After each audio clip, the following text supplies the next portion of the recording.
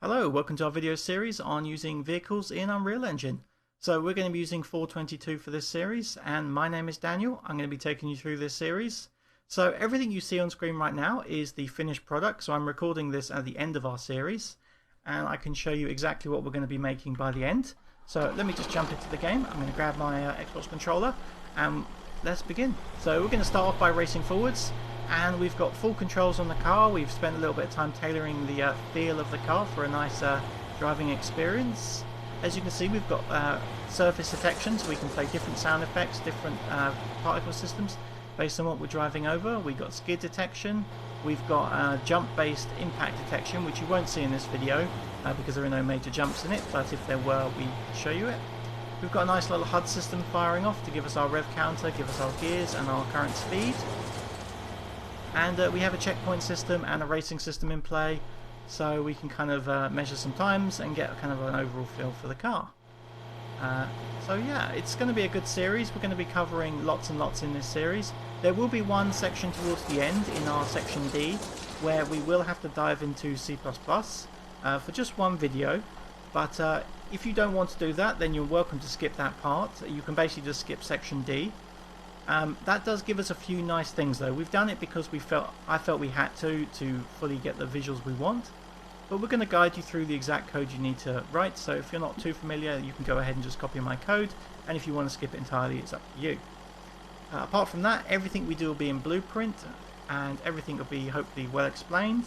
Any assets we use are going to be merged in from the Learn examples, such as the vehicle game. With the exception of this car, and for this reason I can't distribute the project directly. The car I just found online for free, and I've just gone ahead and set it up, and one of our first videos is showing you how to set up this vehicle in your DCC tool. I'll be using 3ds Max, but you can use anything you like, and we won't even be rigging the car. We're going to use a hierarchy system instead to bypass the rigging requirement, and as you can see, it all kind of comes in, it works very well. And there's loads of room to continue improving on this project, and we've got all the hooks required to start adding extra sound effects, extra visuals, and oh, just as one also thing, we also support getting in and out the car. We'll be showing that. That was a good bit of physics right there. Couldn't for that, but we'll have to check my spawn point is just probably slightly too close to the car. We can come out the car, we can get back in the car, you can hear the engine clicks back on when I get in, and I leave the engine running when I get out, but you can obviously turn it off if you want. So we'll leave this video there. Hopefully you're going to find this series really useful. And if you have any questions, feel free to use the Q&A section or send me a message to ask any specific questions about our series. And yeah, hopefully I'll see you in the next video.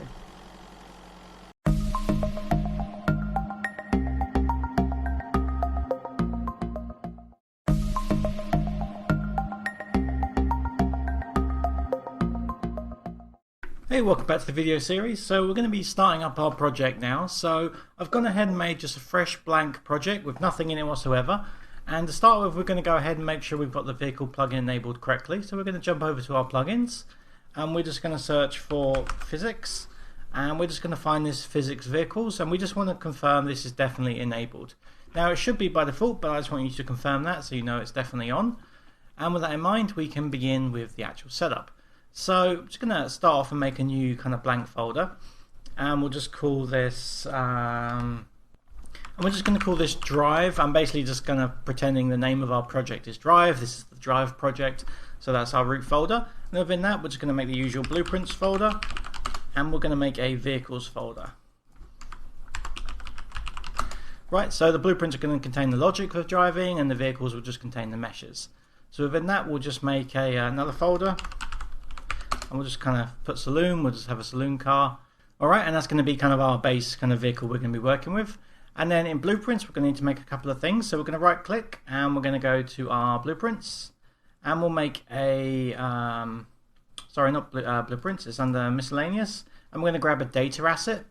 And then in this data asset, we're going to look down this list, and we're going to find the tire config.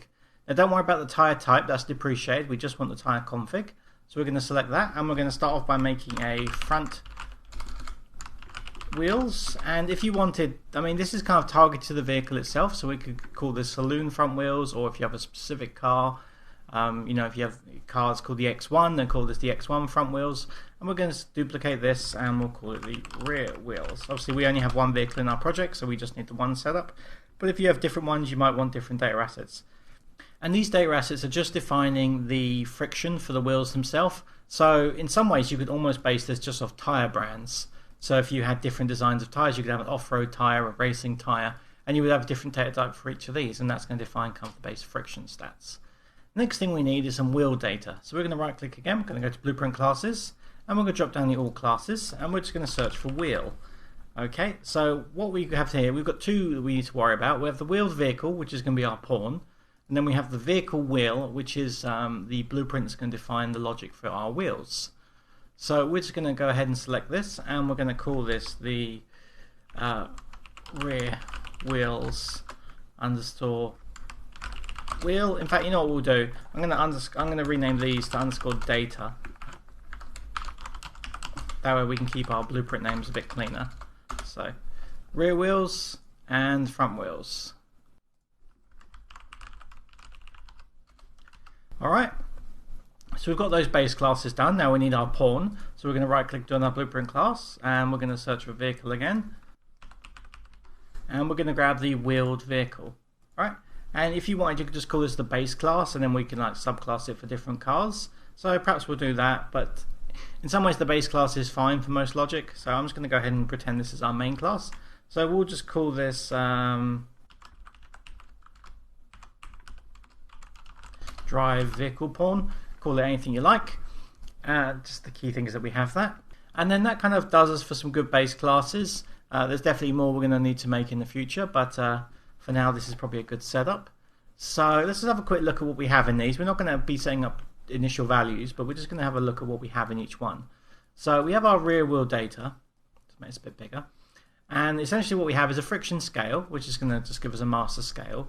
And then we have the friction tire friction scales here. And these are based on the material, physical material they are currently interacting with. So if they're passing over, say, you know, a metal material or a wood material, then we can define that here. And we would have different friction based on that. So say, for example, you have a wood, it has a friction of 1, but then we have sand, and we have a friction of like 0.5 or something like that. So it's going to halve the amount of friction we have when driving over sand. So that's kind of the idea behind these rear wheel data. There's nothing too much to them. Alright, and if we open up the rear wheel blueprint, we can have a little look at this. So this is purely a data blueprint, so I'm actually going to close it and reopen it, and that should trigger it into a data only blueprint. And then in this blueprint, we've got kind of a couple of details that we care about. So we've got the collision mesh, which is going to be what it's using to kind of, you know, actually calculate the collisions themselves. So if you were doing something really science fiction-y and you had something like round tires, then you might need to switch this out. But for the most part, this is going to work totally fine. We have the Physxvehicles. We're not going to go over all details. In fact, we'll just kind of talk about things that we care about. So things like offset and this wheel section, this is very important. Mainly the shape radius, the shape width, these two are very important. These are going to come from your meshes themselves. And we're going to talk about setting up our DCC tool vehicle in the next video. So we'll come back to these in the video after that one. And then obviously we have the tire config. So we can go ahead and pick our tire config in here. So this is the rear wheels. So let's pick the rear wheel data. And then we can kind of customize these suspension stats and the brake stats. But there's not much point in doing that until we actually have a car to test. Because a lot of vehicle setup is just going to be trial and error, finding what works best for you. So we'll come back to this once we get into the testing stage. So we're going to shut this down and we're going to go to our front wheels. And we're going to pick our tire config in here and it'll be our front wheels data. We'll compile and we'll save this. And we'll probably just leave it there. I'll open up the drag pawn real quickly. But we're going to be spending lots of time in this pawn. So don't worry about that. We're going to get to it. So we'll leave it there and then we'll go and set up our car and talk about the kind of setup for what we need there. So I will see you in the next video. Thanks for watching.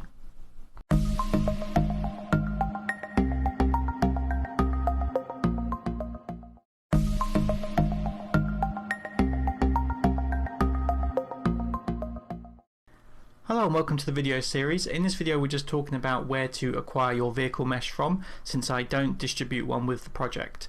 So when I originally recorded the series, I used this vehicle you can see on screen. This is obviously a branded vehicle and it is for educational use only.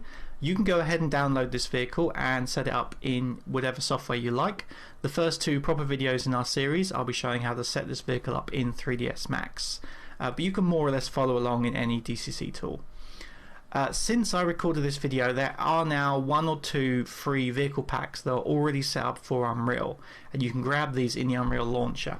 So there's one that's free forever, and there's one that's free for this month. So if we just go back to our go to Unreal launcher and go to the marketplace, and let's just go to our free for the month category. If you're viewing this video from about May the 4th 2020 to the 4th of June 2020, you can go ahead and pick up this Drivable Cars basic pack, which is it's an Unreal project. It comes with the input mappings, etc., all set up, and the vehicles are all set up to go as well. If you missed that window, and even if you didn't, you might just not like these vehicles, there is another pack. So if you go up to free and go to your permanently free collection, in here it might be buried down a bit. For now it's fairly recent for me. There's this Vehicles Variety pack. This is an asset pack, so it just merges into an existing project. It's free and it'll be forever free, so you can go ahead and download this and add it to your project. So I've just set up a project with both packs here, and you can kind of see here is the pack from the Drivable Cars free for the month. This is that level. And in our Variety pack, which is the free forever, it comes with all the skeletons you need to follow along with the series without having to do the initial setup. So there are blueprints for these, and they do already contain kind of some basic, some code for the vehicle movement.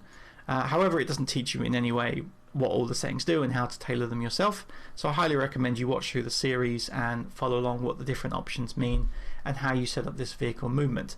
But this should hopefully just let you follow along with a vehicle. As I say, when I recorded this series, I didn't have a vehicle I could distribute, so I'm afraid I didn't provide one there. Now you can actually use free ones from the Unreal Store pre-set up. And if you do that, you can skip the first 2 videos where I set it up in 3ds Max. However, if you want to learn what the setup is like, I'd still recommend you have a look at them. So thanks for watching, and I hope you enjoy the series.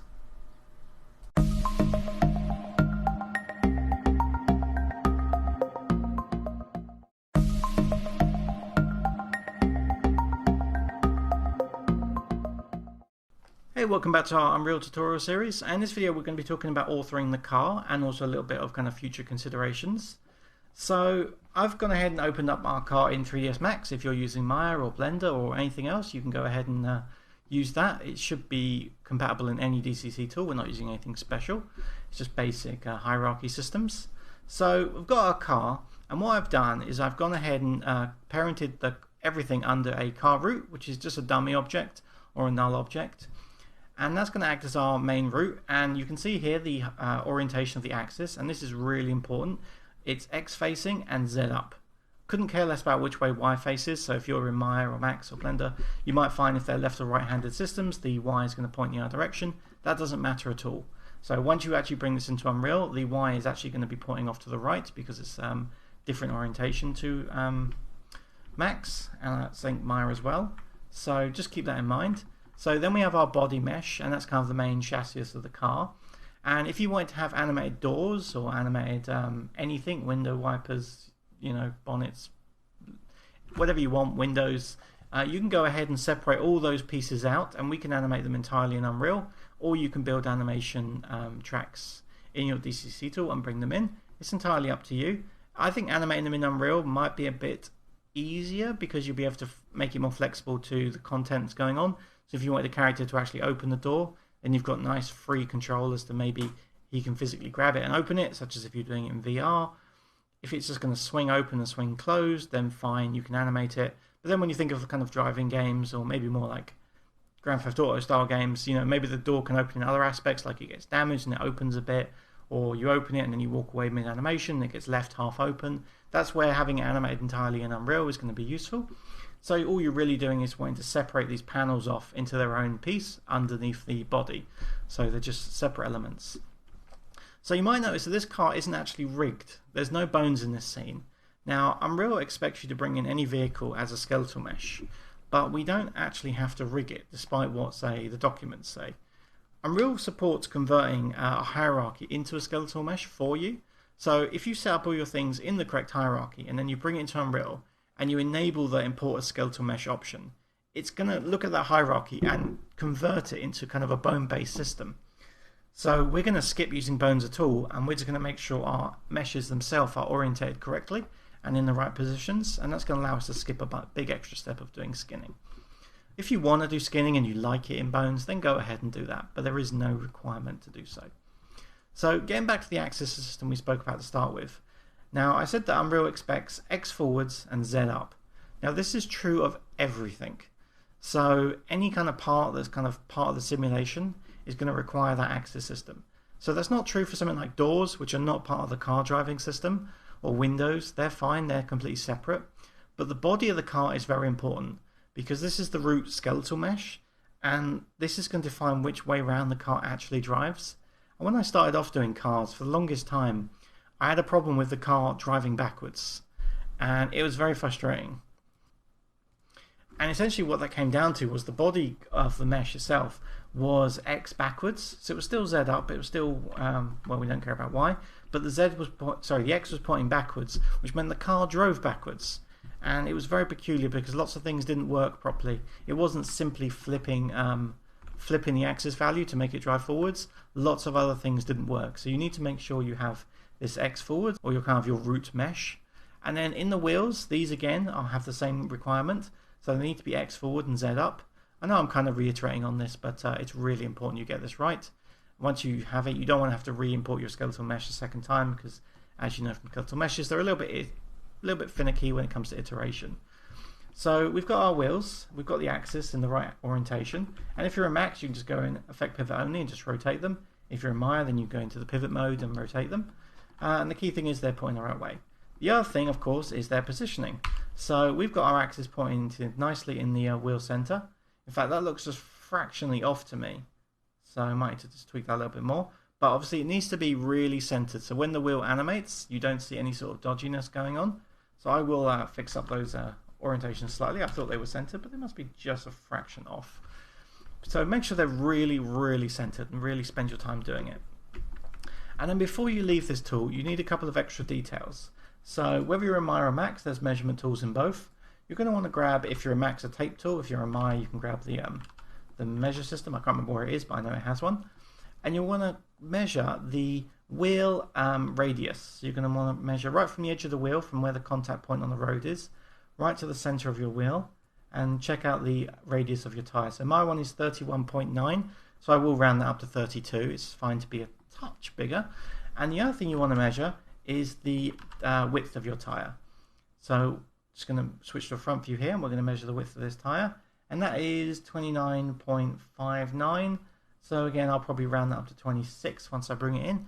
And essentially you just need to write those numbers down, because we're going to need them in a future video where we set up the tire logic.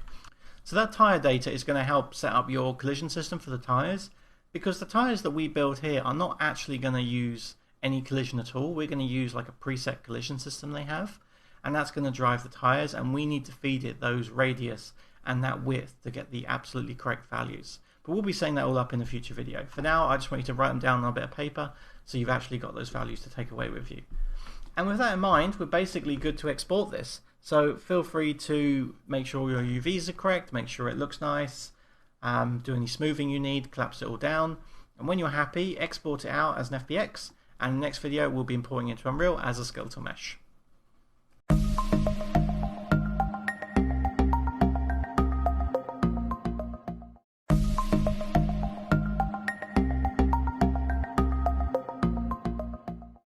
Hey, welcome back to the video series. This is actually a small appendage to the previous video. So there was one extra thing I wanted to mention, and it's to do with how you extend some aspects of this car. So you might notice in our model we haven't got any suspension, and you might be wanting to go all out and build something like a double wishbone suspension, like a proper way that the tires are going to move in that kind of circular fashion rather than in a vertical fashion. So there is some documentation on this. It's not by Epic, it's by a third-party user who's come up with a really beautiful system for doing a double wishbone suspension, and it is hosted by Epic on the Epic docs. So you can go ahead and look into that. That's all going to be set up in the Anim blueprint, but obviously you need to set up your hierarchy in your DCC tool a little bit differently. Now I'm not going to worry about that, because I actually find it's perfectly convincing in Unreal to have the up and down, because when you're driving along you're generally not looking at the wheels too closely, and even if you are, they don't look terrible to me. Okay, they're not like AAA game quality, but when you're working with Unreal's, well, it's the NVIDIA physics driving system, there are going to be some limitations anyway that are going to kind of make it difficult to reach like a really AAA level experience. And unless you're looking to get into really deep level physics coding, that's just going to be a limitation. So I don't feel that going way over the top is too required. You can make a really nice looking system, and have a little Google for nice vehicles in Unreal. There's some really nice examples, and we should hopefully have a nice example by the end of this series. So if you want to do double wishbone, you can look up that tutorial. The other thing is the thing about just suspension in general. Now we're setting up kind of like a saloon car here, and it's not going to be too obvious how the suspension is working because it's hidden behind the big tire. But if you are setting up something like a buggy, something like a Doom Racer, something like that, you might have very visible suspension. This is going to come down to quite a lot of hierarchy stuff and quite a lot of anim blueprint nodes. But there's no real need for me to explain that part because it's all covered in the two examples that Epic provide, either the advanced vehicle template or the vehicle game that's on the Learn tab. And we will explore that a little bit in the future videos. But the main thing I wanted to mention is you can do it. You just need to get your meshes in here. You need to set up your hierarchies appropriately so you can have a good think about, well, the wheel's connected to the suspension's connected to the... I'm not super good on cars, so I'm not going to use all the right terminology here, but yeah, this connects to that, and that connects to the steering column, and the steering column connects up, and you can kind of set that up correctly. And the thing to take into consideration when you do it is you're going to be using the lookat constraint within anim blueprints, and the lookat constraint is expecting X to be forwards. So when you set up your suspension, make sure X points down the suspension. If you have a steering column that connects to it, then the X is going to point down that. So these can all look at each other really easily. And as I say, you can see good examples of this in the vehicle game templates. So I just wanted to mention if you're looking to explore those systems, I'm not really worried about suspension because I've driven this car around in kind of a finish test, and you really can't tell. You really won't see it unless you're looking really closely, and I'm just not worried about that side of things. I want to get some cool systems going where the car handles well and drives nicely and responds correctly. I'm not too worried about kind of visuals of suspension. So just wanted to leave that there and leave that up to you if you want to explore that more. And next video we will be importing this car and getting the basic setup going. So thanks for watching. See you in the next one.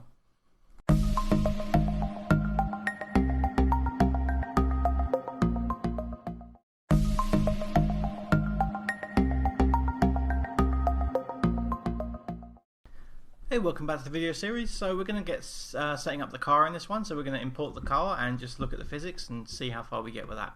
So we're going to jump down to our vehicles folder and jump to our saloon folder, and we're going to go and import, and we're going to import our car. So I'm just going to go up a few folders and find our car, publish, and police car. Now this is just a car I found online, so don't worry too much about what it looks like or what the textures are like. We're going to retexture this later with some cool textures, and it's not a great model, but it's not a bad model either. And I've gone ahead and made a bit of a mistake there, but I want to show you how easily we can fix this. So I imported this and I just went through the motions and clicked import. Right? Now it's important that when you import the car, we need it to come in with the correct hierarchy like we spoke about before. So I can just grab the police car itself and just delete this plus the wheels. Right? And then we're just going to go import again, and we're going to grab that police car again. And what we need to make sure we do is we need to enable the skeletal mesh option, and then we're going to import geometry and skinning weights, and skeleton's going to be null, which means it's going to nullify that skeleton. Now if you did set it up fully rigged, then you can go ahead and import animations if you have any of those as well. We don't actually need to, so we're pretty good with just the defaults. And I've already imported the materials, so they're going to come in fine, but if you didn't want them or did, then you can change it here. So we'll just go ahead and import this, and we'll see how we're looking. Alright, so we've got a police car, and let's open up our skeleton for this file. Alright, so what we care about right away is what do the axis look like. So we want to double check that the wheels have the right axis. So we're still X forwards and with Z up, and we're just going to go through them all. X forward, Z up, X forward, Z up, Z up. Good, and the body itself, X forward, Z up, and the car root as well is X forward, Z up. Alright, brilliant. So that's looking pretty good to me. Alright, we're all saved. So I'm just going to go ahead and make a map now, just so we have something to play with. We're not going to quite get to the playing bit just yet, but I'm just going to go ahead and make it. So I'm just going to make a new landscape, let that build, and I'm going to delete the spear reflection because it adds a weird shadow. And I'm going to change our light source over to movable. You can't see my world outliner, it's a little bit off my screen, but you don't need to see that. So we're good to set this up some more. So let's go over to our blueprints and let's make a new blueprint class. We'll call it game mode, and we'll call it the drive game mode. Alright, we'll just open this up, and this is just kind of bog standard stuff. Now we're going to grab our pawn, and we're going to set this to our default pawn class. We're going to compile, save this, and we're going to jump over to our world settings, and we're going to change our game mode override to our drive game mode. Alright, so far so good. Let's save this map. Let's make a new folder in the root called maps, and we'll just call this the test map. Alright, so we should be good to actually spawn the pawn, but before we get to that point we need to set up the physics on our car. So the physics is really important, so it's going to come with a physics object by default. So let's just open this up and we'll just kind of full screen this a bit more. And this is what we come with by default, and as you can see this is not going to work for a car, right? So firstly it's going to be floating in the air, the wheels are not round, and the wheels have collision, which you think would be good, but actually it's not. So we're going to start off, we're going to grab our body constraint, and we're just going to delete that completely. And then we're going to go ahead, we could rescale these wheels, or we can just convert them to spheres. You know what, let's just convert them to spheres. So let's just delete these. And we're going to go to all 4 of our wheels, we're going to right click, add shape, and add a sphere. Alright, so they have not scaled correctly. Usually they do, might be because I did them all at once. Now we can just scale them all together because we know the wheels are the same size. So we're just going to zoom in, and you know what, let's just jump over to a side view. So let's just jump to the left view. And we need to get this pretty accurate. So let's just scale them up. And maybe just one bit more, something like that looks pretty good to me. So we'll stick with that, and we'll go back to lit. We'll go back to perspective view. And then we need to make the actual body. So we're going to right click on this, add shape, and add a box. And this is going to be our start box, and it's going to come in with the wrong size because there's no skin data. So we're just going to grab this and we're just going to resize this. And again, we'll just jump over to a left view, go back to wireframe, and we'll just scale this up. And basically I'm going to make this one fit the whole car, so you can be as detailed or as not as you want to be. Don't worry about intersecting the tire ones, and feel free to go right through those. So let's do something like this, maybe a little bit higher. We'll just scale this up a little bit. Something like that looks pretty good. It's a little bit off on the bottom. We might want to make multiple ones. So we're going to grab a second one just to get the roof as well. So we can add another box. And we'll just move this up. And we'll just scale this up again. So these are going to get tied together by default, so that you no need to worry about them intersecting. They should be registered as unified boxes. And if you want, you can go ahead and rename these to say, body base, roof, just for organization purposes. It's up to you. But the one thing we do need to, and this is very important, is to select all 4 of our wheels. And currently they're on default, which means they're going to be simulated, which means they have physics.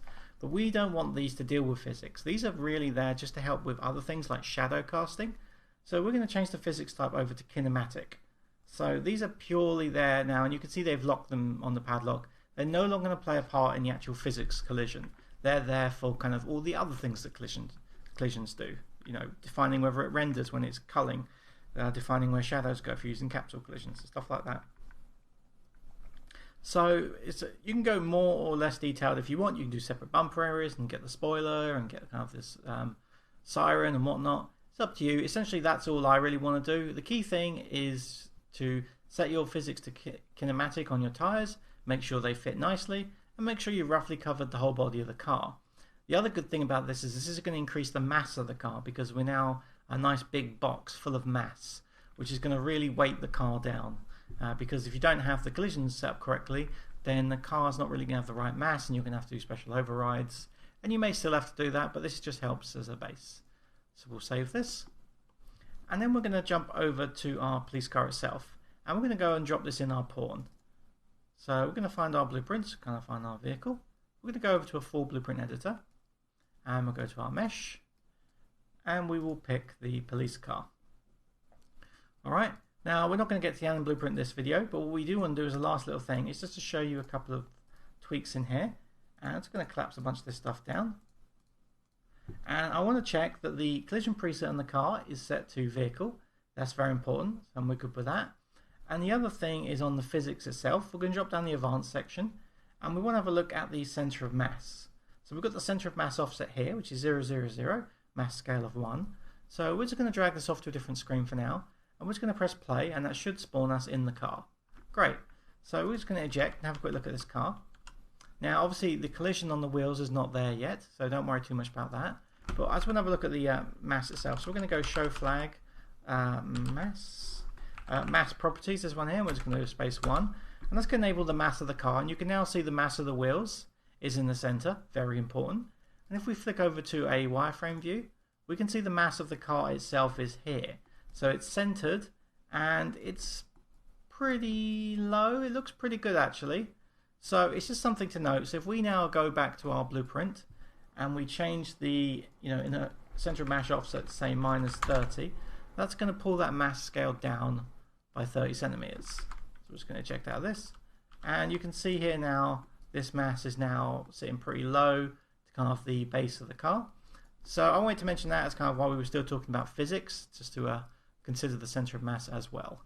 So what we'll do is we'll leave the video there. In the next video we'll start exploring setting up the base logic for here, so linking up our blueprints and setting up our basic anim blueprint. So we'll leave it there. Thanks for watching. I'll see you in the next one.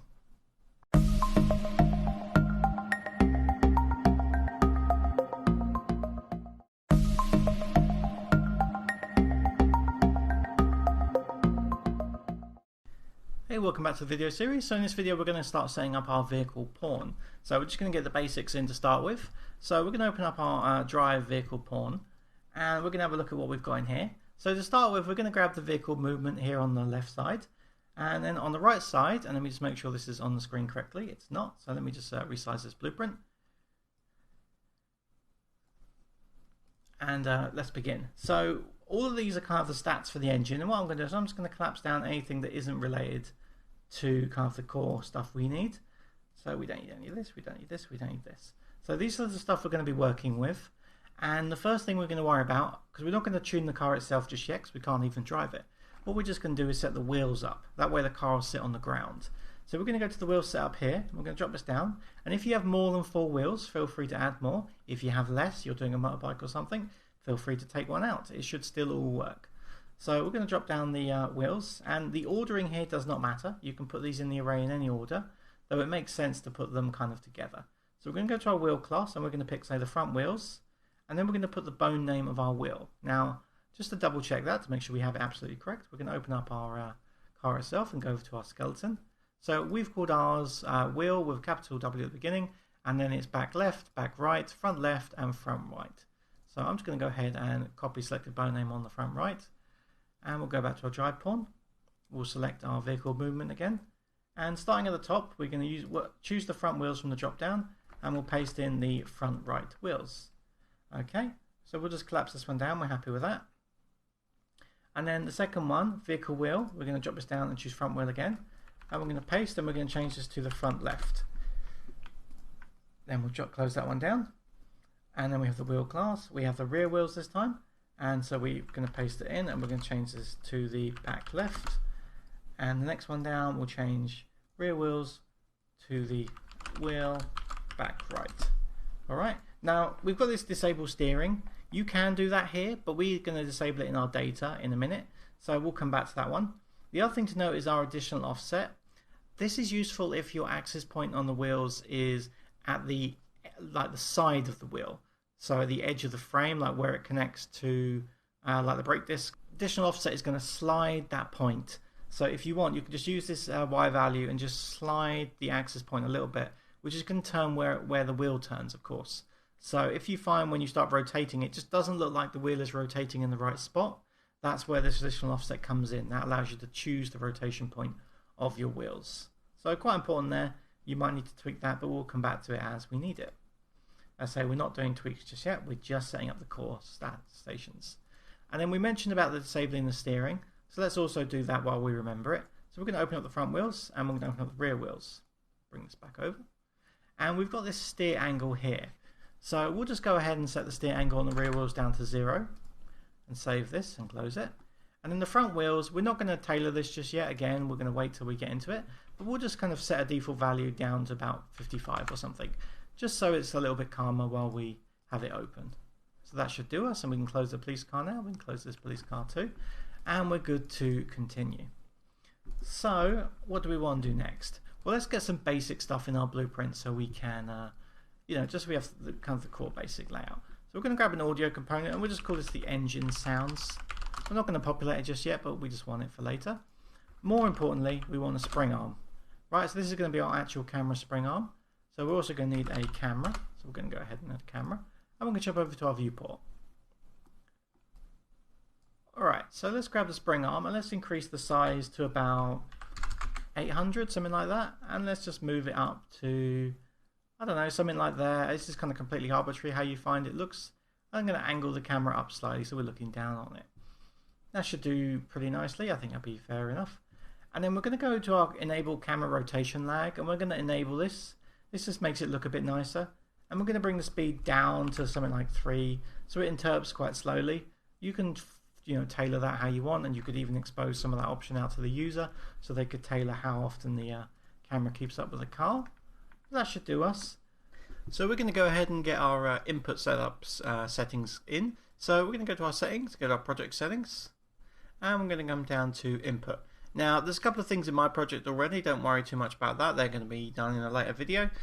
We just focused on our 3 kind of things, which is the move forwards, our steering, and our handbrake. So to start with, we're going to go to our axis mapping, and we're going to add a new mapping, and we'll call this the move forwards.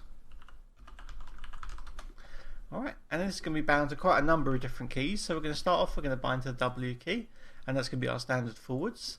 And then we're going to bind to the S key, and that's going to be our backwards. So we're going to grab the S, and we're just going to set the scale to -1.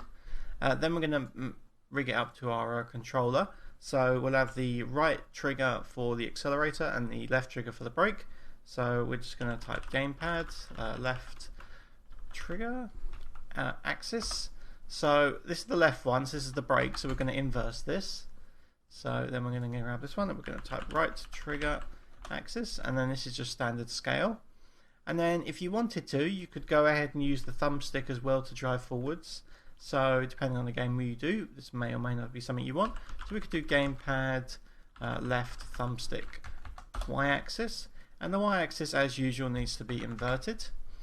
And then if you're using the Windows Raw Input plugin, so that you can bind to things like steering wheels and foot pedals and things like that, you can go ahead and add another point to the generic USB interface. I haven't got those to test against, so I'm not going to be worrying about those right now. So let's go ahead and make a new axis mapping now. And this is going to be our move right, so we're going to call it move right. And if you wanted to call it steering or something like that, you can go ahead and do that. So I'm going to grab the D key, and that's just standard turning right, so we don't change it. And then we're going to grab the A key, and that's obviously going to be turning left, so we're going to be inverting this. So -1 in this. And then we're going to grab the thumbstick, so this is going to be the gamepad left thumbstick x-axis. And the x-axis is correct off the bat, so we don't need to invert it. And then lastly, we need our handbrake. So I'm going to go ahead and do this in an action mapping, since it simply is handbrake on or is handbrake off. And as I say, don't worry about these gear up things you're seeing in there or the look right that you're seeing in here. They'll be covered in the next video. So let's go ahead and just call this the handbrake. And let's bound this to the spacebar. And let's also bind it to the gamepad. And we'll use the A key on the Xbox controller, so that'll be the face bottom. And that should pretty much do us for all of our inputs. So we can go ahead and run with these. So let's close this down, and let's go ahead and open up our blueprint for our car.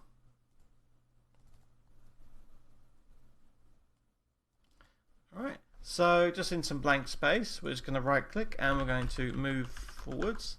Now again, you might notice that this blueprint looks a touch different to yours. I'm actually re-recording this piece of the tutorial because it wasn't clear enough in my last one. So let's grab the vehicle movement component, and from there we're just going to type throttle. Right, and we can see we've got this set throttle input. So that's going to make things really easy for us. We're just going to plug this in, and it's already designed to take a -1 to 1 axis value. So this is going to work absolutely fine for what we need. So we'll just compile and save this, and then we're going to right click, and we're going to move right, and again grab the axis event, and we're going to grab this vehicle movement, paste it in, and we're going to type steering. Alright, so again we just have a nice easy function to use for our steering event. We're going to plug this in, and then we have the handbrake. So again we're going to search for handbrake, and this is just a input event, so we just have pressed and released. And what we're going to do is we're going to store this into a variable for future use. For is handbrake applied? So just so that we have it in case we need it, and we will need it because it's going to help us define things like our light behavior. So we're just going to grab this and say it's a false on there, and then we're going to grab our vehicle movement, paste this in, and we're going to type handbrake. Alright, and what we can do is we can just wire them both up to the same pin and grab the handbrake applied as the variable, so we're copy and pasting that twice, and that should do us. So now if we go in and we press play, we press the W key, we'll move forwards. Now you're going to see quite a difference in the UI compared to what you were seeing at the beginning of this video, as I am recording this video a little bit later down in the series. So some things are going to be a little bit ahead of where you are. The car has changed colour and things like that. But don't worry too much about that. Just focus on the inputs and the fact that these are working fine. So S turns me left, D turns me right. If I hold down the S, we go into reverse. Going W, we move forwards. And I can just grab the gamepad as well, just wait for it to turn on. And again, right trigger drives me forwards, left trigger drives me back. And if I hold down the A key and move, you can see the handbrake applied. So that's working well, so we'll leave it there for this video. So thanks for watching, and I'll see you in the next one.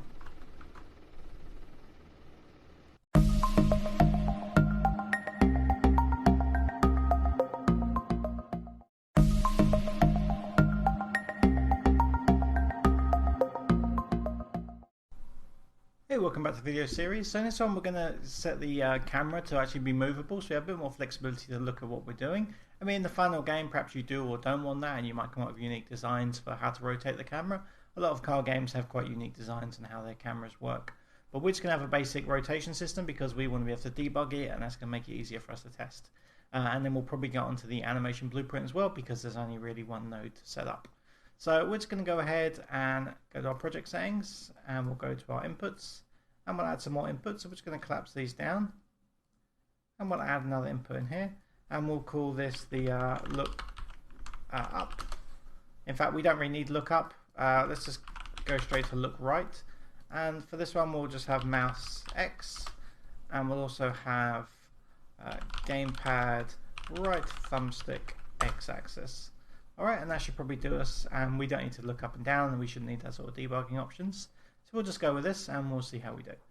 So we'll close these down and we'll come over to our drive character that we just set up, and we'll just come to our input actions, and we'll have look right as an axis event, and we're going to grab our spring arm, and what we'll do is we'll simply add relative rotation to our spring arm. So there'll be no clamps to this. You can obviously clamp it as you wish. I just want freedom to look around the car with ease. So I'm just going to split the struct, and we're just going to add this into the Z value of our car. So we'll just compile this and save it. Let's just have a quick look and see if this works for us now. So if I rotate, it all rotates fine. If I drive, we can drive and we can steer, and so far so good. Now obviously the wheels are not turning. I also can't zoom in and out, but I'm not too worried about that. So let's get our wheels turning. So I mentioned we're going to get into our anim blueprint. So we're going to go over and find our police car. We're going to right click on this, we're going to create, and we're going to create a anim blueprint, and we'll just accept this, name it to whatever you want, and then open it up. And let me just resize this. Right, so now we've just made a normal anim blueprint, and it's inheriting from the parent class of anim instance, but we need to specialize this to using a custom version. So we're going to go to our class settings here, and we're going to change our parent class over to vehicle anim instance. And that's going to give us access to a few extra nodes, one in particular that we care about. So we're going to start off and just get the mesh space pose. So we're just going to type mesh ref, and we're going to get the mesh space reference. And essentially this is just the null pose. This is the T0 pose. And from there, we're also going to want the wheeled movement. So we're going to right click and we're going to type wheel, and we're just going to grab the wheeled handler, and we're just going to plug this one into here and this one into the result. Now, if you are using suspension, like we mentioned in the extension to the DCC video, this is the next bit where you would add a couple of lookouts to set this up. And a really simple example of this is in the vehicle game in the Learn tab. They only actually have 4 suspension bars in their project, so it's really, really easy to try and figure out what they're doing. Unlike the advanced vehicle template that comes with Unreal, that thing has got a beast of an in blueprint because they're doing a ton of extra stuff that isn't really necessary in my opinion. It was stuff that was probably built back pre 4.14 before they upgraded the project and the way Physxvehicles work. So it's probably a little bit overkill in that, but if you want to take it apart, you're more than welcome to. For our needs, all we need is our wheel handler, and that's going to drive our wheels and animate them based on our vehicle. So if we now go into this, and all I'm going to do is press S on the keyboard. Alright, we're not getting to see too much results so far. And the reason being is I haven't set the blueprint, have I? So let's make sure we do that. Open up our drive vehicle character, and we'll click on our mesh, and we'll go to our anim blueprints, and we're going to pick our anim blueprint that I don't remember what it was called. So I'm just going to quickly search for this again. I'm going to select our police car, and I'm going to press apply. Alright, so let's have another go at that, and this time it might actually work. So we're going to press S on the keyboard, and there go the wheels. So you can now see we have steering. So obviously we had steering before, but now we have the visuals to it. The other thing is the turn. So let's just try driving slowly. And I want you to check all 4 wheels to make sure they spin in the right direction. If they spin in the wrong direction, it means your axis were in the wrong orientation back in your DCC tool, and you will have to refix the orientation. Alright, so that's looking good. So it's very slidey, like very, very slidey. We have no lights or anything like that to symbolize braking. We have no sounds, but it's starting to come together. We're getting a little bit of basic. So what we'll do is in the next video, we'll start to put together some sounds. And then the video after that, we might start tweaking the basics of our actual car drive system. So let's get the sounds in first, because that makes it more pleasing to actually kind of test, you know, and it makes it easier to know when things are gearing up and down because you can physically hear them. Yes, we could put some debugging information on, or we could start working on our HUD, but I like to get the sounds in, and the way sounds are set up is quite cool. So we'll save that for the next video, just a short one this time. Thanks for watching, I'll see you in the next one.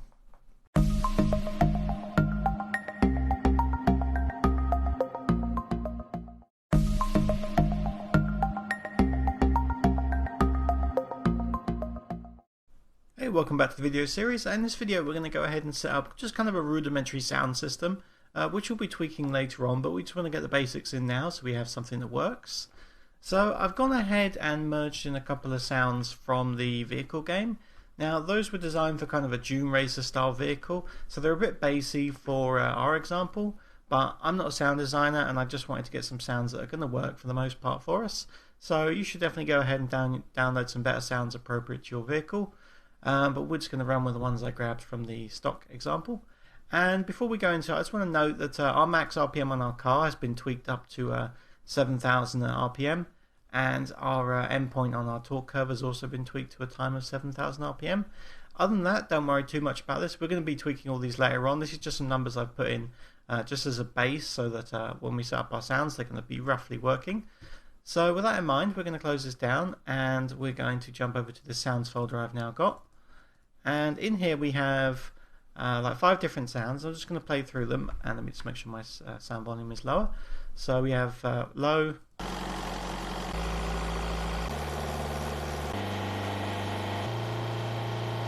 so those are the sounds we're going to use, and there's kind of 2 aspects. One is their pitch is changing. The other thing is they're more compressed. So that you can kind of hear the engine is spinning physically faster. So if I play the low one again, and the top one, you can just kind of hear how those are probably different gears. So that's what you want to achieve, is find yourself a number of sounds that have that sort of effect, and you can probably achieve it with just one sound that you modulate a little bit and maybe compress in a third-party program or something like that to get that effect. And I'm just going to get rid of this old engine sounds, which was something I was testing with. And then just to get started, we're going to get rid of this stupid message, and we're going to right click on any sound file, and we're going to create a queue, and we're just going to call this the engine sound effects. And we're just going to open this up, and then we're just going to drag it off to the side, and we're going to select all of our sounds. We're going to drag these in, and then we'll full screen this. So we'll just delete our default one, and we'll be working with these 5. So there's 2 aspects of this. The first part is to modulate the individual sound, and then the second part is to choose overall which sound we're going to play and blend together based on that. And we're going to drive both of those attributes using a single float parameter, and this is going to be the RPM of the engine itself. So it should be relatively straightforward. So we're going to drag off the first one, and we're going to type modulator, and we're going to want the continuous modulator because we want this updating live and constantly changing the engine as it's needed. And then I'm just going to snap that back onto the grid so the wires are nice and clean. And then in the continuous modulator, we're going to change this parameter name over to RPM. Alright, and then that's going to give us a nice kind of default system. And then I'm going to copy and paste this node, but before we do, we just want to set up whatever basics we have. So the default pin is basically, what's coming in when the RPM is not coming in. So we don't need to worry about that because we're going to be driving that on tick. But the default pin is going to allow us to debug this quite easily. So we'll be testing that in a minute. And then we have the min input and the max input. And essentially we're going to be tailoring this against what our RPM is on our engine. So basically from like what RPM minimum to what RPM max. And then our max output is kind of what we're modulating. So I'm going to bring the min input up to 1 because we're generally not going to make it go any lower. We're only bringing the pitch up. We're not going to ever lower it. So I'm also going to default the max output to say 1.3. And that's going to give us kind of a good base number to work with from copy and pasting. So we're going to go ahead and copy and paste this like 5 times. And we'll just wire this up. And then we'll just straighten up the pins a little bit. Alright, and I'm just going to reorganize these slightly so they're a little bit better. Let's snap these in line. So now we have our kind of modulators, and they're all being driven by that same parameter. So then it's just kind of coming up with the right sort of cutoff for these values. So I think the first one is going to spin up from about 0 to, and we know the engine RPM goes up to 7,000. But we also know the auto gearbox by default is on 0.65, and we'll be covering all the specifics of these stats in future videos, but right now I can just tell you that 0.65 means the engine's going to change up at 65% of the max RPM. So at 7,000 RPM it's going to change up at around the 5,000 mark. So we're going to want to take the our max input for this, and we're just going to bring this up to about 5,000. And that should probably do us for this, and we'll probably pitch this one up a little bit more, so we'll go with like 1.4. And then on the next one we're going to kind of keep the same sort of logic, but we're going to bring the min input up a little bit. So we're essentially going to clamp the first, say, 500 of our RPM, and that just kind of rules that out from having any real effect on the on the actual modulator. So we're just going to stay fairly true at that very low range, and then we're going to grab our max input and we'll bring this up again, so say 4,500, something like that, and we'll keep the max default about 1.3. I think would be a nice pitch type. So we'll come down to our third one now, and on our third one I think we'll clamp the minimum input to about say 1,200, something like that, and you'll need to kind of play with these values to find what you like, and we'll bring the max input to around 6,000, something like that.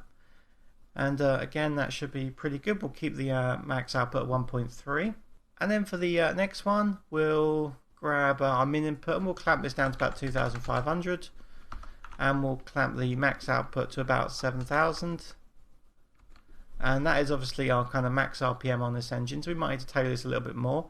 I'm going to reduce the max output down to like 1.1 on this, 1.2 in fact, and that's just going to calm the effect down a little bit. And then on our last one we're going to just grab the default input to about say 3,500, and we'll clamp the max input to like 20,000 just to be way over the top. So basically this is almost like when the engine over revs now, like the wheels are not on the ground and it's able to put down a tremendous amount of wheel spin.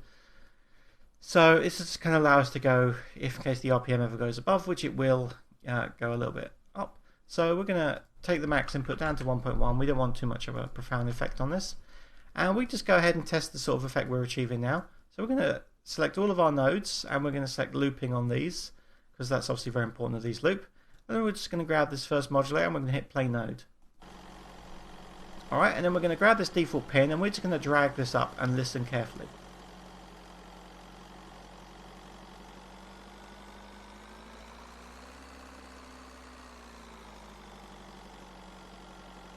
Alright, so you can hear kind of quite a distinct effect there as the default value shot up. And we can just try this on, say, the third one and get the same sort of effect. So in this one, nothing's going to happen for the first 1200 because of that min input. So nothing's going to happen until we pass that number.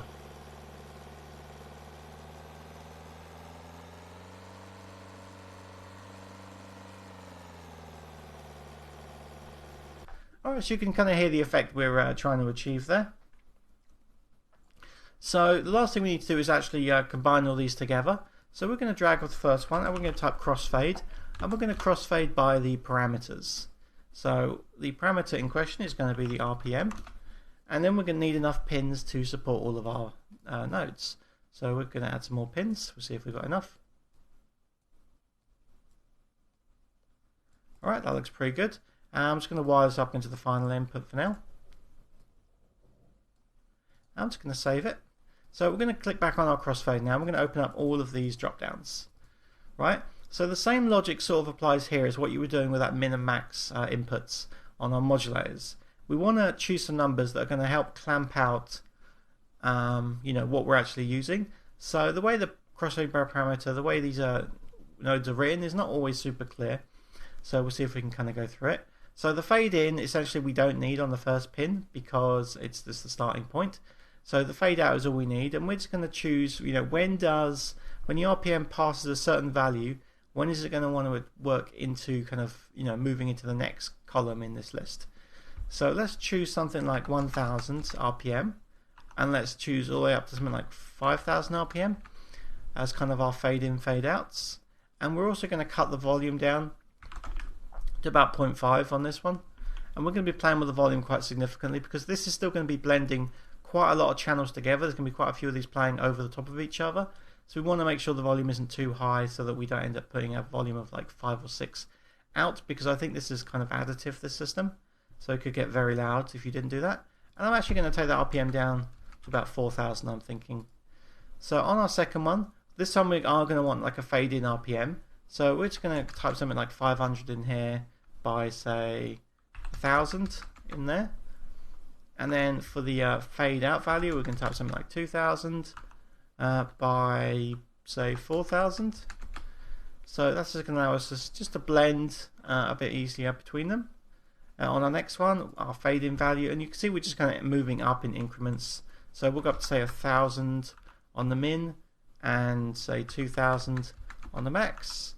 And then the fade out point is going to be, say, 4000 to 5000. Alright, and we'll come back and do the volumes actually in a minute. And so last time we did 1000 to 2000, so maybe we'll go up to 1500 by 2000 or 2500. And then the fade out RPM is going to be up at it's going to be around 5000 to, say, 6000. And then the last one, we'll probably want to raise this one significantly, so let's go for, say, 2500 up to about 3500, and then the end points are going to be like 6000 to, I'm just going to bring it up to like 8000 just in case it ever revs over, but we know the actual number is more like 7000. So lastly, we just want to tweak the volumes down, so I'm just going to pull the middle tier one to about 0.4, this one down to about 0.5, this kind of fourth gear to about 0.7 because it's probably quite important, and we'll keep the fifth gear, what should we go for the fifth gear? Maybe we'll just keep that on 1 because that's kind of quite important, and once that one revs in, probably all the others are going to be turned off because we're probably sitting at max gear, max speed. So that should probably do us there. Now unfortunately there isn't such an easy way to test this. We can't feed a default value into the RPM, so we can't just play node and kind of dial it back and forth to see which ones are playing. So you're going to have to go ahead and test this one in game and see how it feels for you. So let's go ahead and set up the blueprint for this now. So we're just going to jump over to our blueprints. If something looks different in our project, don't worry too much about that. I'm actually re-recording this video as well. I wasn't happy with the way the actual quality of the video wasn't recording very well in my early videos, so I've changed things up. So we're going to go ahead and grab our vehicle movement, and we're going to want to grab the engine rotation speed. So we're going to type engine, and we're going to grab that engine rotation speed. And then we're going to grab our engine sounds emitter that we added before, and we're going to choose our engine sound effects. And we're going to grab this, and we're going to just type float for setting a float parameter. We'll wire this up to our tick.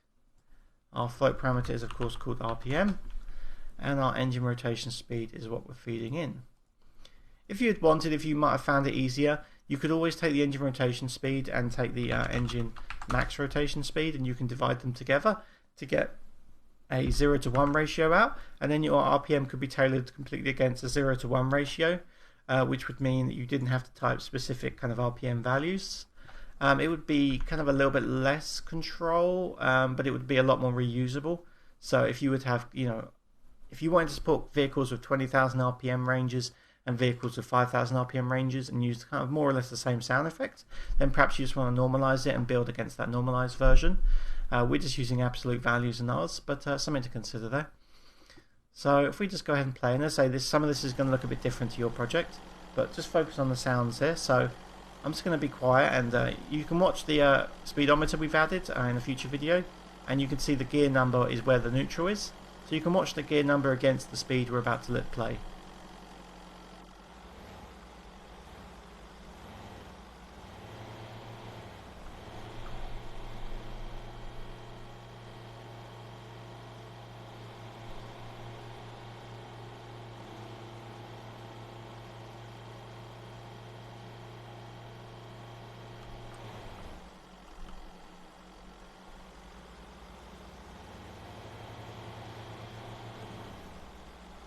Alright, so it sounds very good, I think, at the lower RPM ranges. In the first kind of 1 to 2,000 range, that sounds really good.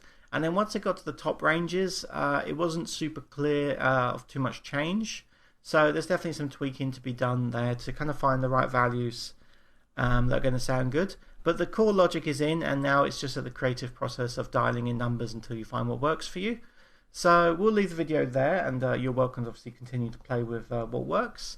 But we may not have finished dialing in our max RPM, and you might be choosing to change that a bit differently once we go through explaining RPM and stuff like that in future videos. So you might just want to leave it there, get the rough setup in, and it's easy to tweak it in the future. So thanks for watching, and I'll see you in the next one.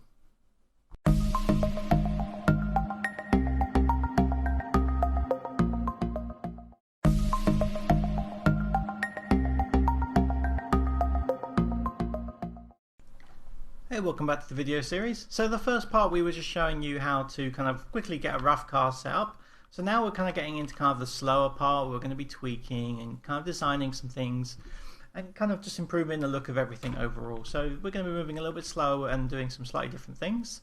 So to start with, I want to just kind of get a basic test environment set up. So nothing special, not like building a level or anything, just setting up like a basic test level with some things we can test against.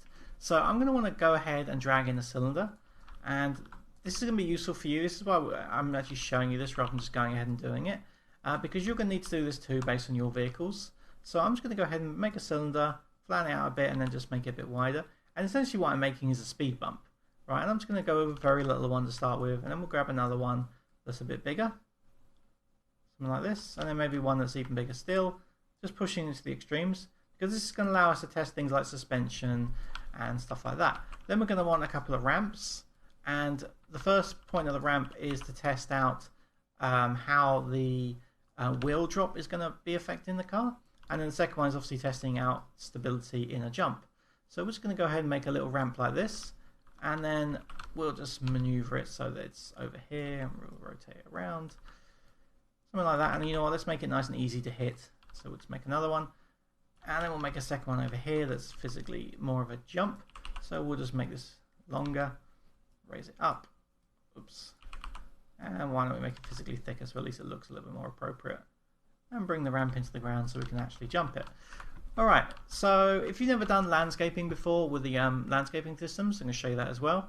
So we're going to go over to our manage, and I'm going to grab the edit spline tool. So we're going to go ahead and actually just place some splines.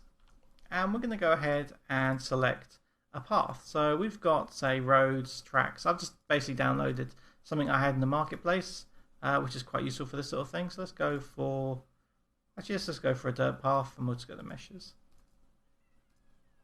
And we'll just select this mesh part here. So let's see if we can start building some splines.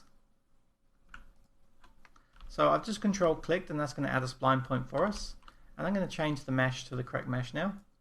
And we're just going to make sure that also contains the right material. So I'll just use it as a material override, in fact. And we'll just grab something like this one, looks pretty fun. Drop it on, might take a little bit to compile. And then we can begin building this mesh system up. So we're just going to control click again. And that's going to place down the second point of our mesh. And we might have to reset our mesh attribute there. We'll just do it all at the end. And then we're just going to basically just start clicking and placing points on our mesh. So we can just start clicking around, and we'll need to fix up some of the rotations. But this should work quite nicely. And then we can even do things like deformation of the landscape, so we can raise this piece up. And then we'll be able to snap the actual landscape up to it. And then we could continue this on. So we'll just carry on, we'll go back down to the ground. We'll go over there, and we'll go to there. Right, so we're going to go to the deform, and we're just going to grab, say, this one, this one, this one, and this one. I'm going to do only selected. And that should snap the landscape if it's working correctly. It's not. So let's just select all points. So we're just going to select all segments, and we're going to make sure the meshes are actually being set correctly. So we're going to our spline mesh, open it up, and we'll drag our spline mesh part in. And that's going to mesh them all correctly, that's better. And we'll go down to our materials, and we'll just grab a dirt material. This looks pretty good. Let's wait for it to compile. Let's open it up. We seem to have lost all of our linkages in our materials. For now, we'll just worry about this. So we'll just hit deform landscape, and that's going to bring our meshes correctly into our landscape. So that's going to give us a nice road effect. And so it'll give us something to kind of test cornering and things like that. And we just fix one over here. So let's just zoom in. And we'll just grab this one over here. And we're just going to rotate this around until it resnaps back to standard. So that's pretty interesting. We've got a bit of a bump. We've got some small turns. We've got a sharper turn. Perhaps we want to pull this one in a little bit. Make it sharper still. So we've got a nice little U-shaped turn there. So we've got a hairpin turn going on over there. And just, you know, come out with something that's going to roughly test the kind of the performance of the car. So that should be pretty nice. So we know we're going to start over here, and our starting point is actually here. So what I'm going to do is I'm going to grab our landscape and just move it along a bit so that we can actually get onto it from the start point, rather than to have to do a U-turn right from the beginning. So we're just going to do something like this, and we'll just rotate this around to relax it a little bit. And that looks pretty good to me. Maybe we'll just tighten that one up. And just maybe rotate this one a little bit, just to ease that corner. That's looking pretty good. Alright, so that should do us. I'm just going to save this. And let's just have a quick look at our car now. Now obviously we haven't got a texture on these, so maybe I can just find another texture. Do we have anything at all I can put on these? So let's just grab all segments. And we'll just swap this out for something else. Blue material, that'll do. Alright, we're all loaded up, so we can actually give this a try. So we're going to hit play. And essentially what I want to show you is what we're doing these things for is to test things like the suspension. So if we go up this now, you can just kind of see the suspension reacting a little bit. That one's very small, so let's try the medium one. There you are, and you can see it there happening, where the wheel is probably being pushed up into the car. That's good, and that's going to allow us to kind of tailor our suspension. I'm going to show you how we tailor that. The third one's going to be pretty extreme, but that's going to be a good test for us. Alright, so that's pretty good. So we'll be tailoring that in the next video, but right now let's just go ahead and test the other things out. So I'm going to show you the other thing, which was the wheel drop rate. So if we drive over this, alright, now the wheel, as you can see, has extended considerably. Go a bit more. There we go. So that extension there is the wheel's max extension, and we're going to be able to control that as well. So if you're using something like you know, like a monster truck or something, that might have quite a significantly bigger wheel extension, and the default values aren't going to cut it. So obviously it looks alright on our car, but you know, the point of this video is to show you how to set this up for yourself on any vehicle. So we'll be showing you how to set that up. Right now we just wanted to build this basic setup. So I'm going to go ahead and fix this texturing problem, and in the next video we'll start showing you where the defaults for, you know, choosing your values and setting up your friction and things are. So thanks for watching, see you in the next one.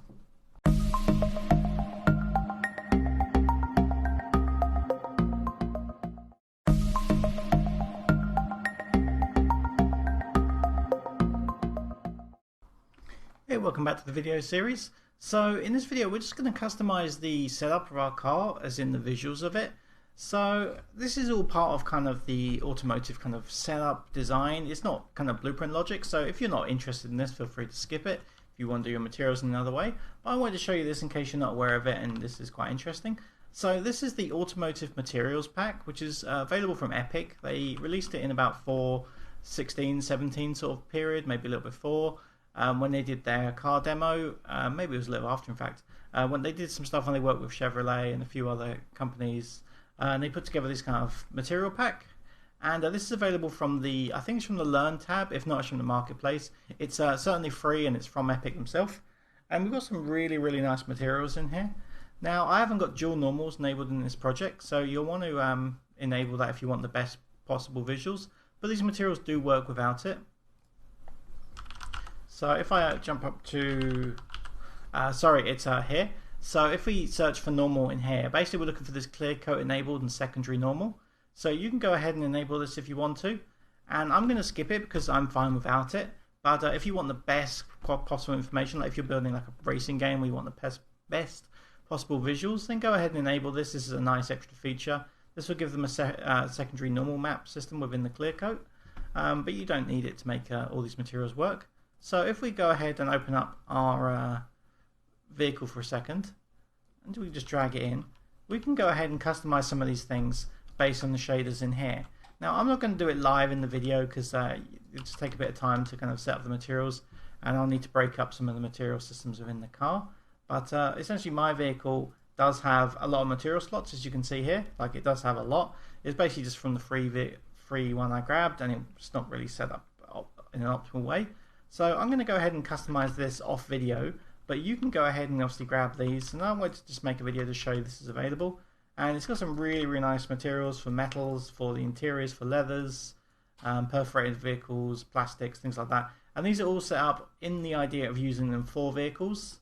So you can see the quality of them is really, really good. And it's just really, really nice.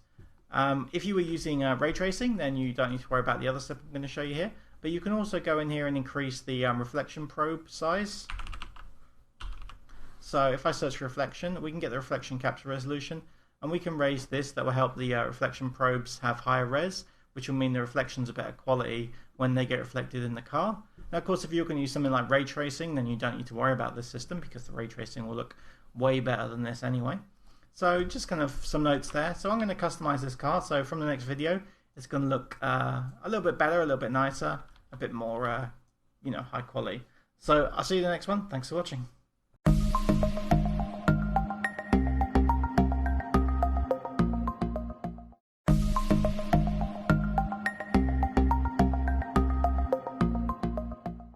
And we're just going to get the first pass done, which is going to be our material. In the next video we'll get the logic.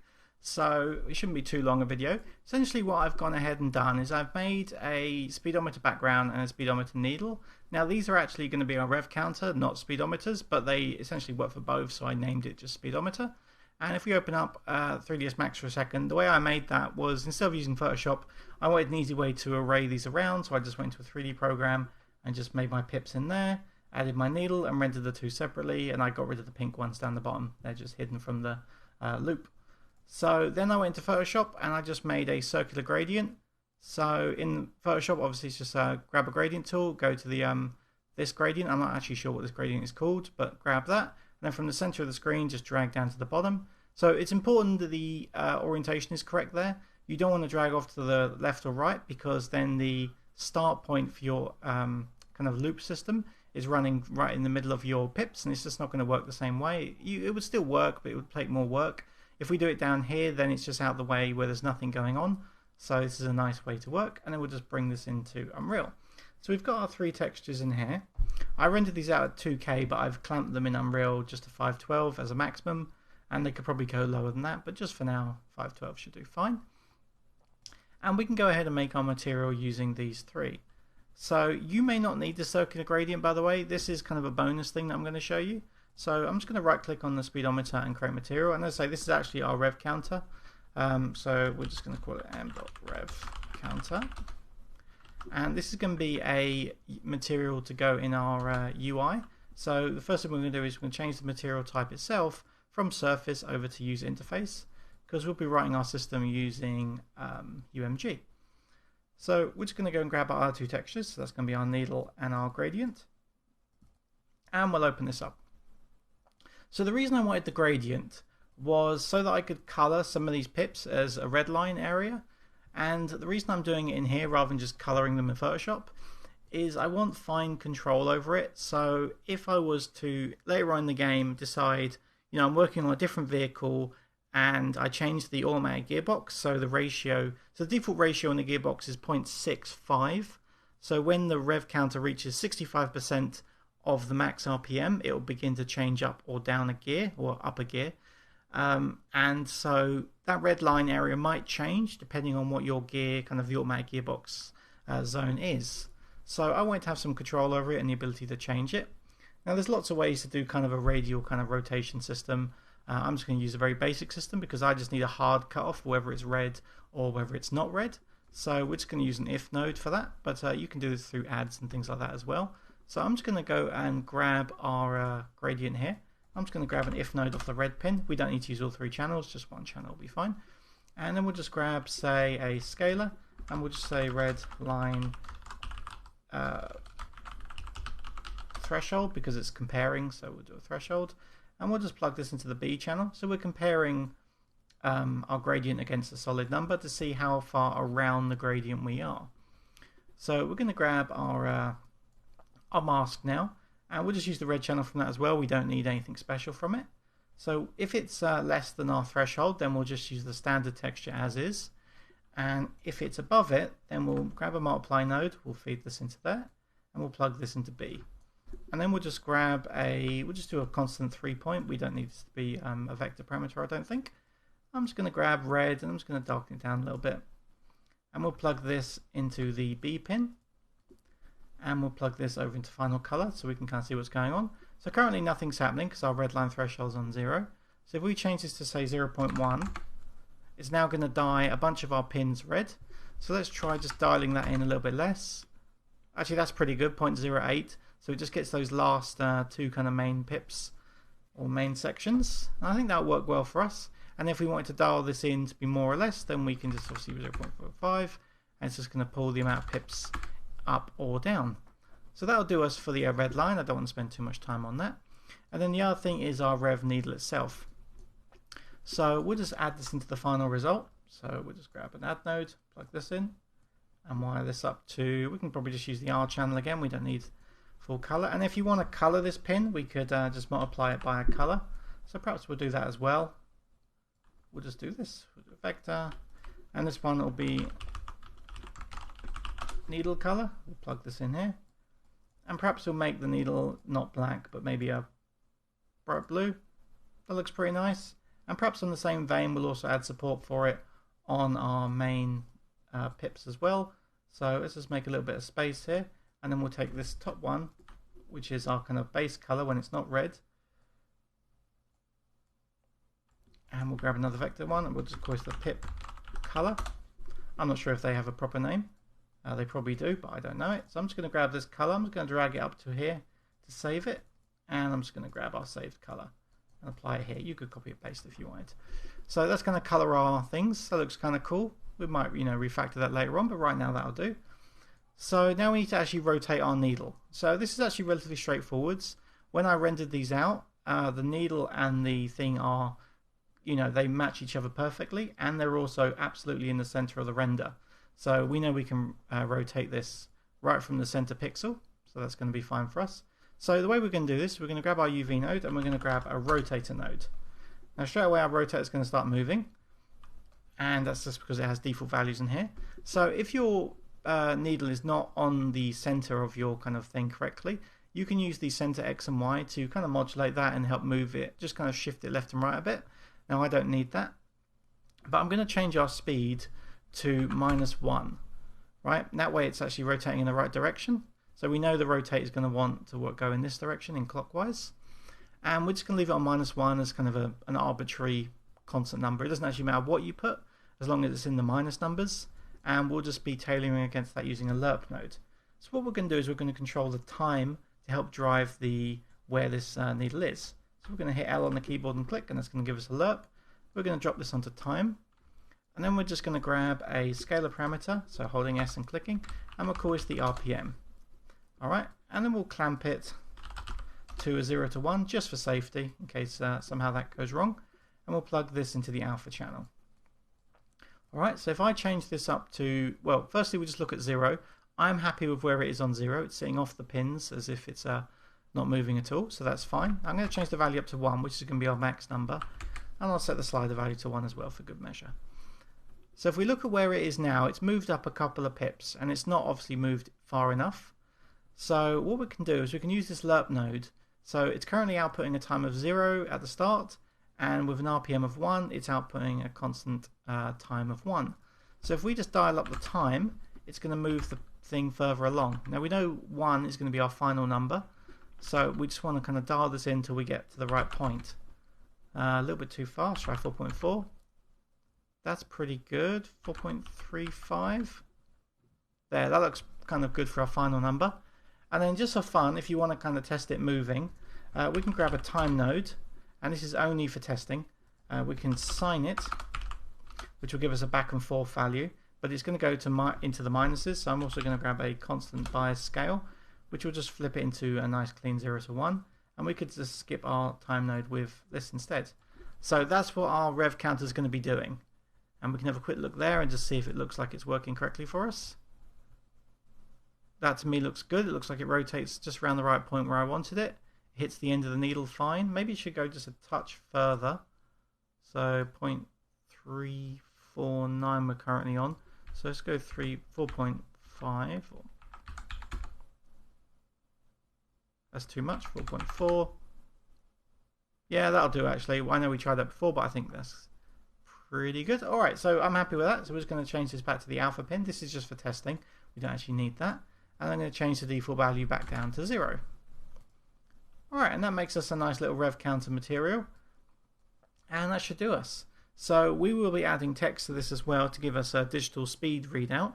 And we will also add gears as a readout. But both of those are going to be done entirely in UMG. There's no need to try and hack them into the texture itself. So this should work well for us. And then the only parameter we need to worry about when we get into UMG is our RPM value.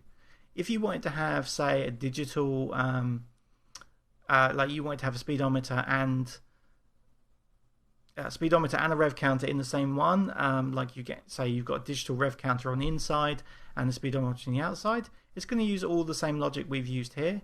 And something with a rev counter, you might want to utilize our circular gradient, and you can just take that value and basically add to it. And if you add from 0 to 1, it's going to slowly fill that gradient around. So that'll give you a way of doing a nice rotational fall off to fill up, say a digital rev counter that moves around it rather than a needle itself.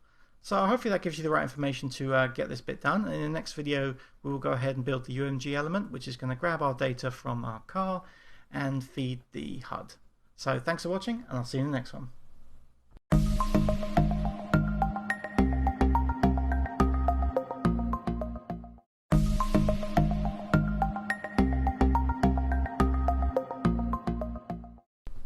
Hey, welcome back to the video series. In this video we're going to take the speedo or rev counter material we made in the last video, and we're going to put it all together into a UI element that's actually going to be able to show our speed and revs and current gear all within the UI.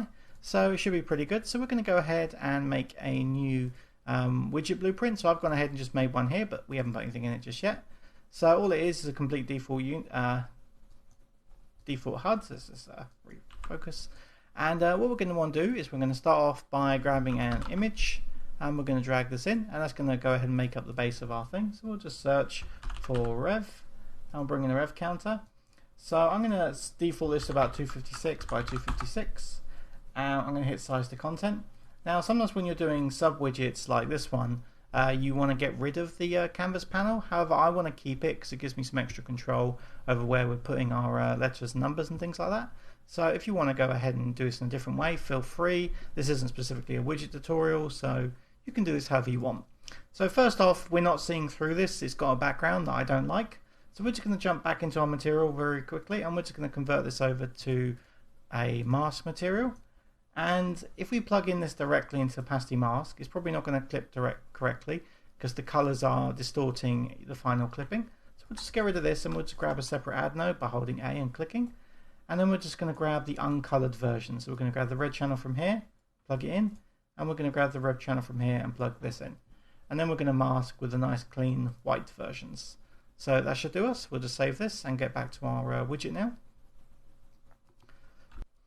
Alright, so next we're going to get onto our text. So we're going to grab some text, and we're just going to drag this into our canvas panel as well.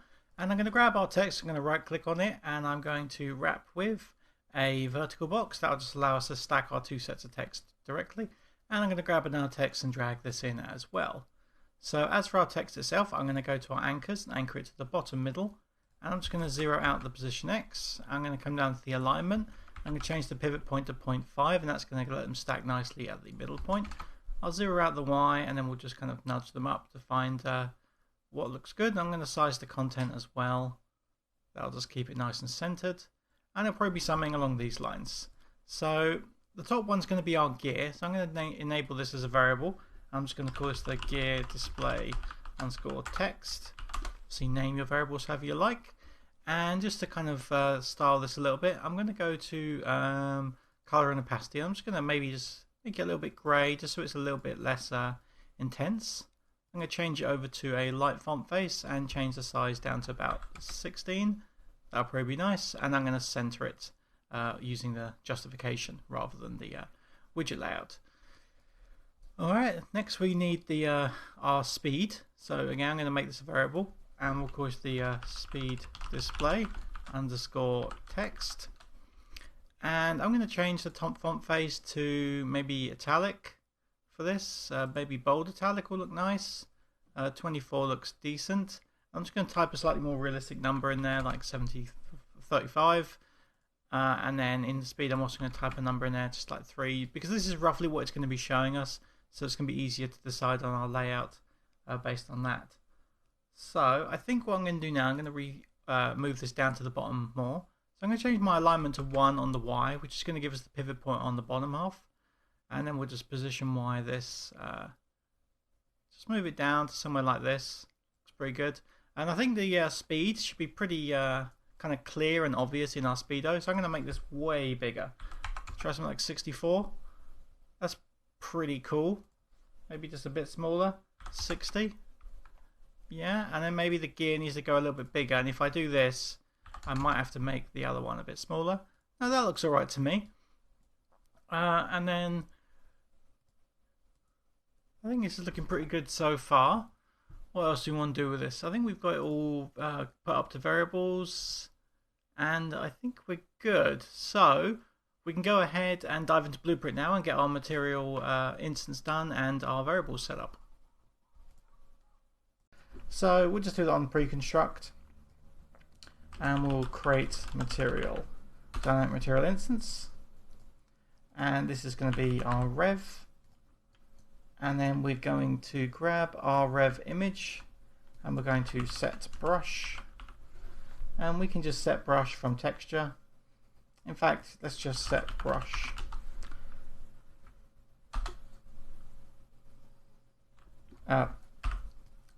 Sorry, we want to set brush from material, and we'll plug this in.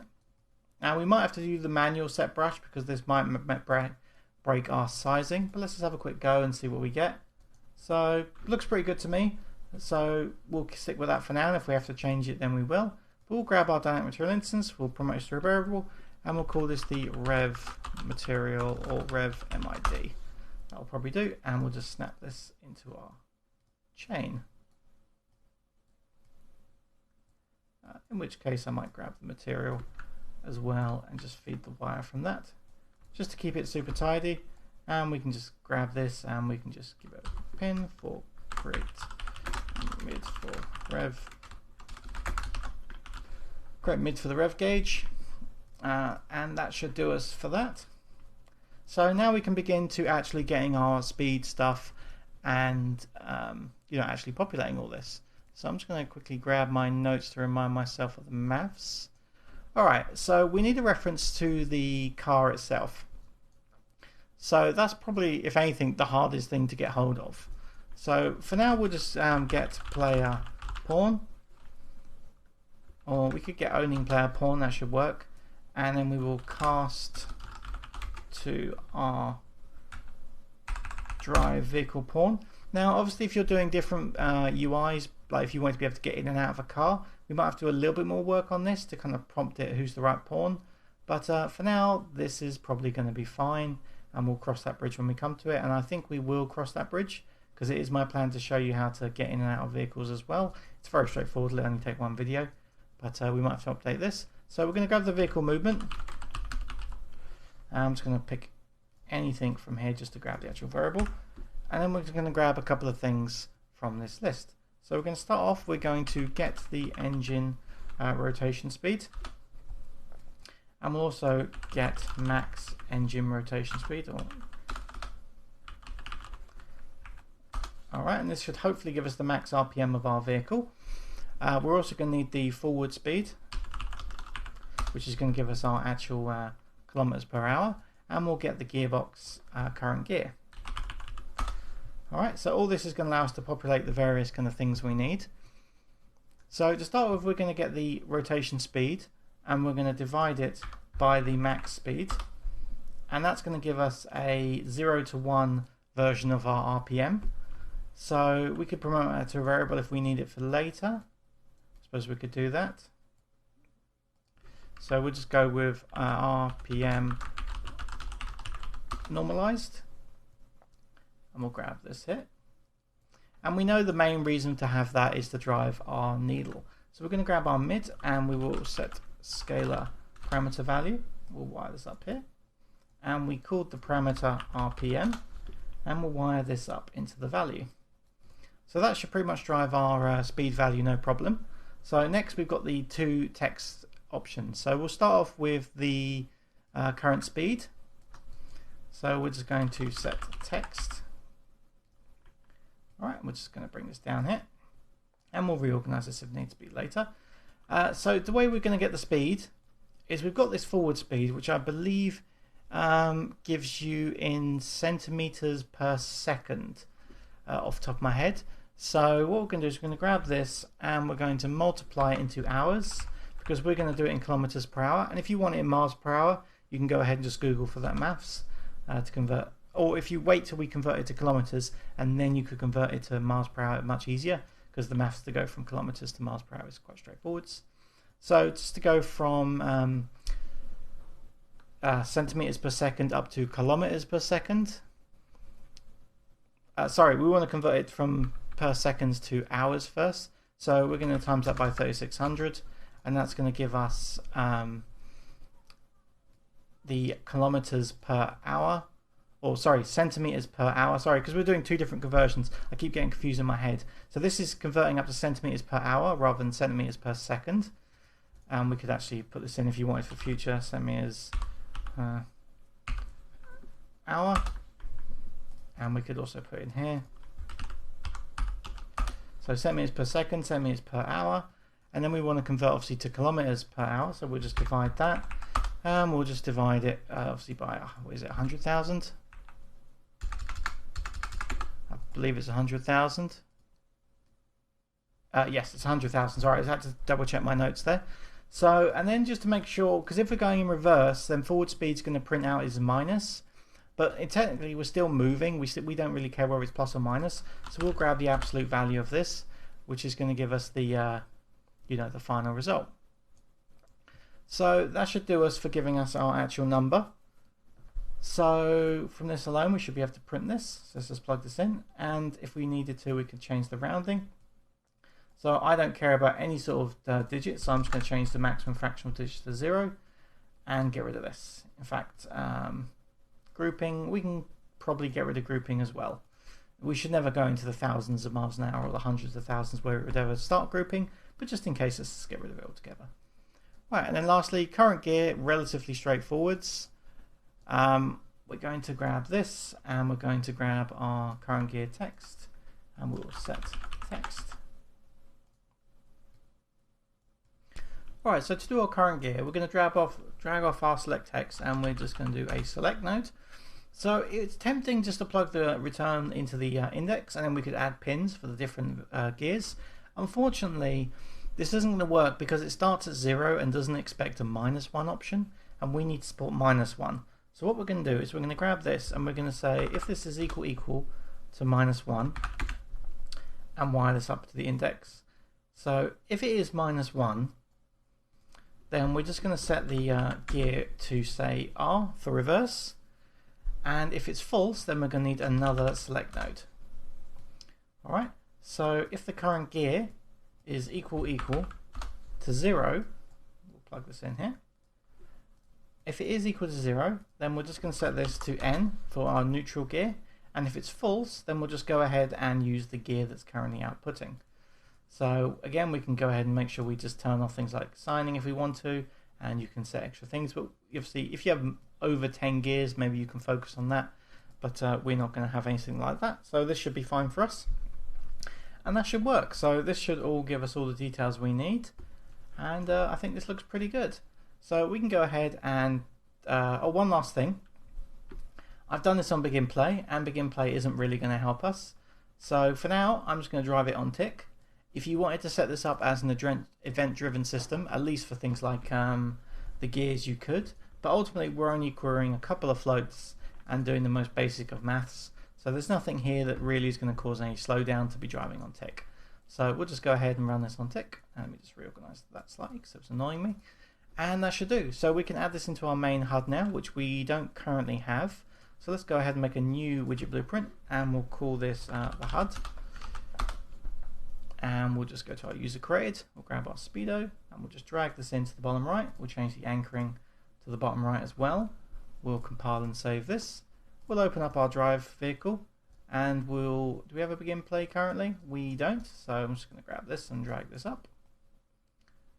And on begin play, we will create widget. I mean, this is just basic stuff, so whiz on if you want it. Add to viewport, and I'm not going to promote to a variable in this instance. We'll get back to that later. So I believe there's one too many 0 in this. So let me just have a look. It's 100. Yeah, I said it was 100,000, which is meant to be, but I accidentally typed 1,000,000. So you probably realize that. Obviously, you want to put the HUD in the UI, not the speedo. There we go. Right, so have a quick go. 2, neutral 3, 60, and let's just double check our speeds against the stats. 70, 70. Yeah, it's all looking pretty good.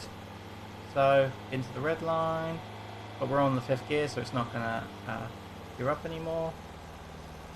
And as we hit max throttle, I just want to see it at max throttle just to confirm the red line is at the right point. So max throttle on this car, I believe, is at 7,000 RPM. So we're still a little bit off. 6,000. Wait, where am I? Sorry, 5,700 is the default. And yes, it's correct. I was reading the drag factor by accident. So yeah, this all looks good. So we'll leave that video there. I'm very happy with how that's looking. It's working functionally very well, very fast. So that should do us. That's looking pretty good. So thanks for watching. I'll see you in the next one.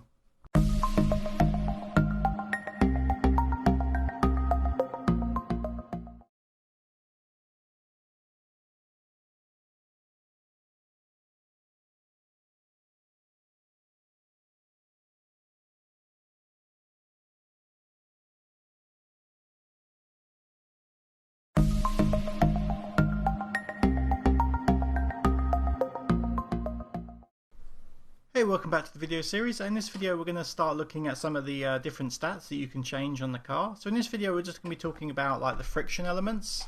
So we're going to open up our blueprints, and we're just going to have a start by looking at our rear wheel data and our front wheel data.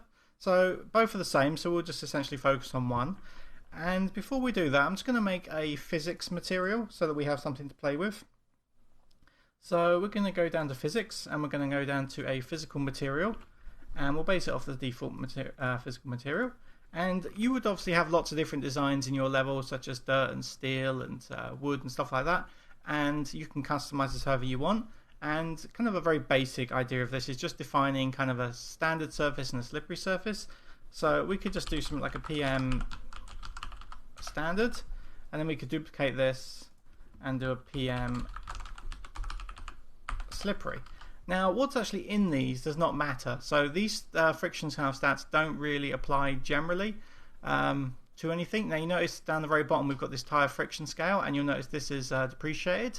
That's because we're going to be handling that through the data type instead. So most of this, as far as I believe, does not have any effect on the car, but obviously it will affect other things in your level if you have a hybrid system where it's not purely driving.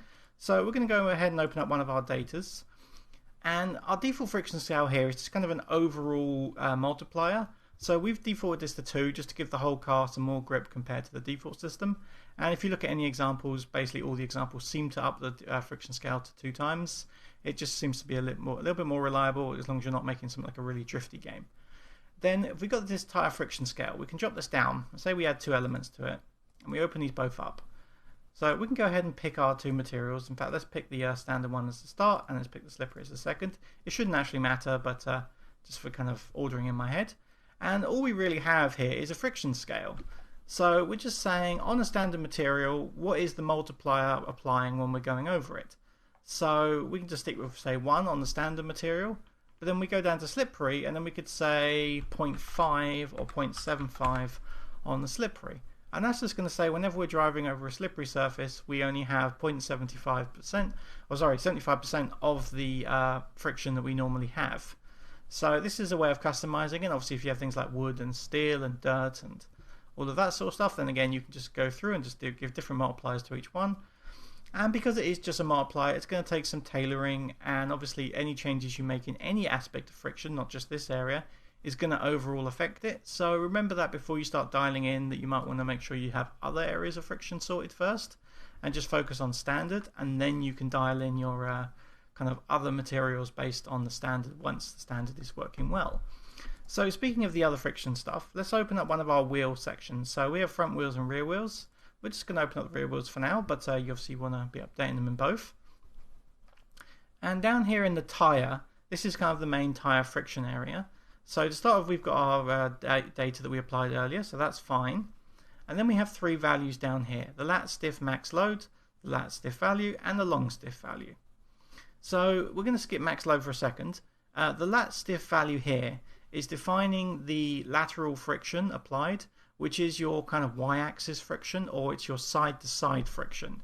So this is going to come into play when the car is, say, going around a corner, and you're getting that friction being applied along the sides of the tyres, and it's kind of defining whether it's going to skid out or not, or if the tyres are turned, if you know how much friction they're applying to the ground when they're turned. So essentially this is your value for defining skidding and the cornering kind of friction.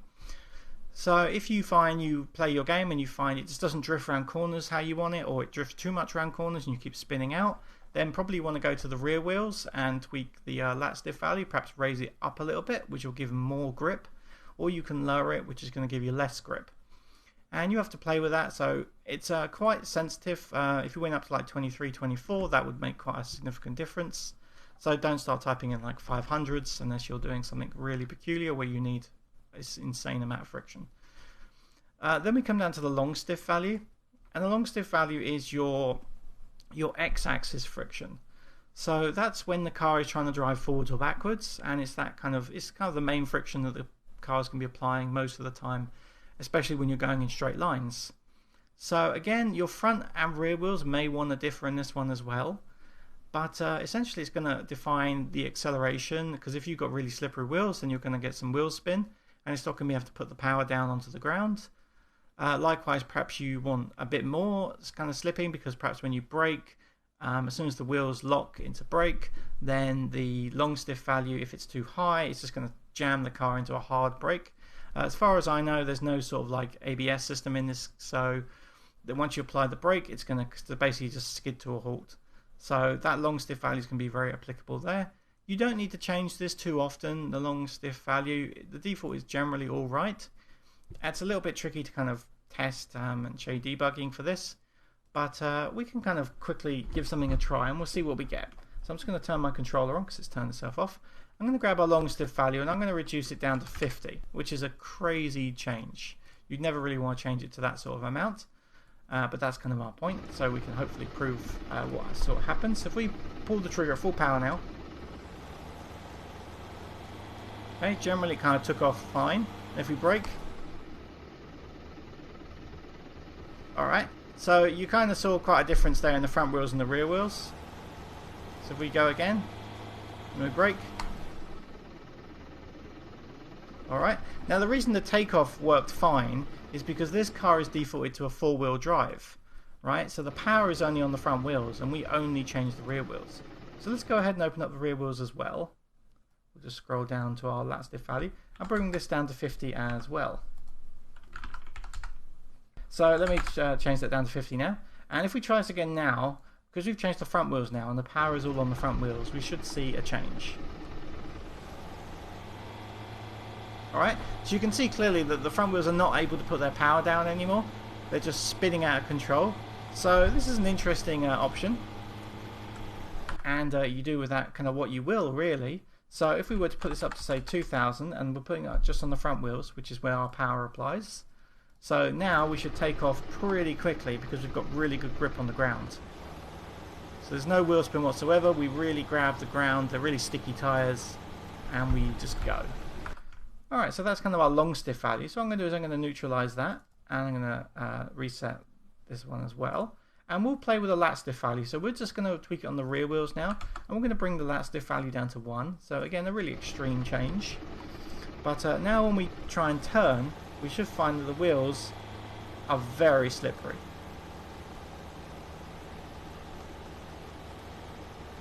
Right? So that works kind of exactly as I would expect. And now the car is obviously completely undrivable. It's not going to take any turns. If on the other hand we took this up to say 30, so remember the default was 17, now when we take corners the car's going to really grip the roads. We're going to have to get a little bit of speed up here before we can kind of test this more thoroughly. Just wait till we get a bit of speed up and we'll just take some corners. As you can see, the car just will not spin out now. It's really glued to the ground. And even though we're going, I'm not sure how fast we're going because my thing is in front of the speedo, but this is obviously if you want to stick it to the ground. So this can take some tailoring in your game depending on how you want to play with it. And some of this, like when it comes to tweaking these, steering is going to come into play as much as the stiffness when it comes to certain aspects. So because you kind of have to tweak all elements together. So what we'll do is we'll leave this video here and then we'll explore another stat in the next video. So thanks for watching. I'll see you in the next one.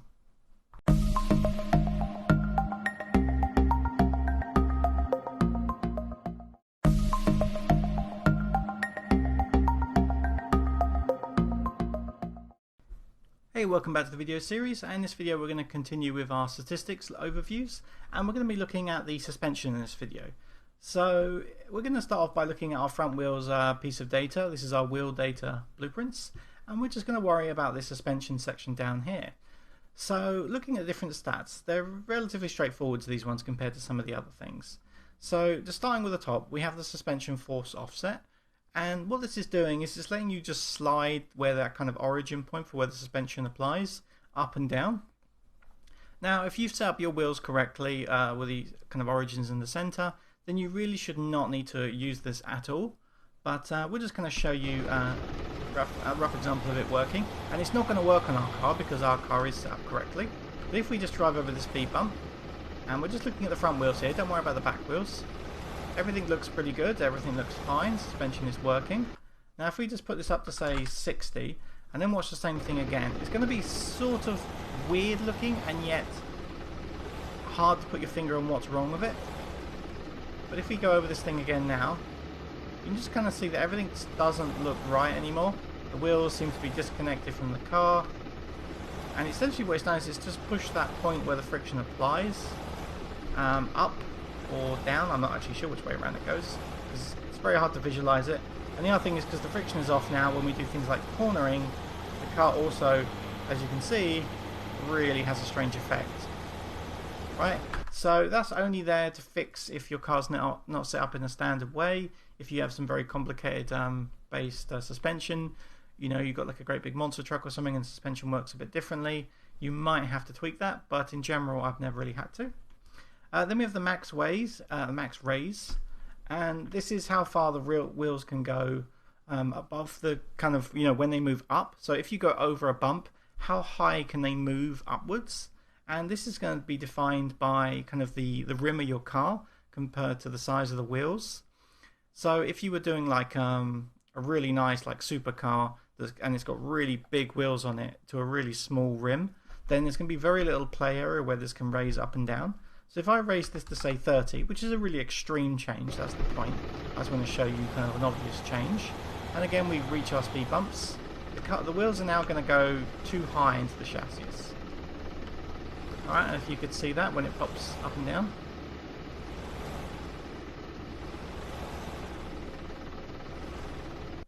Figure out how big, you know, if you see your wheel intersecting with the rim, that's when you need to lower this. And if it just doesn't go up enough because you're again using a great big truck, then you might need to raise this to get a more realistic raise. So next is the max drop. Again, very simple. This is how far the springs can extend beyond the resting point.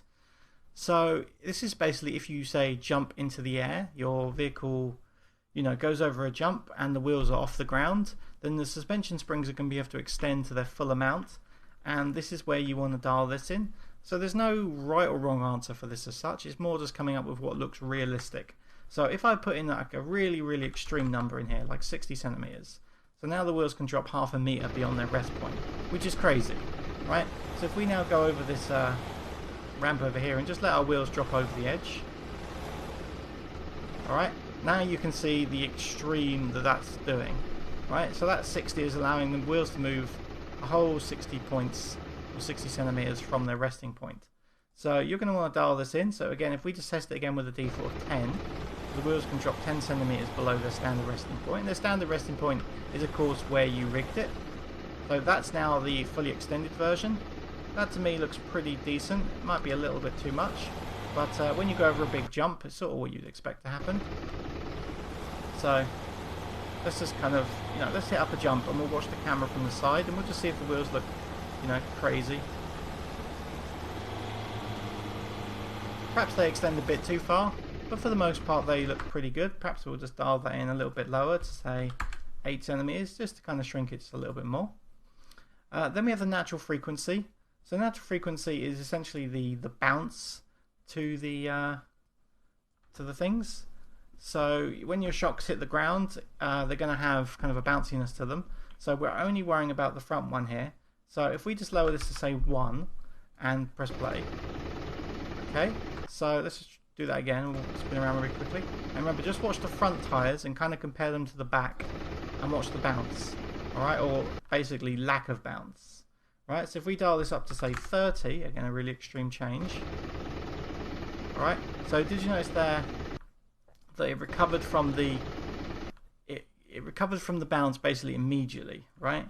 So if we put 0.1 in here, and we might have to play with the dampening to get this fully visual. There you are, you can see it there more clearly now, 0.1. That it just kind of, it takes a long time for the springs to reset themselves, right? So it's how fast that spring is going to interpolate from where it currently is back to its resting position.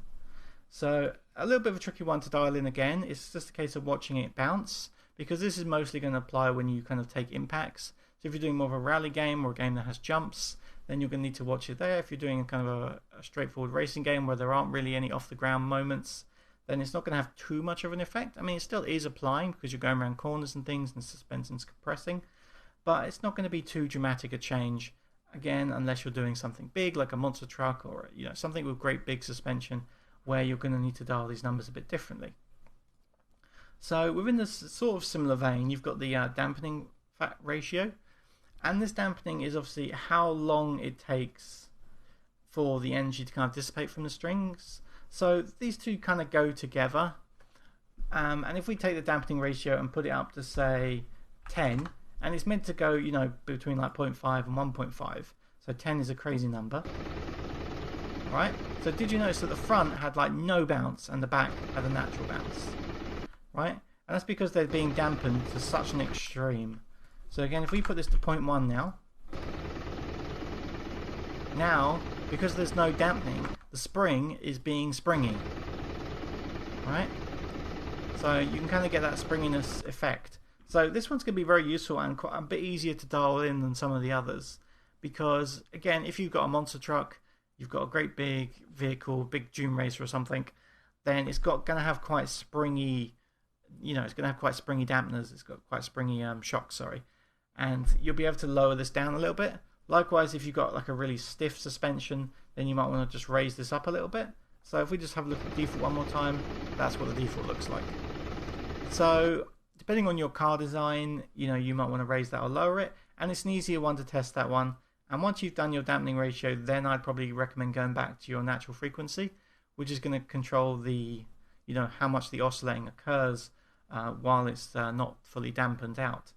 So things to note there. And then lastly, the sweep type. This is pretty basic. It's just what it's sweeping against when it does its checks. So simple collisions versus complex collisions, or simple and complex. You can test this out if you've got a mesh that doesn't have It doesn't have very good collisions on it. Now we've only got boxes in here and cylinders, both of which have good collisions. But if you want to test this against a nice convex mesh, bring something in like a plane that's had noise driven through it, and then test this out. And essentially what's going to happen is if you have, say you have a plane, you've driven a noise map through it so it's nice and bumpy. You bring it into Unreal, and it's just going to wrap it with a box collision. Then the suspension is not going to react to those little bumps and grooves. It's just going to sit on that simple collision if you've got it on simple. If you have it on complex, it's going to respond to the complex collision only. And if you have it on simple and complex, it's going to respond to both channels, whichever is more appropriate. So generally speaking, you're always going to want this on sweep type, but obviously it would be a lot cheaper to run on simple only. However, you're talking about a car game, you need the quality to be really good. You want your suspension to be really accurate. You don't want the wheels not to be hitting the ground. So I would keep this on the expensive one and just live with that. I wouldn't be worrying about trying to save frames on this particular setting. So that pretty much does it for the suspension. They're relatively straightforward to dial in. The things, you just get yourself some speed bumps like I've got. Get yourself a ramp to kind of dangle your wheels over. And start your car higher up by raising your player start. So you can kind of check how it hits the ground after a jump. Because it's going to be easier than trying to actually do jumps every single testing stat. Right, so that's going to do it for suspension. So I'll see you in the next video where we'll be exploring another stat. Thanks for watching.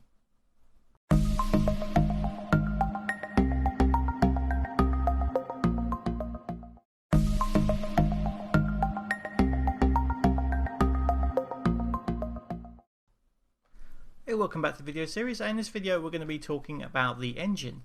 So when it comes to dialing in the engine, there's quite a lot of options. I've gone ahead and made some screen space and just put all of our vehicle movement mechanical setup here on the screen, so we can kind of dial this and play with them as we go. So to start with, at the top of the thing, we've kind of got two statistics you want to think about, which is your top speed and your acceleration. And this is going to come down firstly to your engine setup and your torque curve. So ultimately the torque curve is where all the power finally comes from. So the RPM ends up turning into torque, and the torque is what's applied to the wheels, which will make you move. So when you adjust the torque curve, you're not adjusting the top speed, you're purely changing kind of how much that power is being applied to the road compared to the spinning of the engine. So you will gain a little bit of top speed from higher torque, but generally speaking it's mostly to do with acceleration. So what you've got on this curve, and we can get a mouse over it to remind yourself if you ever need to forget, or sorry, if you forget. So you've got the torque in Newton meters at a given RPM. So you've got your X and your Y, which is your RPM over your torque. So if we have a look at our number here, 1890, and the time is representing the RPM. So they've got a relatively arbitrary number here of 1890, and then the end pin over here is 5729, which you might notice is the default RPM of the engine. So when you tweak the RPM, it's generally a good idea to also bring your torque curve endpoint to kind of match that value, just so it kind of reacts kind of expectedly. Otherwise, once you get up above the RPM of, say, this number, you're not actually going to be applying anything special as far as your torque curve go. Now, you will be applying torque, but you'll just be applying kind of a flat 400 value, right? So you got to think, as the engine spins up, you get to the point where you're supplying the kind of the optimum amount of torque, and then the engine spins too much, and it's really looking to gear up from that point on. So it's going to take some kind of playing with to find what you like as the torque curve, and we'll be kind of talking about it as we get back to it. So we'll talk about the RPM now, and this kind of factors into the torque curve. So a higher RPM is going to affect your top speed considerably. So currently we're on 5,729. If we were to up that to, say, well, let's just give it a try now. Let's have a quick look at our speed. So I'm just going to turn my controller on because it's turned itself off again. And we're just going to race forwards. Alright, so we're hitting about 60 as we pass that first point in our kind of racing track. And then as we pass our second point, which is the quarter-mile mark from the start of the track, we're going to be doing about, find out in a second, about 145, right? And I know this engine will tap out about 150-ish. Right, so let's just take our max RPM and let's up it to 10,000. Right, and I'm not going to change the torque curve. I'm just going to only up our max RPM. And we're going to take the same thing again. So we're looking to pass 60, or as we did before here, and we did. And because we've got higher RPM, the gearing is going to be a bit different now. So we might not reach the same thing at the same point because the gearing is different. So as you can see, we're about the same speed there, but the engine's going to go much faster. It's going to keep going up because our RPM is still climbing. We're now hitting 170, and we would have capped that at 150 on the last setting, 180, and we drove off the edge at around 180. Right, so let's now grab our torque curve here, and let's bring this number up, our time, to 10,000 as well. Right, we'll just zoom this out. And this should now give us a bit more acceleration, because we've now tailored the torque curve to actually match the RPM. Let's give it a quick try and see if anything feels different.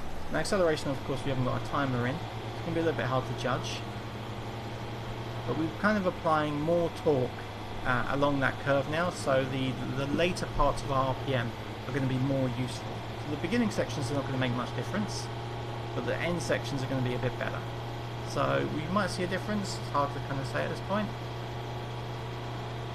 We're capping out again at 180, but as you can see, we've reached 180 long before we hit that line this time. In fact, we reached 190 by the time we hit the edge. So we were gaining some acceleration. Now, if we were to grab this point here and have a look at our torque point, so we're currently applying 500 torque at the high point, and it's 400 at the low points. So if we were to raise this up to, say, 900, right, a big change just to make it obvious, and compile it now, we should again see a faster acceleration. Right, and we've raised that kind of overall curve. So we've already hit 100 before even passing that car. And as you can see, we're reaching we're at the quarter-mile mark and we're already at 170 now. So we're still not going to get much faster. We're still going to cap out, which is around the kind of 200 mark at this RPM. There you go, kind of, you see it's really slowed down now, but we're way before the end, and we reached about 207. So having that higher torque curve gained us a little bit of top speed, but mostly it gained us a ton of acceleration. So kind of the two basic things about when you're setting up the car is how to make it accelerate faster and how to give it a higher top speed. So these two values are kind of what you care about for those. Now, I generally don't tweak the other settings too much. These are getting into more advanced stuff and I don't really worry too much about them. But the moment of inertia, and again, if you wanted to learn more about these, then you can go ahead and pull up the physics documentation. So this NVIDIA docs will contain everything you need to know about what all these stats do. So the MOI, if I just press Control F and type MOI, then you can find the details on it. And if you mouse over to find out what it actually means, the moment of inertia, you can search for moment of inertia to find kind of some description about what it is, and it's all described in here in really quite in-depth detail, really very in-depth detail. You're going to want to have a decent understanding of what you're doing and what you're trying to achieve before you try and read those docs too much. So again, the dampening ratios, not too worried about. So getting on to the other part of the engine now. So we've got the differential setup. So differential type, obviously this is very important. Our car's set to a front wheel drive, slip diff, and if we change it to a four wheel drive, then the handling is going to feel quite different, because obviously the power is now on the front and back wheels, and it's going to, you're going to get quite a different feel to it. The same goes for the rear wheel drive, and you're going to get some effects based on the rear wheel drive. And if you're doing limited slip versus open, then you might feel a difference there. That one is a slightly harder kind of change to feel the difference with. So go ahead and pick kind of what's appropriate for your car, and kind of do this first before you start dialing any sort of settings, because changing where the power is applied is going to affect a lot of things, such as how the steering feels and how the friction applies, things like that. So go ahead and pick your differential quite soon, and then once you've picked that, you've got a number of options to dial in the power. So we're on front wheel drive here, so front rear split is not going to have any effect whatsoever. The front left right split will have an effect.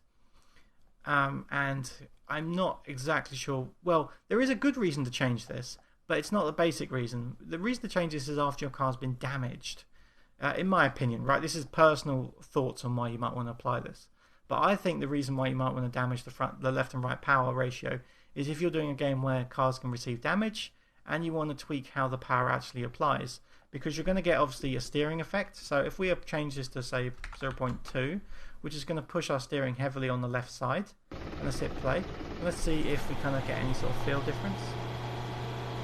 Alright, so I'm just pulling the trigger here, I'm not applying any sort of steering, but because our power is now applied non-uniformly, we've got obviously a steer that we've got to counteract. And this is very appropriate to when you play games before and they have, your car gets damaged and it starts pulling off to the left or right. And this might be something where you can simulate that. Same for the rear left right split. Now this is not going to have really have no real effect on our car because we're front wheel drive. But if you're rear wheel drive or four wheel, then this will obviously have a change. And then the biases I never really worry about, so you can read up on them if you want. I'll leave them as is. The front rear wheel split is probably the most important one to worry about if you're doing four wheel drive. Different vehicles are going to have different splits. You can Google that, and they're usually adaptable in kind of very expensive cars, how the split applies. So go ahead and apply that as you want. If you're maybe like 0.75 against the rear wheels, which will give you more of a rear wheel feel, even though it's still four wheel drive. So you can play with that, and it's going to come down to what your car is really. So then we get to the transmission type. So we already spoke roughly about the manual gearbox by unticking this. And one thing I want to note here is which ones grey out, right? So the ones that grey out are going to be the ones you want to play with to tweak your automatic gearbox. So if we take this back on, your gear switch time is the first important one, and this is the time obviously the engine takes to switch through gears. So when you request to go up or down a gear, either by the automatic or manually, it's going to flick back to neutral and then get into the next gear, and this is the time it takes to get there. So obviously having a faster gear switch time is going to cut down on increase your acceleration, and it's not going to have an effect on your top speed, but it will, you'll get to your higher gears faster, which means you can accelerate quicker. The gearbox or the latency, not really needed to worry about. It's how the automatic gearbox transitions. So you might want to lower that if you want a really, really responsive automatic gearbox, or lower it if you've got kind of a really slow end. If you're doing kind of a nice hypercar, sports car, you might want to lower it. If you're trying to put an automatic gearbox in a truck, you might want to raise it just to kind of slow down the overall effect of the truck. Final ratio is just a final multiplier to how the gears actually affect the the power of the engine. And then we have our gear setup. So the gear ratio is the multiplier, and then you have the down ratio and the up ratio. So if you wanted to say stay in first gear for longer, or stay in, you want your RPM to go higher, you want your car to actually handle higher RPMs, then you might want to go through and set these all to 0.8. Right, and now the car is not going to gear up until it gets to 80% or above of the max RPM. So our max RPM is 10,000. So once the car reaches 8,000 RPM, it's going to want to gear up to the next gear. Likewise, if it drops to 0.5, so if the RPM drops to 5,000 RPM or below, then it's going to want to attempt to gear down. So these numbers allow you to dial this in. So if you want to have your, tweak your gearbox to have that sort of effect, and it's up to you how you wire it. And obviously we've geared it up now, so we're going to stay in our gears longer, which should affect the top speed considerably. Oh, sorry, it will affect the acceleration considerably because you're staying in the lower gears for longer. So you just play with that, and obviously your knowledge of cars is going to help define how this affects it. And lastly, we've got things like the neutral gear up, which is nothing really of special. It's just kind of defining if the engine's spinning above a certain speed, then it's going to want to, get out of neutral. So what you can do here is you can go ahead and just set this to 0, and then that should, or set it to, I can't remember now, set it to 1. I can't remember how to disable this altogether. Essentially, you might want to get rid of this altogether if you want to be able to rev in neutral. So it's just something to note there, because obviously the default is an automatic gearbox. So you're sitting in neutral, and when you pull the trigger, it wants to immediately get into the first gear. So this really is only going to apply if you're working in a manual gearbox. And I mentioned before about the problem that it naturally wants to gear up, even when you're in manual, when you apply torque. This is where this comes into play. Because if we turn off automatic transmission, it's grayed out, right? But it still seems to apply when you're in manual transmission. And this is my problem with manual, or one of the problems I mentioned in the manual gearbox system. So yeah, unfortunately the manual gearbox still seems to respect this option even though you're in manual. So just something to note there. Clutch strength I never really play with. As you can see, it's in proper numbers, so it's in kilograms and meters squared per second, I think. You go with that as you want. I'm not going to be changing that at all. So that's it for gearing and the engine overall. So there's obviously quite a lot to play with there, and there's a lot to dial in.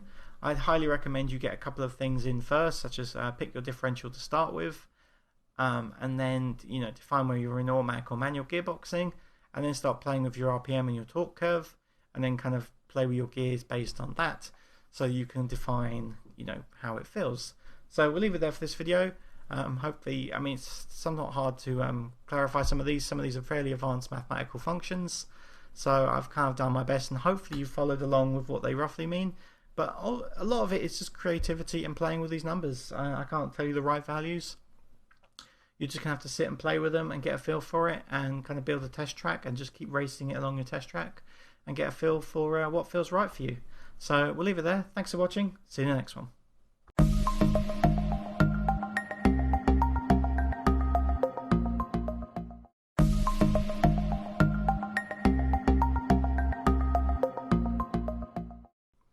Hey, welcome back to the video series, and we're continuing with our stats video. This is probably the last stats we're going to look at, and we're looking at our steering. So steering is obviously a tricky one to get right, and it's going to take into account your friction as well, and a few other statistics. I mean, everything applies when it comes to how the steering works, which is why we're kind of covering it last.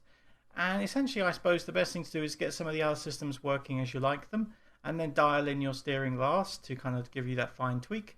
Because steering has a lot of fine-grained control, so it's going to be quite easy for us to dial it how we want it based on once we've got everything else correct. Now, I'm not exactly sure what the correct ordering kind of working is. I don't know if there even is one. So really it's a case of coming out of what works for you. I find doing steering last is kind of nice. And we're obviously focusing on this steering section, but I also recommend you open up your vehicle setup and drop down the advanced section so we can see this inertial tensor scale. So we'll actually talk about the tensor scale first to get this out of the way. Essentially what this is doing is it's adding kind of a drag force to the 3 axes of rotation on the car.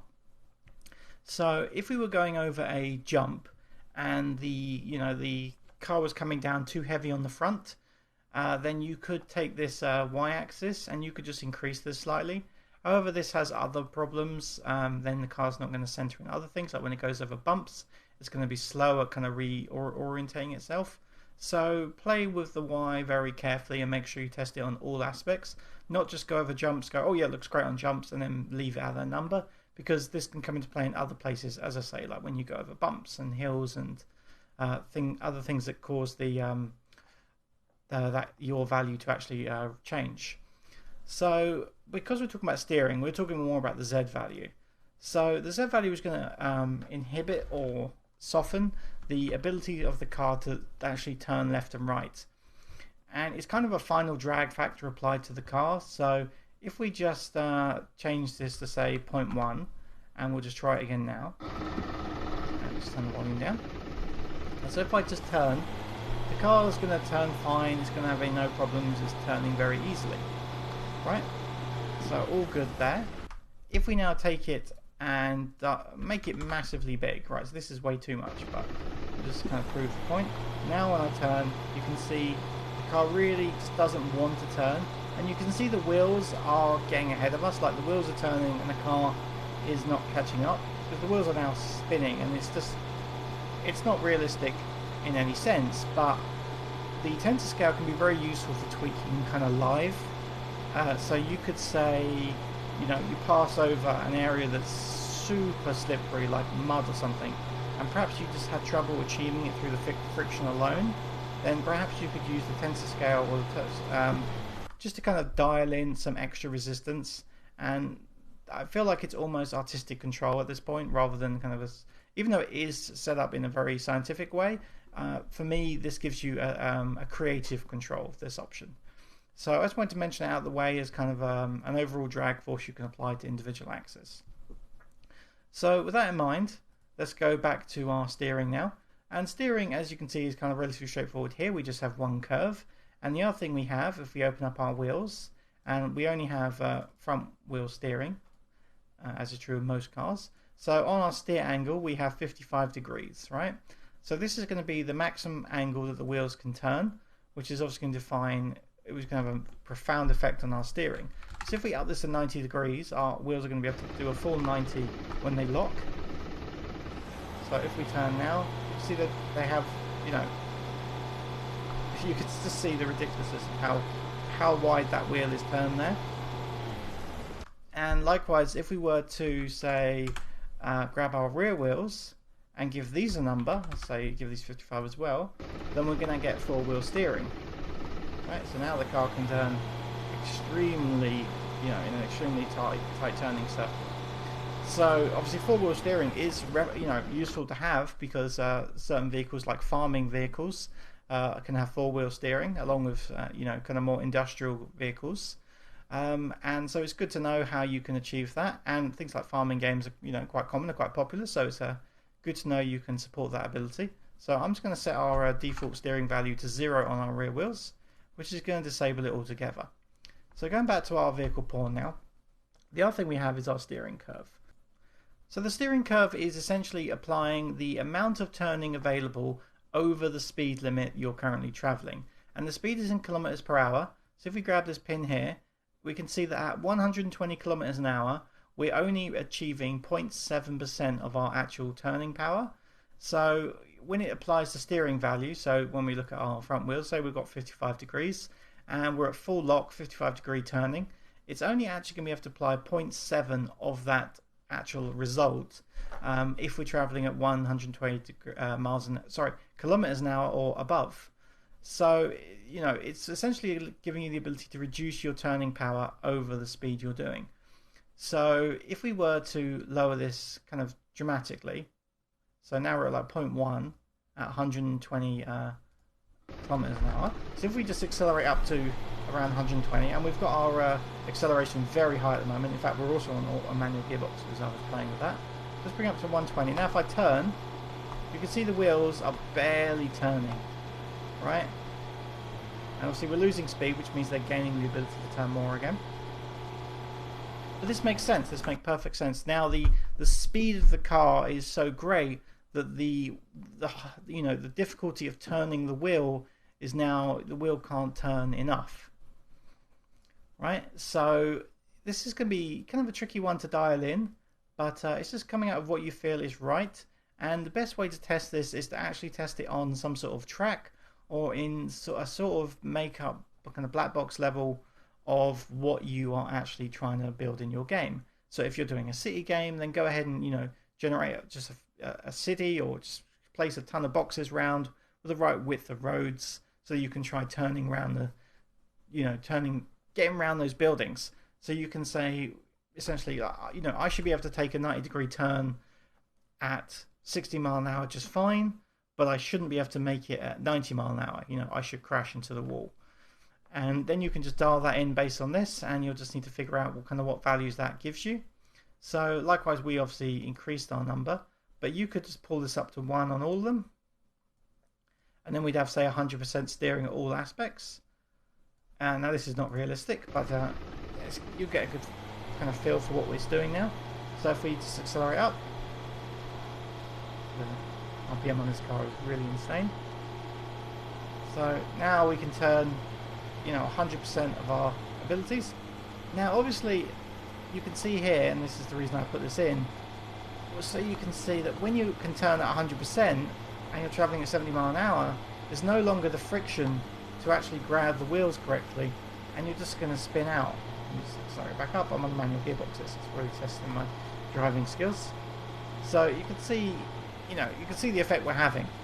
So if you did want to have more control over the steering at higher speeds, then you're going to need to go back to your friction stats and then redial those potentially up higher to take that into account.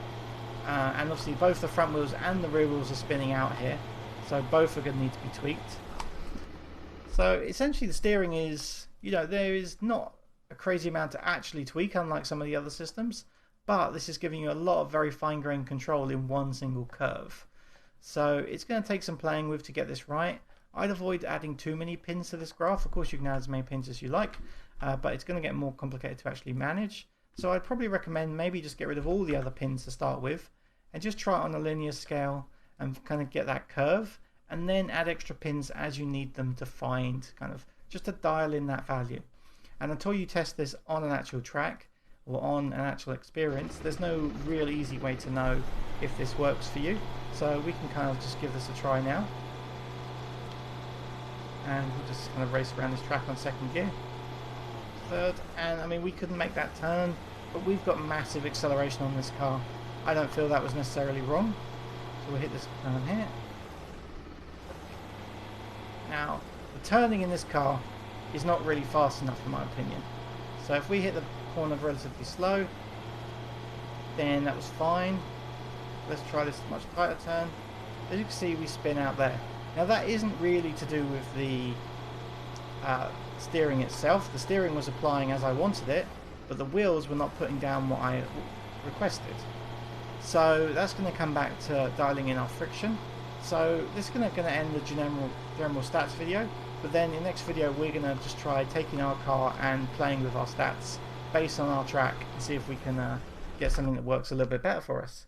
So we'll leave the video there. Thanks for watching. I'll see you in the next one.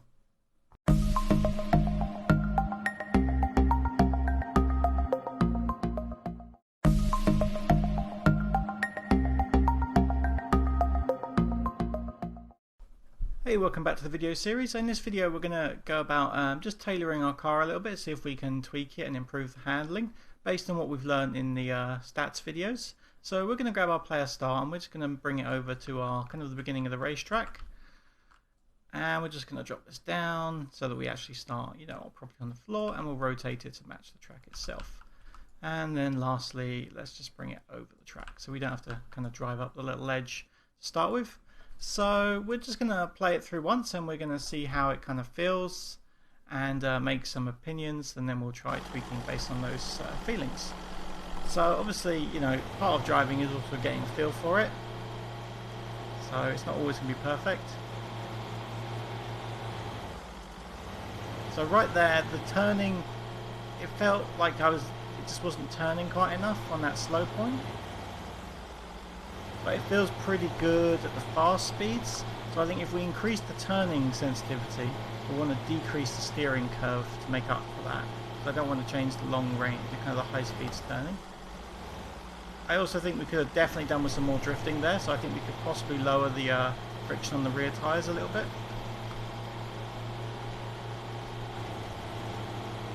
And there you can see we understeered considerably, so we'll have to play with improving that understeer.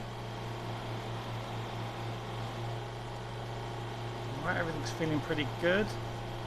We're only doing about 110 there, and we should probably be going a bit quicker there. Alright, so I think the car could probably go a bit quicker.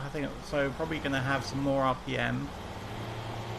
I think the steering will need to tweak to try and reduce some of the understeer, and I think we should reduce some of the friction. So let's just kind of play with a couple of values, and we'll just kind of see if we make this better or worse. So I'm going to come over to our rear wheels, and I'm going to come to our lat stiff value. I'm just going to pull this down to about 14, which is going to give us a little bit of a extra steering, an extra skidding. And for the steering, let's open up the car itself.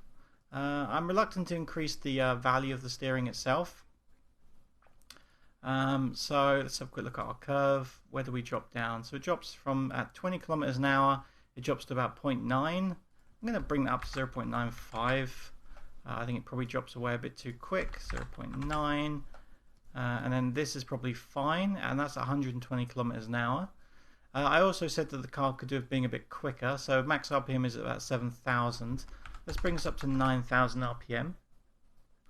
And if we can do that, we should reflect it on the curve. So let's also bring the curve endpoint to 9,000.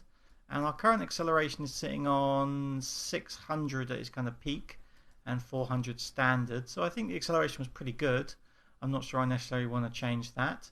The other thing we could do is we could reduce the drag on the car a little bit, which would give us kind of other ways of handling. So basically we can kind of measure the height of the car, and we can measure the width of the car. So why don't we go ahead and do that, and we can do that entirely in Unreal. So let's just find our car model, which is in Vehicles, Loon, and let's open up the car.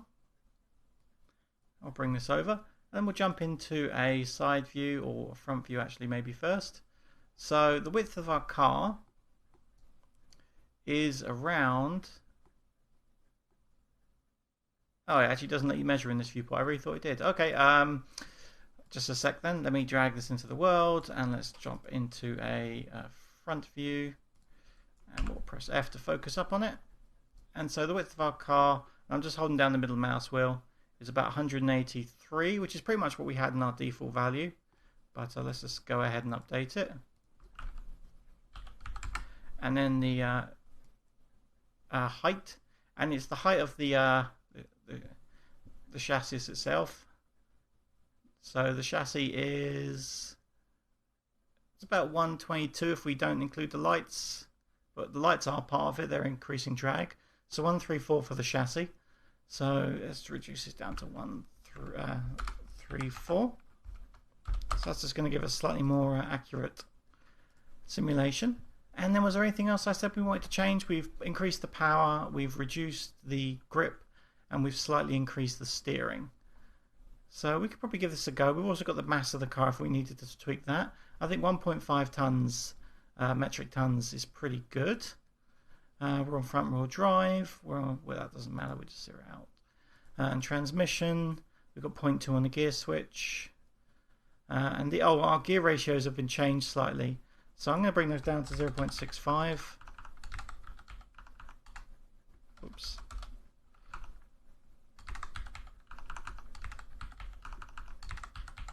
Just kind of bring those back to the neutral values. So you would have actually find, I think when it was geared like that, it would have accelerated faster. So we might have lost a little acceleration doing that. So let's just jump in, have a feel, and keep going. So let's just get rid of this window for now, and let's just play, and we'll full screen again, and let's just play our track again.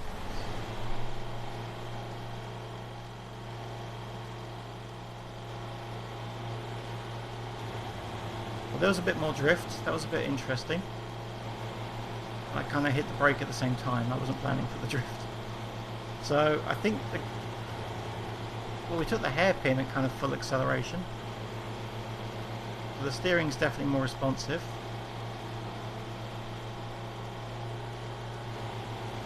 And that was quite a nice drift, so we lost some power once it went fully lateral. Still understood there, but that was kind of my fault. Could possibly do with tweaking, I don't know, I was going to say friction, but I'm not sure we want to play with the friction. So I mean, this video is pretty, just kind of making things up and choosing what we think works. Let's just try our handbrake while we've got it. Handbrake works. I tried gearing back down there though. I don't know why it didn't gear down immediately. Just cut the corner. It's actually very sensitive to steer now because of that. Some good air and the central balance worked well there. Yeah, that's throwing me there. When it kind of goes fully sideways and it kind of locks, that could be in the max load value. We might have to play with that. It's feeling better. It's feeling nice. It feels like, you know, if I kept practicing with this, I could probably kind of master the feel of it. So, and that is kind of a, you know, something to keep in mind, that, you know, you boot up any kind of racing game and the first thing you do is crash into the corner, even though it's been done really well, because you haven't mastered kind of the controls and how much you need to brake and where you need to brake and things like that. Alright, it's feeling pretty good overall. I haven't tried trying to use the handbrake for a turn yet. Let's just try still, I think it might be a bit skiddy still.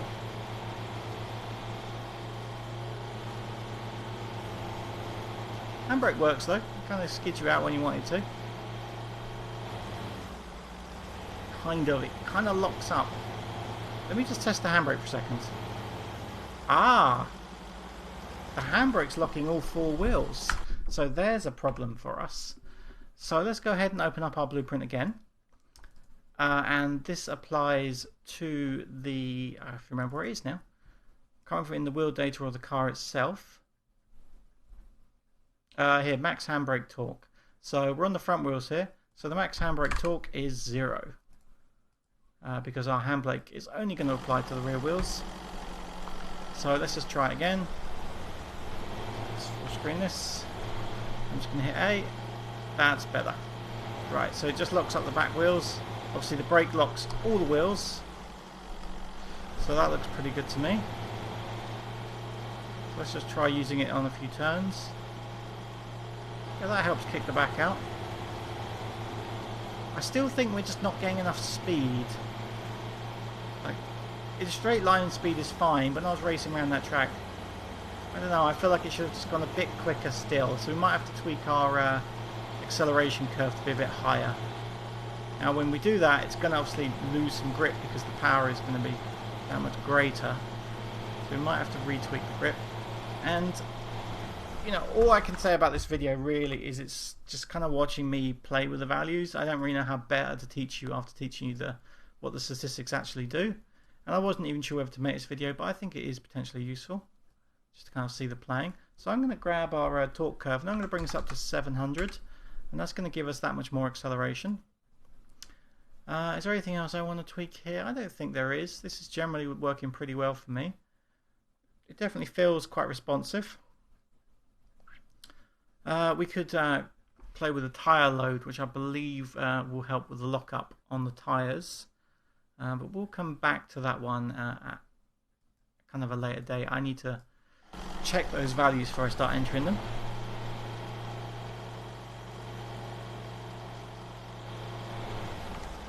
Screw this.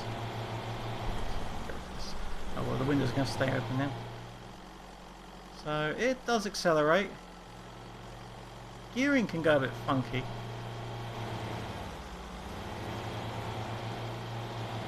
But it is working. Like, it's working quite nicely and it's feeling pretty good for the most part. There's something not quite right about the gears. Yeah, we've gained quite a lot of raw power now. We might need to increase the longitude friction. I don't know, I think the wheels are spinning faster than they're actually putting their grip down. So let's go ahead and increase our longitude friction as well. So we only actually care really about this on the front wheels because that's where our power is. So we're going to take our long stiff value and increase it to like 1600. And that's quite an extreme change, but we can dial it back once we've had the play.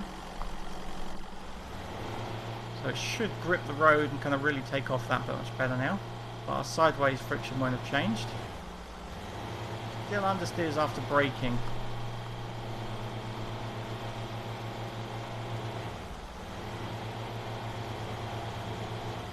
Still getting the hang of it. We really shouldn't be on first gear at 60 kilometers an hour. We might want to tweak our values slightly now that we've got such a high gear range. high rev range, sorry.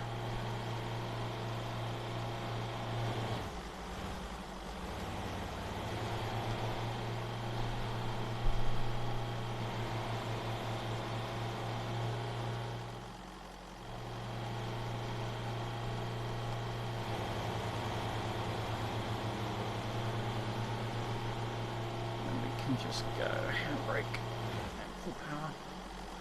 Yeah, that's one. Yeah, so that's one interesting thing. It's feeling pretty good though. I could definitely get the feel for it now. I would be tempted to keep with the stats we've got for the time being. The only thing that's getting me at the moment is the it's after we've braked, and it seems that it just kind of locks up until it can reacquire grip before it will start kind of putting the power down. It's not very, you know, if I slam the brakes, we start skinning out. If I just slam on the power again, I expect the wheels to start spinning regardless of if they have grip. And it doesn't seem to want to do that. So I might have to keep playing with that one at a slightly later date. But so far I'm pretty happy. So I think we'll leave this video here. And we'll carry on kind of improving the car next. So adding some logic.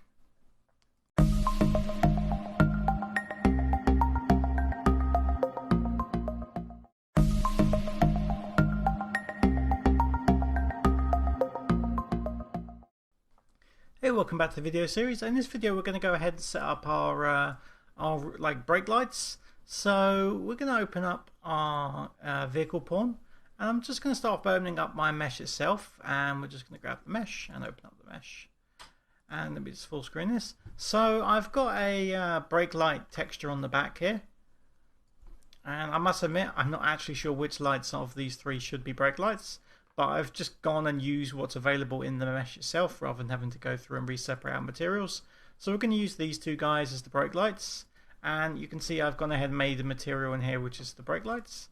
And all I've done is taken one of our existing materials, and I've taken the base color, multiplied it by like an arbitrary amount, ran it into a lerp node, and then given us a parameter for light. So I'm going to change the default for this to 0, and it's just going to darken it down, and then we'll be able to basically just lerp this from 0 to 1, and it's going to turn the light on, which is going to be an emissive color. So this looks pretty good, so we'll just save this and then we'll go ahead and set this up. This should be quite straightforward, and we can just use whether or not we've got the handbrake on or whether we've got the brake pedal pushed. Either one is going to trigger the brake lights, in our example at least. So what we're going to do is, if you remember when we made the handbrake, we have this is handbrake applied, true or false. And then we've got the move forwards kind of throttle options here. So this is going to give us kind of everything we need. So we're going to use this move forwards because this is on tick, or at least it is essentially on tick. It's on the movement system which runs on a tick system. And we're just going to query from there. So what we could do is we can just take a if node, and we're going to grab our access value, and we're going to see if the current value is less than 0. Right, so if you remember, if we pull the left trigger or we pull downwards on the thumbstick, or we press S on the keyboard, it's going to be sending out up to a -1 value. So we know that if it's below 0, we're attempting to apply a brake. So we're going to plug this in here. So if true, we're obviously just going to do a brake, and that's going to be fine. If false, then we can also query, do we want the handbrake light, do we want the brake lights to come on if the handbrake is pulled? So up to you whether you want that to be the case. I'm going to say yes because it's more visual as an example. So we're going to wire this up here. So basically, if we're not pulling the brake but we are pulling the handbrake, then the end result should be the same. And only if both of these are false do we assume brakes are off. So we can jump over to our construction script now because we need to get a material instance. So we're going to grab our mesh and we're going to create material instance. So we're going to print this to variable. And we need to figure out which material that was on. So let's open up our materials and scroll down a bit. So brake lights is on element 12. So we're going to pick element 12 in here. And we don't need to pick anything else. And we just promote this to a variable. And we'll call the brake lights MID. So that will be our material instance dynamic. So compile and save. Go to our event graph. We're going to grab this. And we're simply going to set scalar parameter value. So if handbrake is applied this, or if the normal brakes are applied, then we're going to run this, and we can call this light, or do we call it lights plural? No, just light. So we would just set this to 1, and then you could kind of do other fine-grained control, and then we could duplicate this and just set this to false and feed 0 into there. Now if you wanted, you could use select nodes on this thing here, and you could just set it up that way using instead of using branches, you could just use booleans check. So if handbrake apply, if this or this, then pick A, else pick B. That would work fine. You do it however you want. I'm just going to stick with this for a nice basic setup. So with that in mind, this looks pretty good. Let's give this a try and see how we're looking. Alright, so if I just pull S on the keyboard, alright, they do come on, and if I press the spacebar, yeah, they work. I could do it being a bit brighter, I think. They're a little bit subtle, but they do work. I'm literally just spamming the spacebar at the moment. We'll hold S, and it puts our brake lights on. That looks pretty good. So that works for me. And obviously from this point on, you could always add other lights, so you could kind of take other options to, you know, give the user the ability to turn on their headlights and put some lights into our car. Be very straightforward to do. And you just see the same material instance dynamic, and you could illuminate the actual glass on the front of the car. Likewise, my car is kind of like a police car, so we could put some like red and blue lights on the top of this as well. And yeah, lots of different options. But we'll leave the video there. The main thing was to show you how to wire up the braking system. So thanks for watching. See you in the next one.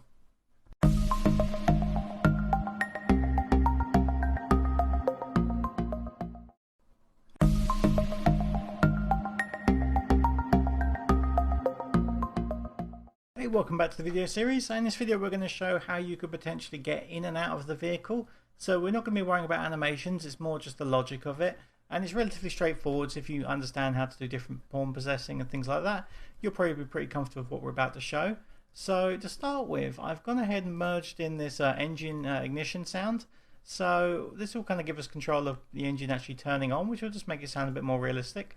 So we're just going to right click on this and create a cue from this, and we'll just save that. And if you want to go in and add a modulator to kind of randomize it up, then you can go ahead and do that. And then we're going to go over to our vehicle pawn here. And what we're going to do is we're just going to, on our event tick, we set the RPM and we set the float parameter. So that should be fine. But what we'll probably do is we'll actually have this disabled by default. So we're going to come down to the auto-enabled or auto-activate, and we'll just set it to false. And then we're going to come down here. And then what we're going to do is, instead of begin play, we're going to do the possessed. So on possessed, we're going to play sound. And for the location, we'll just grab the engine sounds, and we'll just get world location, and we'll plug this into our location. And then the sound is going to be the engine ignition, and make sure we pick the cue. So that's going to give us a nice little engine ignition sound, and then we're going to delay by just something, say half a second, which will give us time for the engine to start working. And then we will enable our engine sounds, and we will just activate this system. And then once it's running, it runs on a loop, so this will be fine. The other thing we're probably going to want to do is make sure that you can't just drive until the engine is actually started. So right at the beginning, we're just going to make a little bit of space here, and we're just going to get player controller, and we'll just let's see. And then we can do disable input without the player controller directly, so that's all right. So if you left this blank, I believe it will just get the controller, but we can always just sorry, and we can just leave that blank, I believe. If not, we can plug in our player controller, or we could take a new controller and we can cast to a player controller and plug that in as the input source. And then we can come over to here and we can just enable input. Alright, and then this is going to allow us to drive. So if we play it now, we shouldn't hear an initial engine. We said we'll hear the ignition sound, and we won't be able to drive it for half a second. Alright, that sounded pretty good. That looked good. Yeah, that works. Alright, so if you wanted to disable the engine when you got out, then you could use the event unpossessed, and you could just turn off the engine sounds again. I'm going to assume when you get out of the car, it just leaves the engine running, so we can happily leave that running. So next thing, if you wanted to be able to get in and out of this vehicle, let's go to here. And I'm going to assume you can get into the car from either side. Now, if you want, if you're going to have a third person, you're going to do animations, you probably want to use 2 collision boxes. I'm just going to go ahead and use 1. But the logic is exactly the same. I just don't want to have to do it twice in the video. So we're just going to add a cube. And, sorry, not a cube. A box is what I want. A box collision. And we're just going to scale this up. And so it encompasses kind of a fair portion of the doors of the car. So let's just move this along and forwards a bit. And maybe we'll make it a touch thicker. So it's going to be something like this. So if the pawn is inside this box, he will be able to attempt to get into the car. So that should work. So this is fine. And we're going to come down to our collision type. And we're going to change it from overlap all to overlap only pawn, just to kind of reduce the amount of things it's having to trace against. And you notice I've kept it off the ground a bit. Again, that just kind of reduces the amount of things it's going to collide with. It's not going to cause a big performance hit, but any little helps. If you have an interaction system in your game, you'll want to tap into this box system. So let's just, we'll run it backwards for now. You'd actually want to write this in your character really, but we'll just do it in here for example. So if the other actor is equal to, say, we haven't got a first person character just yet, do we?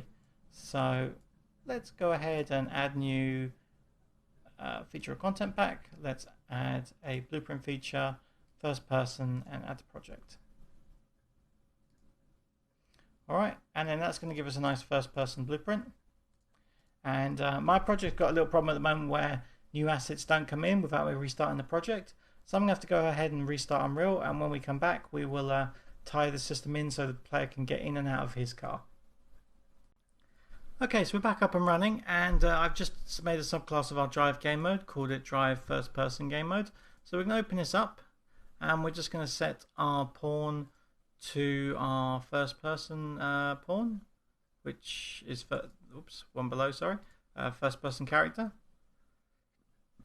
And I'm just going to search for it while we're here and open this up, and then we're going to go back to our blueprints and open up our vehicle again.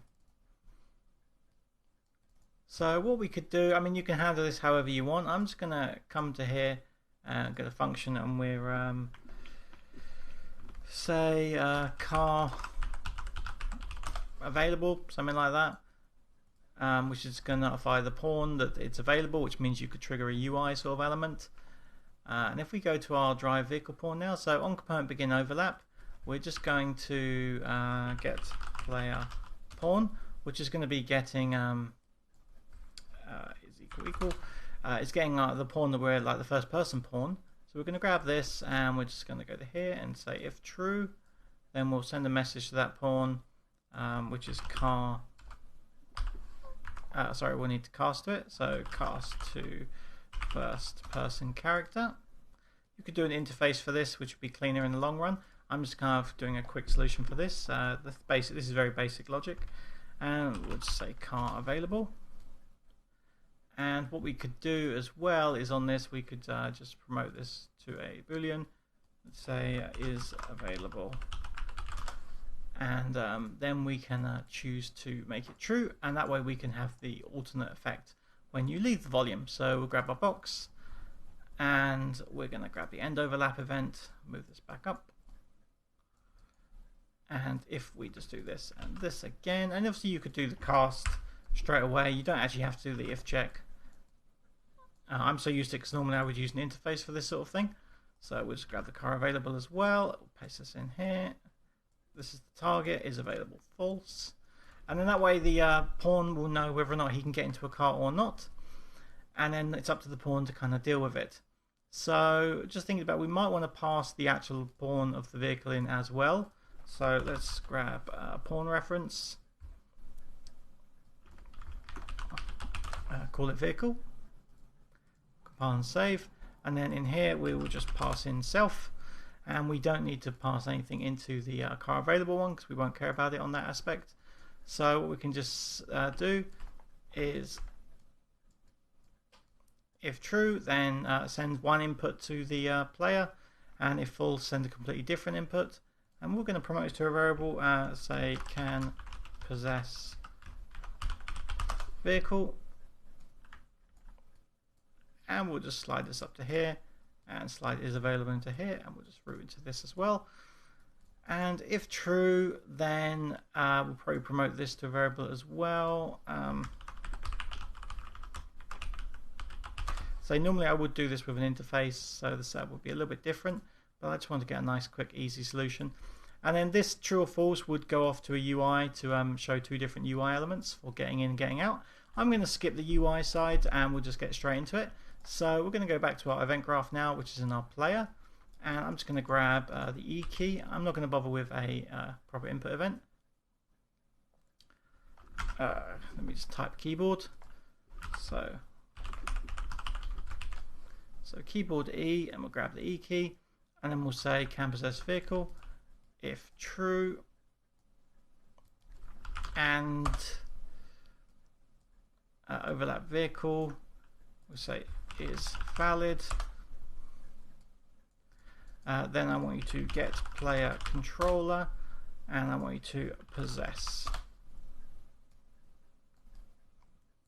And the possess choice will be the overlapped vehicle. Alright, and then in the car you could have the same sort of logic where we'll just respawn the thingy and kind of handle that. So we'll also destroy the existing pawn. Obviously if you have any statistics in your pawn, you need to make sure you save them before you destroy them. And then if we go to our vehicle pawn, and we'll come up to here, and you know what, I'm going to copy and paste that E to make it easier to find. So I'm just going to paste this in here. And you could also do a check for like how fast you're going. Do you want to limit them getting out if you're going very fast? I don't. I'm going to allow it at any point. So we're going to spawn actor from class. That's going to be our first person character. And then for the position, this is where you'll kind of need something to define where the side of the door is. So let's go ahead and add a scene component, and we'll call this exit point. And I'm going to be putting this on the right hand side because I'm English and our cars drive with the steering wheel on the right, but put it whichever side is most appropriate. And I'm also going to raise it up a little bit so the player actually falls to the ground slightly. That way it's just going to be a bit safer. They won't accidentally fall through the floor.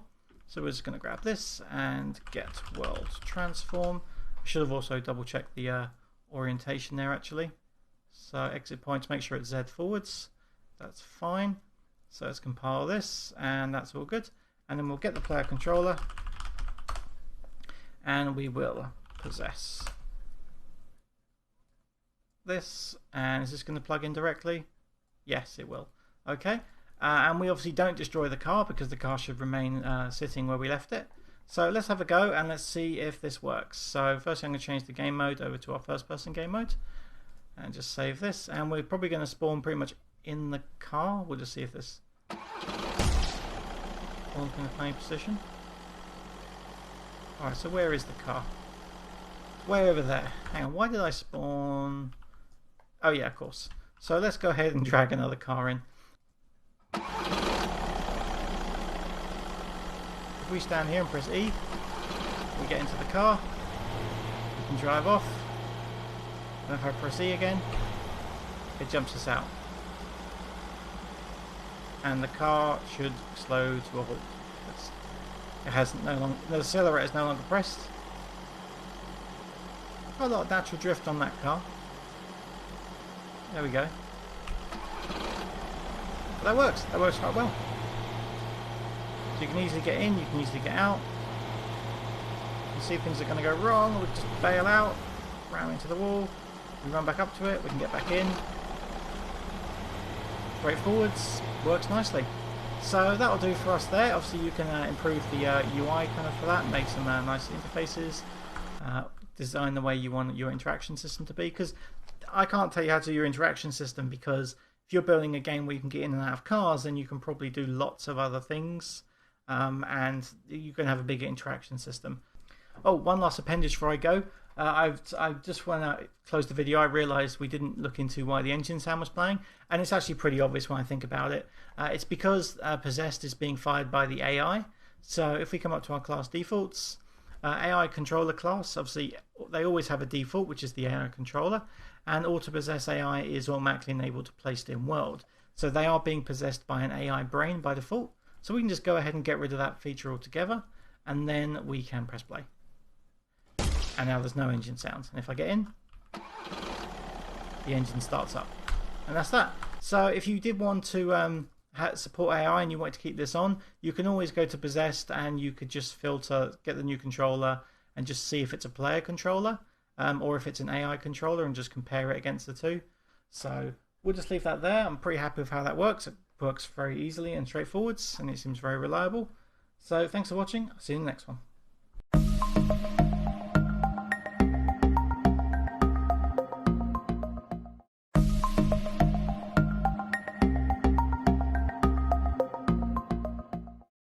Hey, welcome back to the video series. In this video we want to expand upon what's available to us via Blueprint.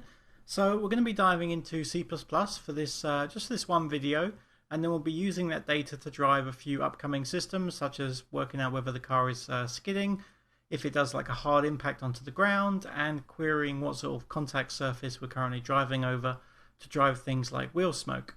So there's a way around perhaps the first one, the wheel smoke. You could do that via line traces and Blueprint, but there is built-in systems, and the other two I really don't think there's any way to do it outside of code. But the code we're going to write is relatively straightforward. The entire document we'll write is probably only about 40 lines long, and of which we're only really writing about 10 lines of code. So if you're not too familiar with C++, then you can probably still follow along. If you don't want to, you'll have to skip a couple of videos. It's just a limitation of the plugin itself. The vehicle system doesn't expose everything out to Blueprint. In fact, it doesn't expose much in reality out to Blueprint. And if you're ever curious about expanding your C++ knowledge, I have a C++ video series on my account. So feel free to watch that if you find what we do interesting and if you enjoy this bit of code.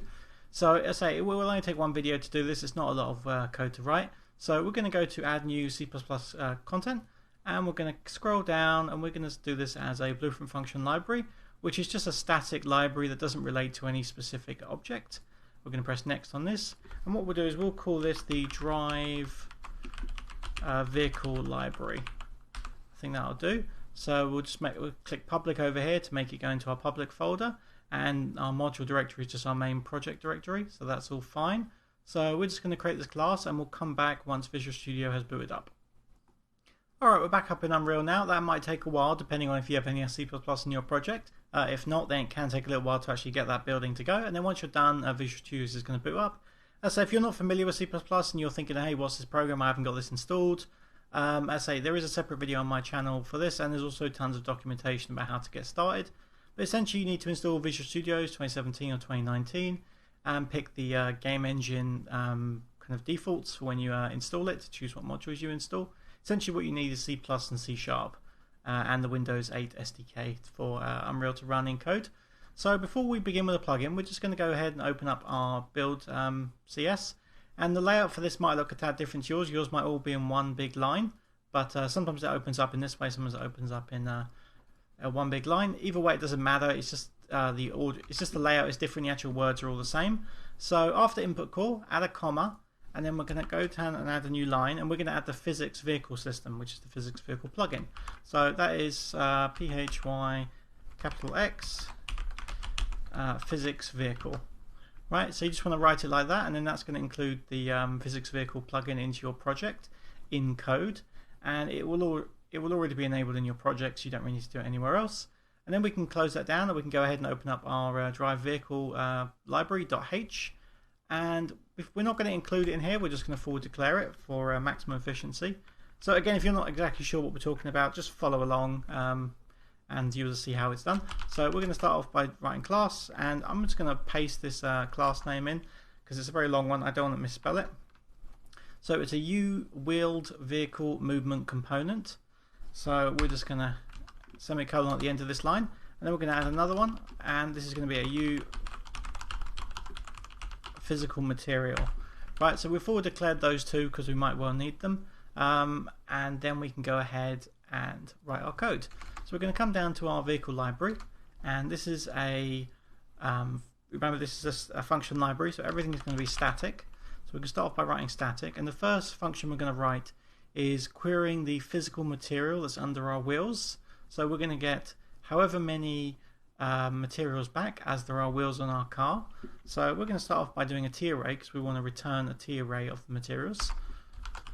So we can make a T array. We're going to open up the type template, and this is going to be a U physical material.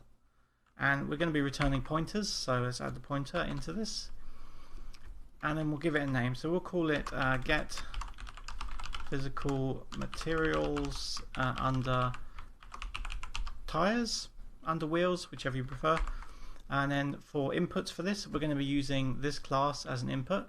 So we're going to be passing in the vehicle movement component into each one of our functions. So we're going to paste this in here, add a pointer symbol because we'll be asking it to pass in the pointer. And we'll just call this the vehicle movement. Alright. So that's as simple as that really. So before we continue, let's also add a U function. And this is a function, so it should be a blueprint callable. And that should do for this function declaration. So I'm going to do our other two function declarations right now, and then we'll do the actual implementation of each one all at once. So the other two functions I want is to query the max spring force of the suspension, which is going to be a good way to tell us whether or not the car has hit the ground very hard.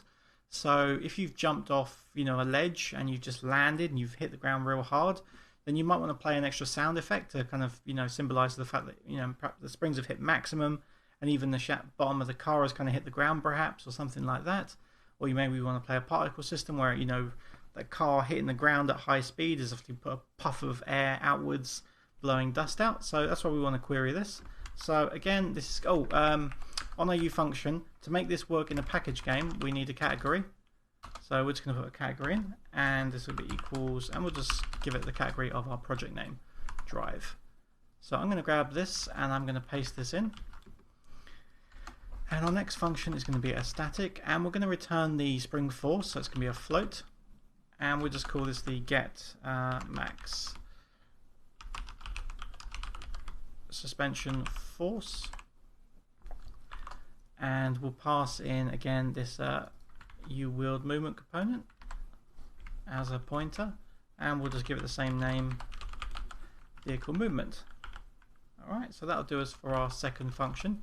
And the third function, I want to check whether the tires are slipping. Now the way the slipping works is generally an overall system to see whether the car is slipping rather than individual tires. It can be queried with individual tires, but the setup is a bit more complex. So we're just going to go with just the basic, is the car slipping in any fashion? And that's going to give us the ability to play sound effects.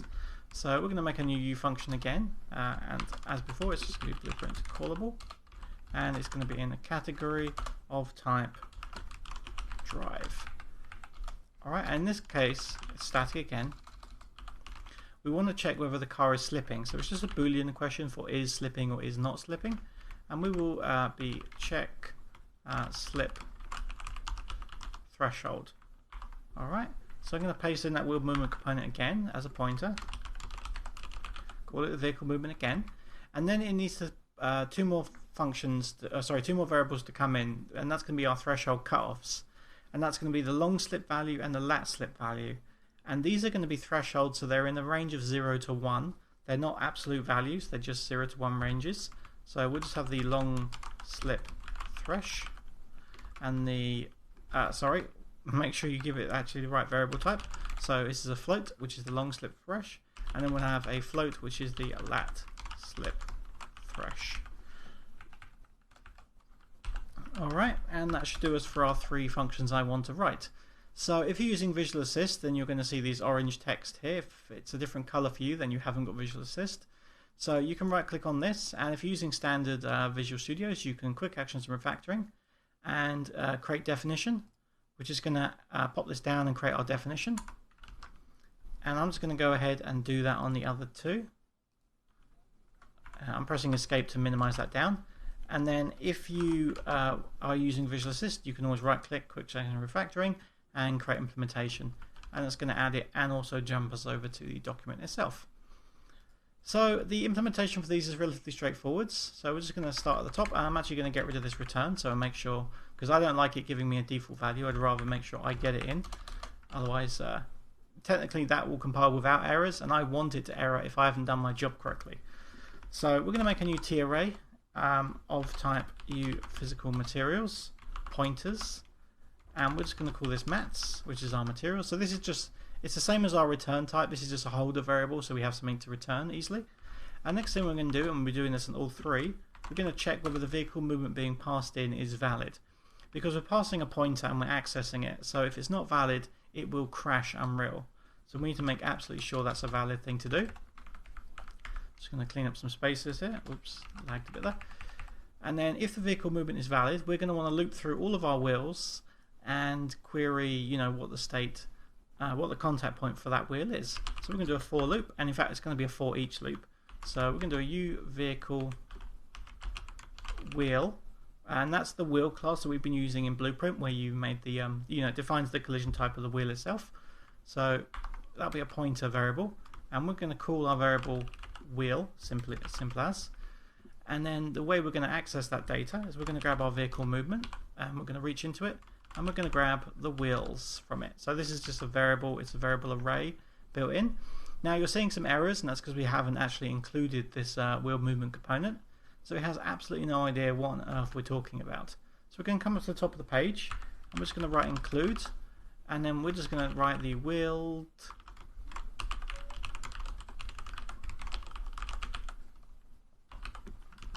include the wheeled vehicle movement component. Now I know it's there, and I've got Visual Assist, so I can press Alt-Shift-O to open up the list, and I can type wheeled movement. And we can see the header file for this is there. So it's in PhysxVehicle, and we've included Physxvehicles in our build CS, so we don't need from that point. The next folder down is public. We don't need to write the word public, so we can just see the include path is just the wheel vehicle movement component. So that's all good and valid. So with that in mind, this error should go away quite soon because we have correctly included this. So for what's in the wheels, all we want to do is we want to take our mats, which is our variable at the top, and we're going to emplace into it, which is the same as add. It's just a cheaper way of using add.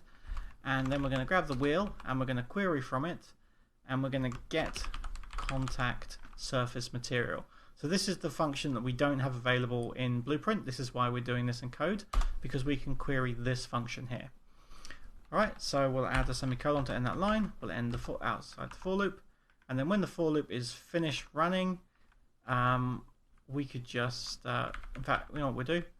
We'll come out of the if statement as well. Where does the if statement end? Actually, we're missing a bracket for the if statement. So outside the if statement, we're just going to write return, and we'll return mats. That way, whether or not the if worked or not, we still have a valid variable to pass in. And of course, if the vehicle passed in was not valid, it'll just return empty array. If it was valid, then it should return our materials. So far so good. We've got our first function implemented.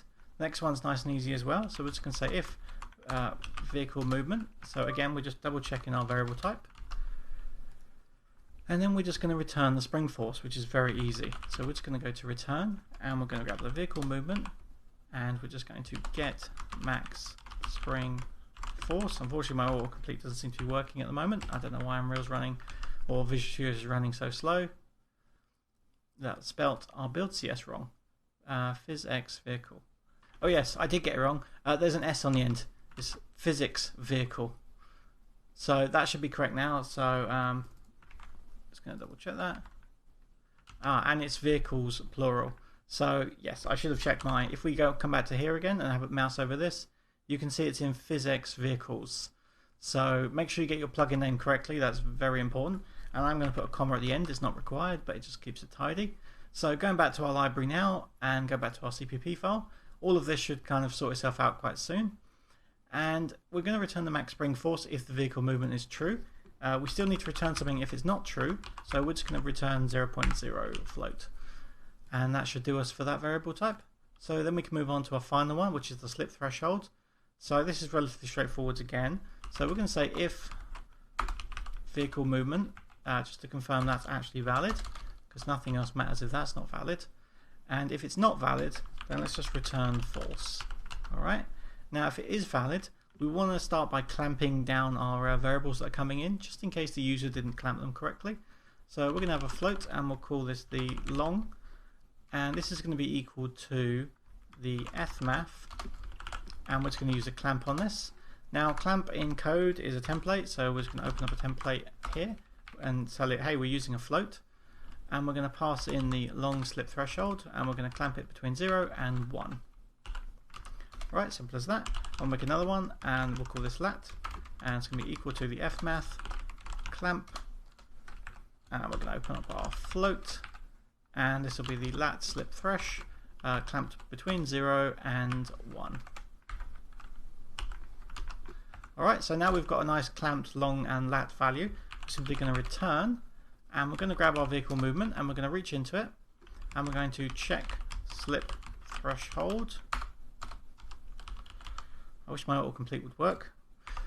And then we have the long by the lat. And that's it. So let's try compiling this, because I'm really concerned about the constant errors we're getting on this pointer class, because I know we've included it correctly. Alright, we did have a quick error. For some reason I seem to have ended up with a second E in wheels. I don't know where that came from, because I pasted it, but I must have pasted it from a source that was also wrong. So let's make sure we replace all of these references. So it's this one, it's this one, it's this one, and it's this one. So I have no idea how that crept in. It had just a typo, but it must be a typo in my notes as well. But the notes compiled fine. So that should do us. So now we can see it's all working. And whilst this is now working, I'm going to open up our vehicle movement, and I'm going to hit this. I'm going to hit the show non-inherited first. I'm going to scroll up. I want to show you just the sheer quantity of stuff that's available in the movement component. And if you check this in Blueprint, you only actually have about 15 functions that are available. Whereas if you have a look in here and you have a look at all these purple ones, which are your functions, you can see just how many functions there are available in this car, and not even half of them are available in Blueprint. Right, so there's kind of a lot of stuff and a lot of really cool features you can access only in code, but we're not going to get into any more than that. I just wanted to show you these three kind of main ones. So with that in mind, let's compile this again, make sure we build fine. Alright, so we're all booted back up, so let's double check that our functions actually work. So I'm going to open up our drive vehicle pawn, and I'm just going to go ahead and search for our system. So by the way, it did compile just fine. So don't worry about the second one here. So one of these is from my notes, and one is from the actual function we just wrote. So the slip threshold is working fine. There is the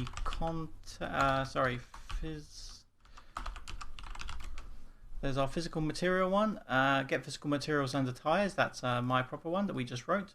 And the last one, I'm just going to have to double check Visual Studio what we actually called it. Get max suspension force. So if we just get max suspension force, those are our three functions. So the way you use them is you grab the vehicle movement and you just feed it into that pin. And then this is going to give us the actual value out based on reading into that vehicle movement. And in the case of our physical materials, it reads, of course, the wheels within the vehicle movement. So that's pretty good. I'll leave the video there. Hopefully that wasn't too confusing for those of you who don't use C++. It's a good example of how just a little bit of C++ knowledge can really help you to expand your project, even without requiring a substantial amount of knowledge. What we wrote was relatively simple. We were just grabbing functions that already existed after all. It's just they weren't exposed to Blueprint. So all we've done is expose them to Blueprint. And we'll do all the logic for these entirely in Blueprint. So thanks for watching. I hope that was good. I'll see you in the next one.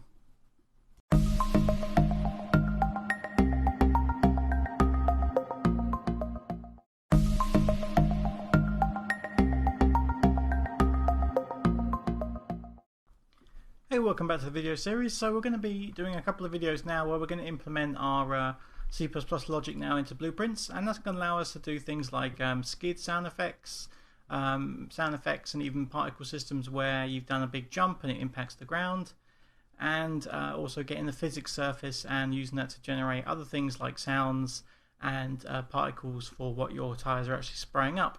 So I've gone ahead and grabbed a couple of audio effects from the vehicle game again, which is a skidding sound, which in my opinion doesn't particularly sound like skidding. At least it won't on our car.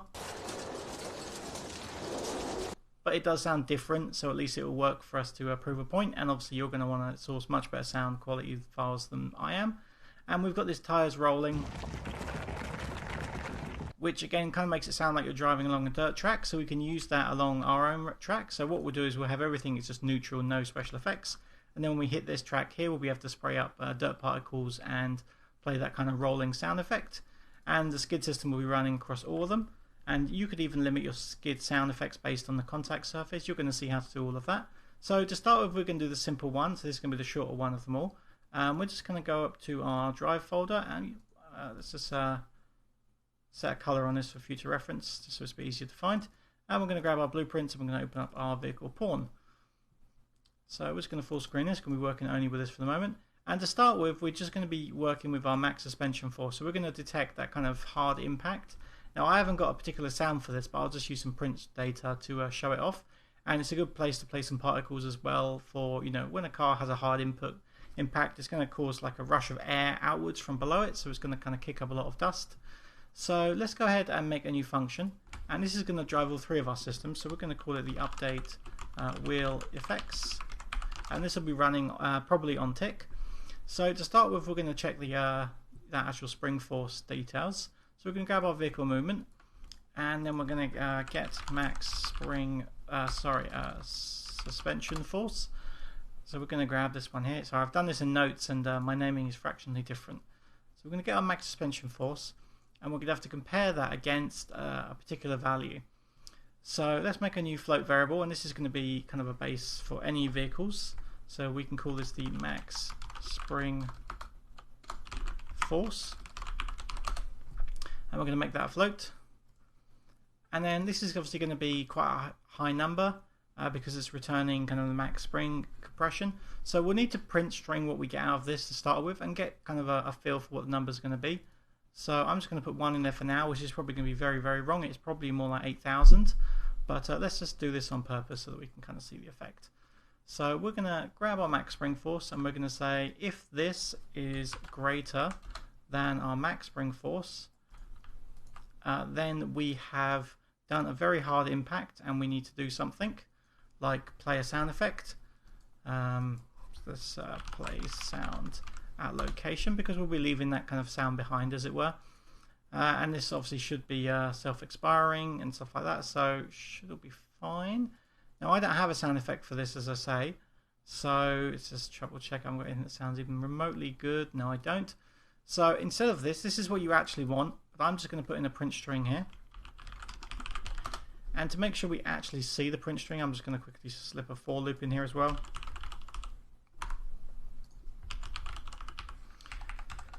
Alright, this is kind of a weird hacky thing I do on print strings sometimes, so I'm just going to do a print of like 15 times, and we're going to say hard impact detected, and I'm actually going to copy that into memory, and I'm going to go in here and I'm going to append string. So we're going to paste this in, and we're just going to do this, and we're going to grab this suspension trick, and this is going to tell us how much impact we actually just performed. And I was actually going to add like newtons or something at the end, but we don't even need that. So let's just run with this for now. So let's go back to our event graph. Let's come to our print string. Sorry, our tick. Where is our tick? Event tick. So let's grab our wheel effects here. Plug this in. So essentially we are only going to see a print when it passes above our number, which currently is 1, which is probably going to be true all the time. And we've got a lot of cars in our level. So let's just delete out, not that one, I like that one. Let's delete this one.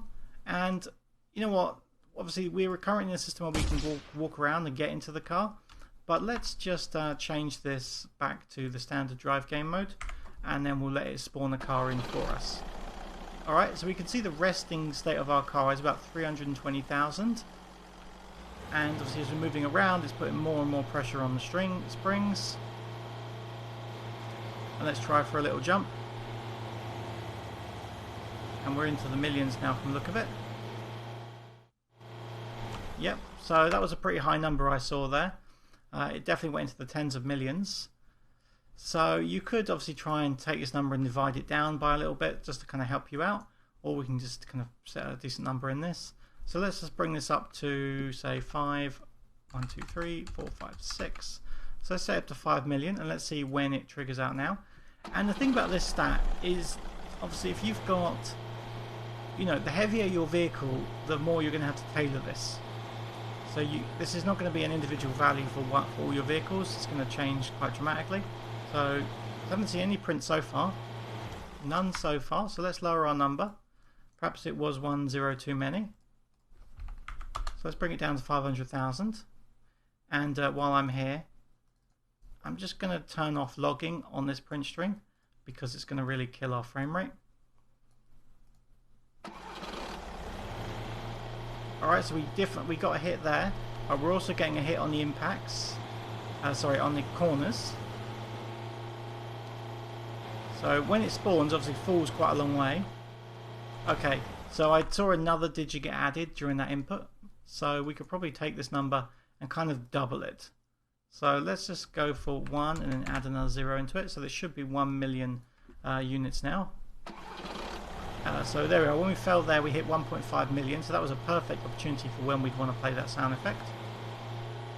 And nothing's coming up now, which is good. We're not triggering it on corners or anything like that. And if we got the ramp, we get it quite fine. Now when you hit the ramp, obviously that also triggers it. Not that one. That one's way too big. Let's actually just delete that one out because that shouldn't be there. So 1.4 million during kind of a straightforward impact.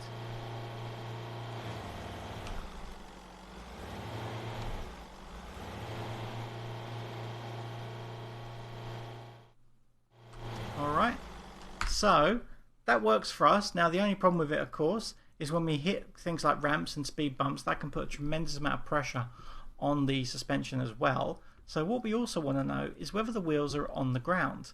So we're going to grab our vehicle movement. I'm actually just going to duplicate it. I'm going to grab our wheels. And what we can do here is we can do a for loop through each one. And actually, let's just double check. Is there air for this one? I don't think there is. No, there isn't. So there's no way to query the whole car as a group.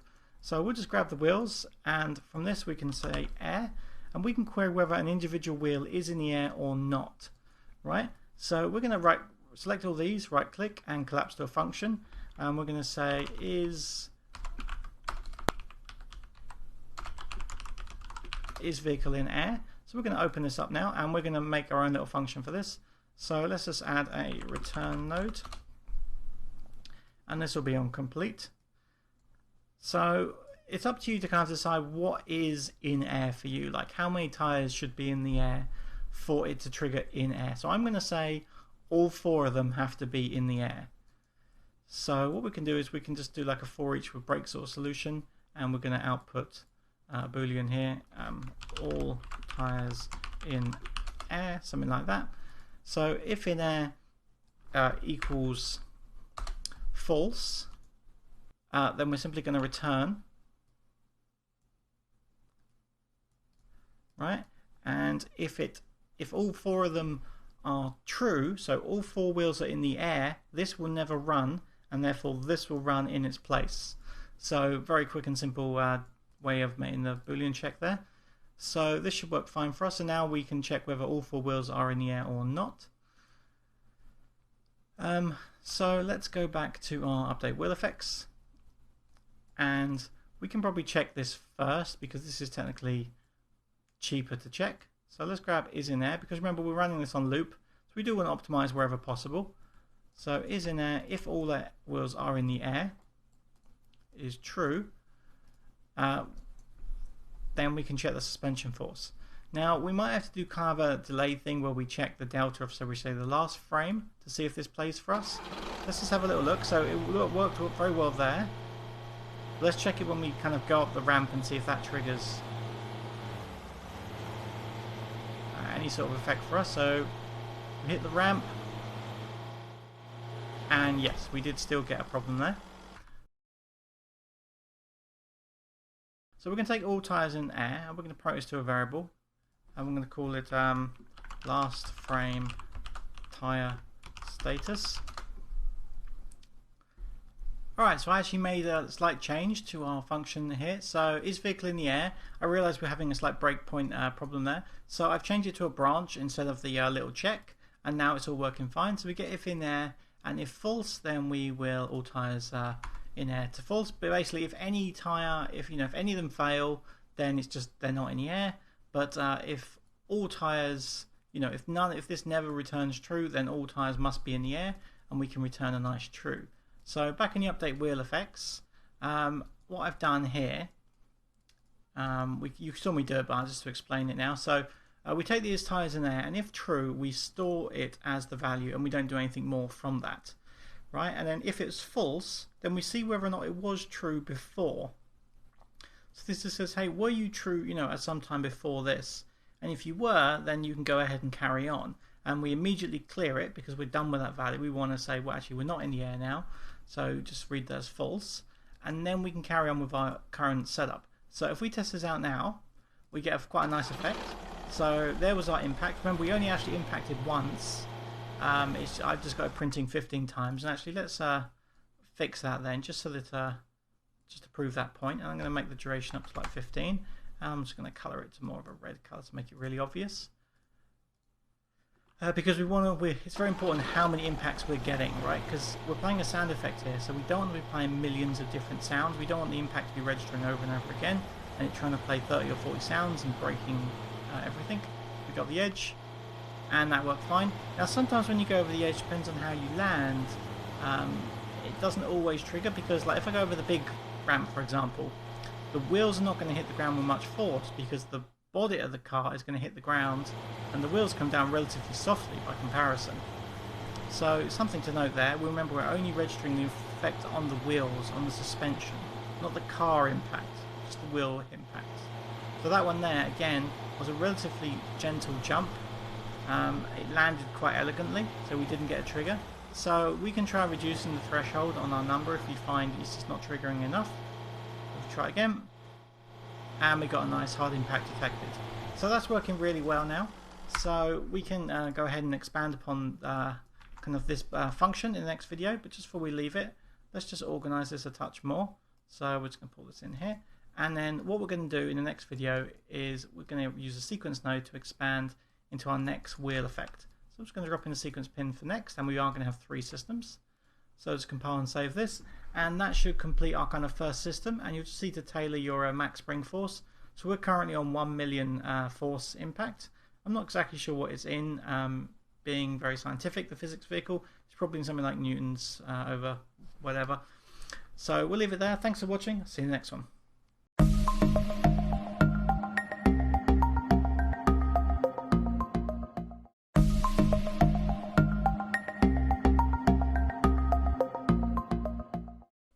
Hey, welcome back to the video series. In this video we're going to go ahead and use the contact physical material system we built in the C++ to give us the power to do things like tire smoke, and you could also use it to drive sound effects as well. We'll just go for a tire smoke edition, and it's going to be relatively straightforward to set up. We just have to do a couple of different checks, and we're going to have to build a couple of different things. So I mentioned in the last video I've gone ahead and merged in a couple of emitters, which I think are in here.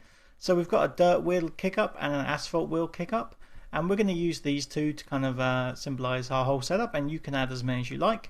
And these two are going to be a little bit big for our car and are not quite the right design, but they're going to work fine to prove the point, and you can customize your own particle systems as you need. So before we get stuck into the actual blueprint logic, we need to just go ahead and set up a little bit of the physical material side of things. So we have in our project 2 physical materials. We've got a slippery and a standard. So what we want to do is we're going to start by selecting our landscape, and we're just going to set this to PM standard. And if you've got lots of different ones for like rock and glass and concrete and dirt, go ahead and set them all up here. So we're going to set this to standard, and we might have to put a material on our landscape. We'll see if we can get away with it, but it can be a little bit buggy when it comes to picking up the correct physical materials. So if you don't set up like proper materials like we've got in the landscape default, and it doesn't always like that, then we're going to go over to our landscape, going to manage, edit splines. We're just going to grab our spline point. We're going to select all segments, and we're going to find our material, which is this one here. We're going to open this guy up, and in our physical material, I'm going to set this over to slippery, and we're going to make sure we save this. So now the track in here is going to be set to like slippery. So in theory, this should spray up dirt, and the outer bit should spray up. We're just going to say asphalt, but obviously you customize that however you want. It just gives us two nice differentials to prove that it's working. And then with that in mind, we can go ahead and set up our actual blueprint logic. So let me just see where our blueprint actually has gone. Let me open up the car here. So we've got our car, and ignore if you saw a different one, I've just got some notes open as well. So what we're going to do is we're going to start off by grabbing our physical material list. So get our physical material under tires, and we're going to grab our vehicle movement, and we're going to plug this into the vehicle movement. So what this can do is this is going to give us a loop out of our 4 different physical materials, right? So it'll be one for every tire, and it's possible that a tire will return null because it's not on the ground at all. So that's fine if that happens. And remember, the ordering of this is going to be exactly the same as our wheel setup here. So this can be quite important to remember this ordering, because we're going to have to do a few more arrays, and we're going to need to make sure they stay in sync. So we're going to need to make a couple of new variables to store our information. Now you can do this however you like to store this bit of logic. You can make a custom actor and just query the default values out of it. You can go into C++ and set up a new data type, which is how they do it in the vehicle game. But I'm just going to use a map. So we're just going to call this the tire emitter map. Alright, and then what we're going to do is we're going to take the first column, and we're just going to set this to a physical material, because that's what this is returning. Remember this this thing here. And then we're going to change it over to a tmap, and we're going to compile this. And then the second one is going to be the particle system that we're actually going to play. Right, so we're just going to grab a particle system, and we're going to compile this, and then we're going to add new element. So what we can do now is we can pick a physical material, say PM standard, and then we can pick a particle system that corresponds with it, say the asphalt wheel kickup. Now if you wanted to go further with this, then you could make your own struct, and the struct could be like material or physical material something, and basically you could put in an element for the particle system, an element for the sound effects, an element for anything else you like, and then you could have your second element be the struct. So we're just going to go with this simple solution, but how you customize this data is kind of up to you really. There's so many different ways to do it. So we've got our PM standard, which is going to kick up asphalt, and we're going to pick our PM slippery, which is going to kick up dirt. Okay, so that's going to work for us as far as choosing which effect we want to play at any one time. And then we're going to need some actual emitters to play this effect. So if you were in C++, you can actually get the wheel data directly out the vehicle movements. You can get this wheel, and you could say for wheel in wheel setup spawn emitter and attach to the bone. But we can't get that sort of data in Blueprint, so we're just going to set it up manually. So we're going to come up to our mesh, select this, and then we're going to add a new particle system, and we'll just call this the tire emitter, and we'll stick with this for now. We're going to have to rename them again in a second. So let's just parent this one to the, and we want to keep the same ordering just for the keeping consistent. So we're going to start with the front right, so we're going to rename this to front right, and then we're going to parent this to the wheel front right. Alright, and then we're just going to click on that and Control W to duplicate it, and we're going to parent this to the front left, and then we're going to select it, and we're going to rename it to front left, and then the next one is back left, and then we'll be back right. So we're going to select this one, we're going to rename it to back left, and we're going to parent it to back left, and then we're going to duplicate this, and we're going to rename it to back right, and parent it to back right. Alright, so all 4 parented correctly. Now we don't need to give them a template. These are welcome to be blank, because we're going to set this using our tire emitter map. But we do want to store all these, and we want to make sure they're in the right position. So let's go to our viewport first. And if we select through the 4 of them, they should all be on the tires. So far so good. Now our tires have a radius of 30 to 31 centimeters. So I'm just going to go ahead and select all 4 of the emitters. I'm going to change the Z value to about -30. And that should bring them down to pretty much the base of the tire. That looks pretty good to me. I think that'll do. And then just quickly double check by clicking through all 4 of them. Something funny happened there. My exit point got deleted. So these look good, they're in the right positions.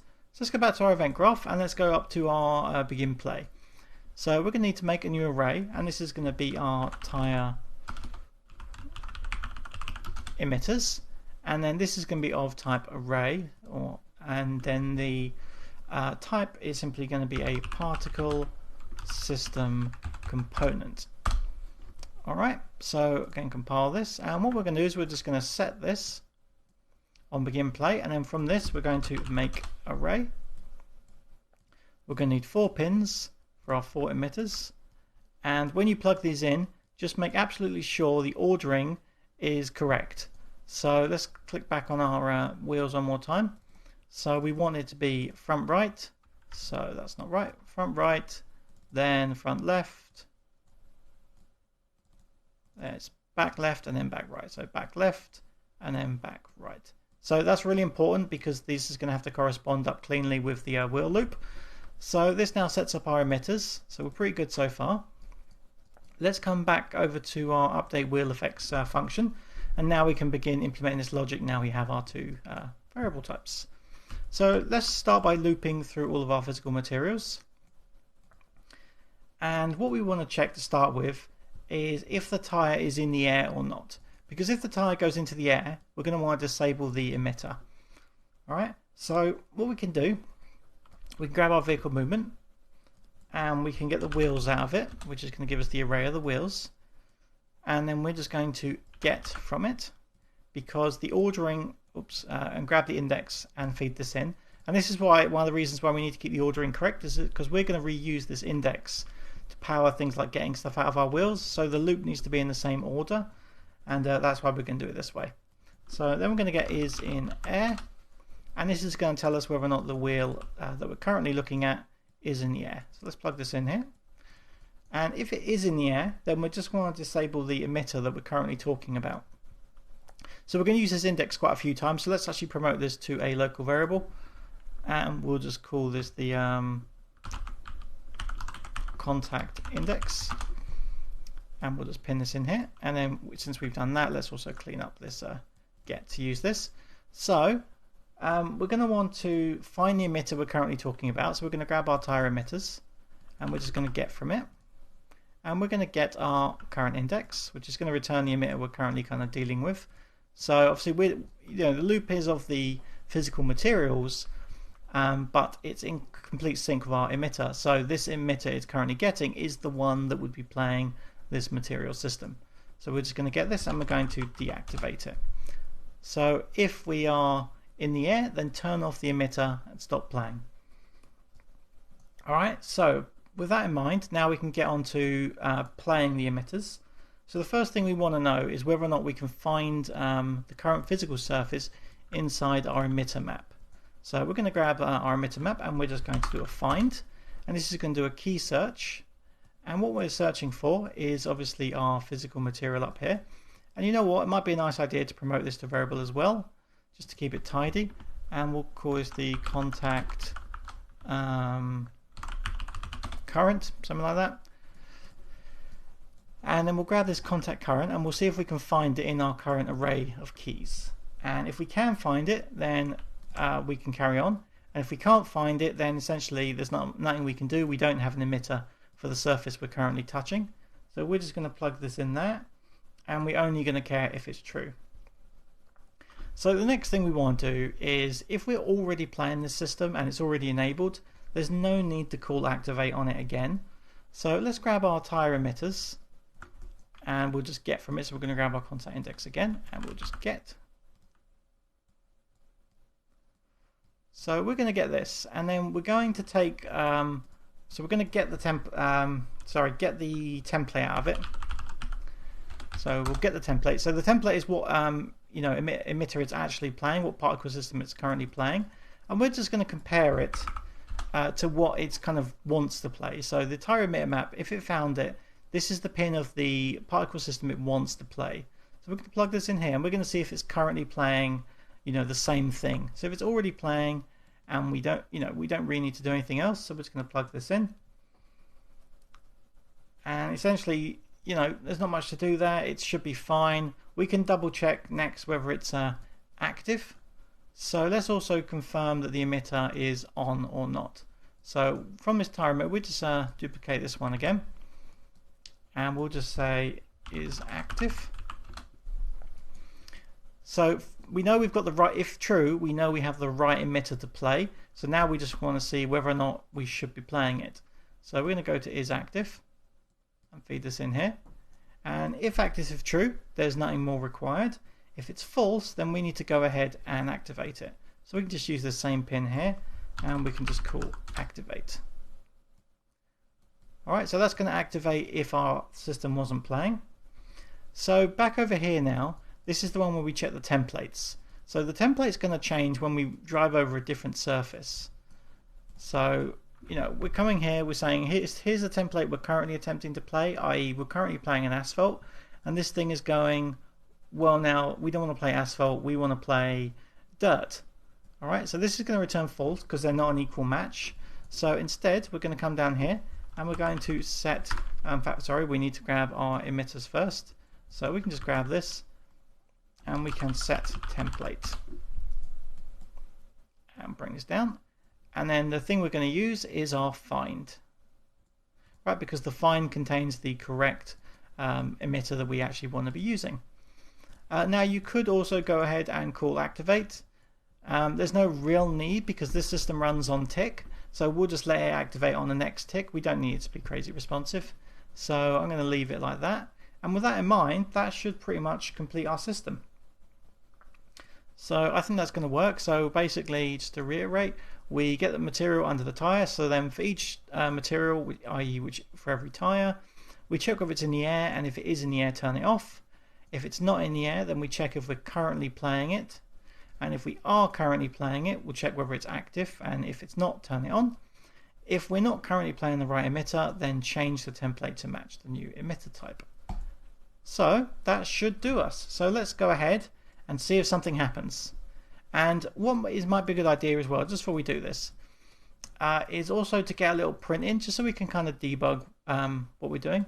Now you can see the surface type in the debugging information itself, but let's go ahead and just query it in here as well. So let's just grab a print string and we'll just drop this in here, and what we'll do is we'll grab the display name and we'll just feed this in over here, and that's going to print out our current physical material. We'll disable logging and we'll set the duration to 0. So this should log me 4 times with each of the physical materials we're currently on. You could also append the index into it so you knew which tire if you wanted. I'm just going to run with this, and I'm just going to turn my game volume down, and we'll press play. Alright, so up in the top left you can see it's saying PM slippery now, and let me just turn off collisions. So if I press go now, in theory a particle system should begin playing. Alright, halfway there. And if we come off, there we go, it's beginning to play the asphalt. Now, you notice there the dirt kicked on a bit early. That's just a collision problem with the landscape mesh I'm using. That's actually nothing wrong. So, there we go, it's all working. So, see, we're spraying out dust like crazy. There's too much dust, really. You can kind of see there the landscape isn't on the ground. That's why we're having those extra problems. You can see the collision mesh for our landscape mesh is a bit, it's not very good. So don't worry too much about that side of things. The main thing is we're spraying out a ton of dust in all the right places, and if we come off the surface, now we're spraying out the asphalt, and you can see up in the top left it says PM standard, and if we go over and pass over this stuff, we have trouble getting up here actually because it's not it's a bit deformed on my thing. I'm not quite sure what happened, but somehow it all raised up. I'm going to sink some of it back down. I'm not going to do all that on the video, and let's just play it again, and all looking really good. So that's brilliant. So that's working really nicely. And I mentioned to you could see the debug surfaces per wheel. So if I go to show debug vehicle, and let me just full screen this. So it's a bit hard to make out. I need to unlock the mouse. So you can see here RPM, slip ratio, slip angle, and then the contact surface PM standard. So that's what, on a per wheel basis, what we're currently feeding out. So we can use that information now to play things like particle systems and all of that. So if you wanted to expand upon this system, all you really need to do is grab your dust map and add new elements to it now, and you can have different physical materials for all different surfaces.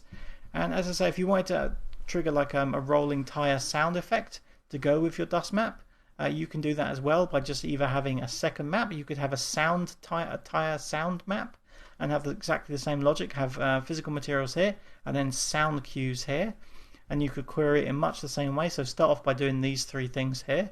In fact, you probably want to do the vast majority of this again. So really just at the find bit, you want to replace this with audio, and you can go ahead and really do anything you like with that system. Likewise, as I say, you could create a map for this and turn it into a map, or you could build a data type using C++, or you can build a new just actor, and you could get the default options from an actor class. So you can have an actor called like surface info. And that should pretty much cover us. I'm pretty happy with how that's working. It works really nicely. So thanks for watching. See you in the next one.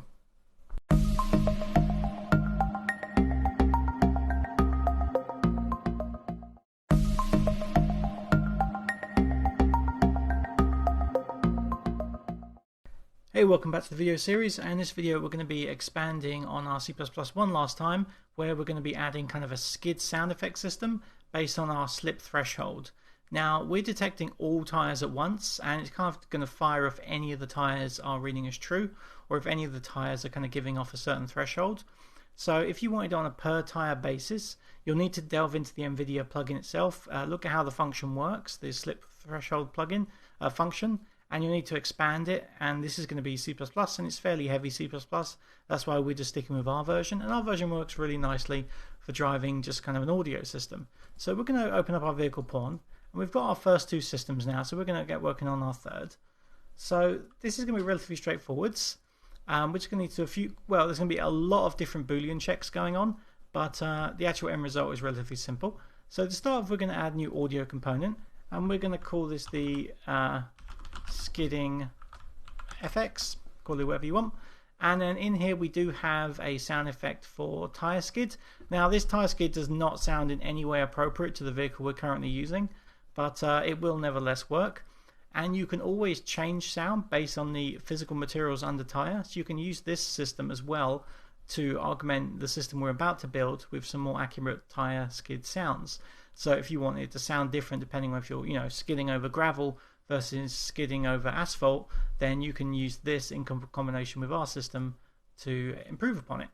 So firstly, we're going to need to make some new variables, and in fact let's just make this whole thing in a function within this, so that our variables we make are a little bit separate from our contact system. So let's make a new function, and we will call this skid detection. It's kind of a weird name, but we'll run with it. And then we're going to need to make a couple of variables. So we want to detect, and we'll just change this over to a Boolean and just a normal variable. And we're going to basically detect is stopped. Right, so firstly, we're not going to be able to skid if the vehicle is not moving, and it's not actually going to be stopped. It's just going to be like a min speed threshold that's going to decide, how fast. And I think it's in centimeters per second that we're going to feed this data, because we're using velocity for this, because we can be moving in any direction. We're not using just the forward speed. But so this will become clear once we populate it. So let's go ahead and populate this one first. So we want to know whether or not we're currently stopped, or in fact we are above or below a certain threshold. So we're going to start off and get the velocity of the car, because as I say, we don't care which direction we're moving in. We're spinning out potentially, so it's not going to be forward velocity. And what we're going to do is we're going to get the length, and you can go ahead and use the normal vector length, but we're trying to save frames, so we're going to go with the xy squared, which is like the cheapest one in here. It just means that it's not using the square root at the end of the squared operation. So the value we get is actually going to be the squared version of our velocity. And what we're going to do is we're going to check whether this is less than an arbitrary threshold that we set. So this is actually a proper car variable, so we're going to make this as a main project variable, and we'll call this the slip velocity threshold. And we're going to give this a default value of about 600 units. Let's change it up to a float and recompile it, and we'll change it up to about 600 units. Compile it one more time, and we're going to drag this in. And because we're checking it against a squared version, we are going to need to use a squared version of R1 as well. So you could go ahead and grab the squared function if you want. I'm just going to multiply it against itself for ease. So we're going to plug this in here. And then this is going to be our threshold. So we're not really stopped. We're saying if we're below a certain speed limit, in our case 600 centimeters per second, then there's no way you can play a skid sound effect because we're just moving too slowly. Alright, with that in mind, the next thing we want to check is whether or not we are actually skidding itself, and we're just going to be using our check threshold, check slip threshold. Or it might be slipping. I'm not sure which one's from my notes and which one is from the C++, but they work exactly the same way. Now remember, you must plug in this vehicle movement. It won't actually error if we don't plug it in, so make sure you don't forget that. And then for our slip threshold, you can go ahead and promote these to variables if you want. I'm just going to give them a default value of about 0.8, 0.8, and I do recommend you promote these to variables, but I'm just going to do it like this so you can kind of visually see what we've got in them. And then we'll promote this guy to a local variable for our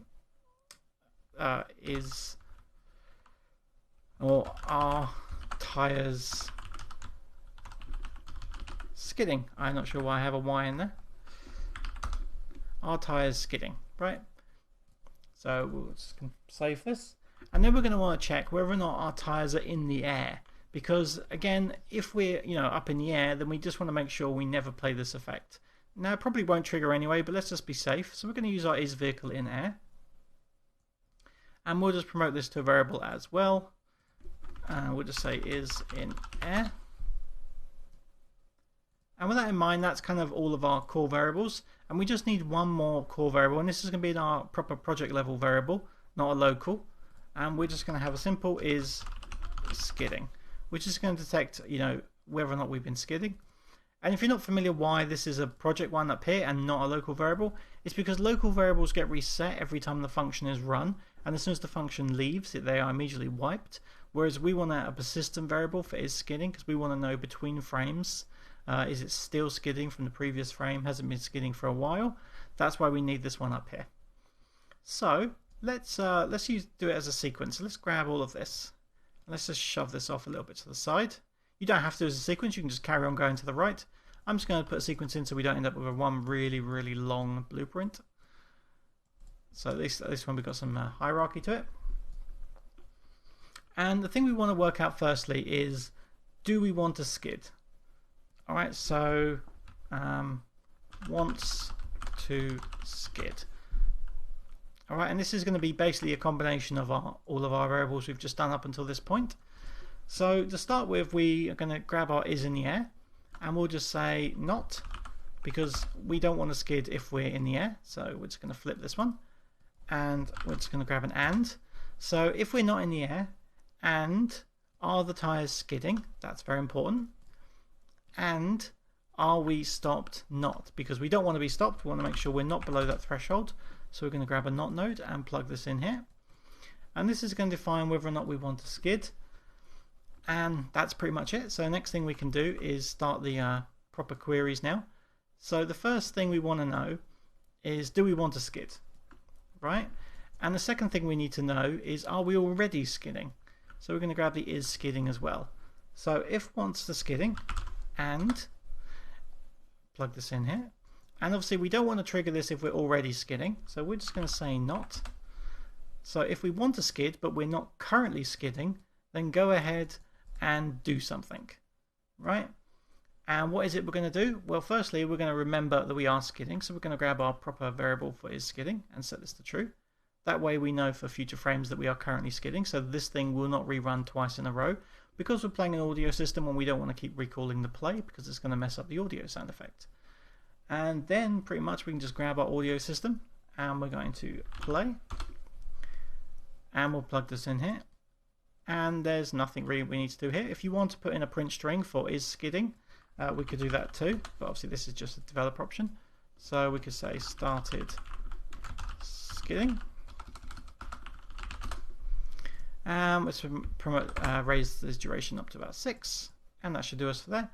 So going back to our branch node, now we want to say false, because one of these has come back as false. Now let's do the same query essentially in reverse. So firstly we're going to grab the is skidding, And we're going to say, okay, well, if we are skidding and you no longer want to skid, so let's grab our want to skid and say not on it.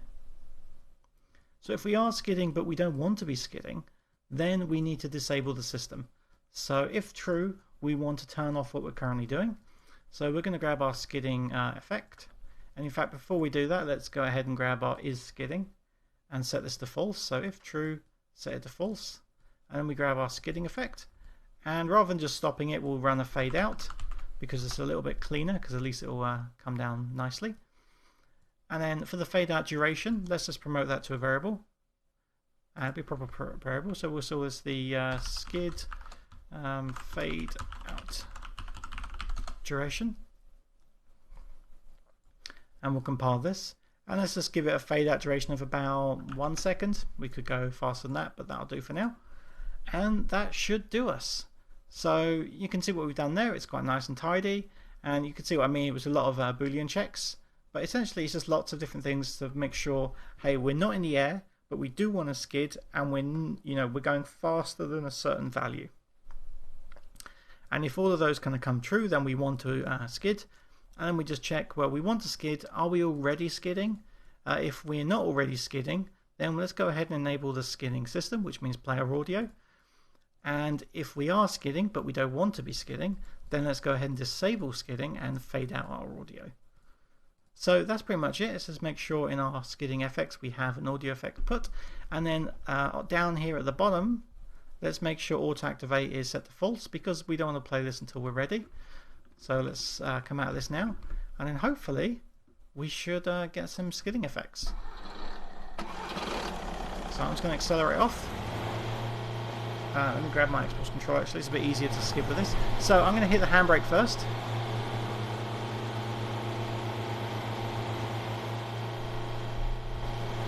Oh, one really obvious thing we need to do, the most obvious thing, perhaps you realized it, we made a skid detection function, we didn't plug it in, right? So make sure you actually plug the function in.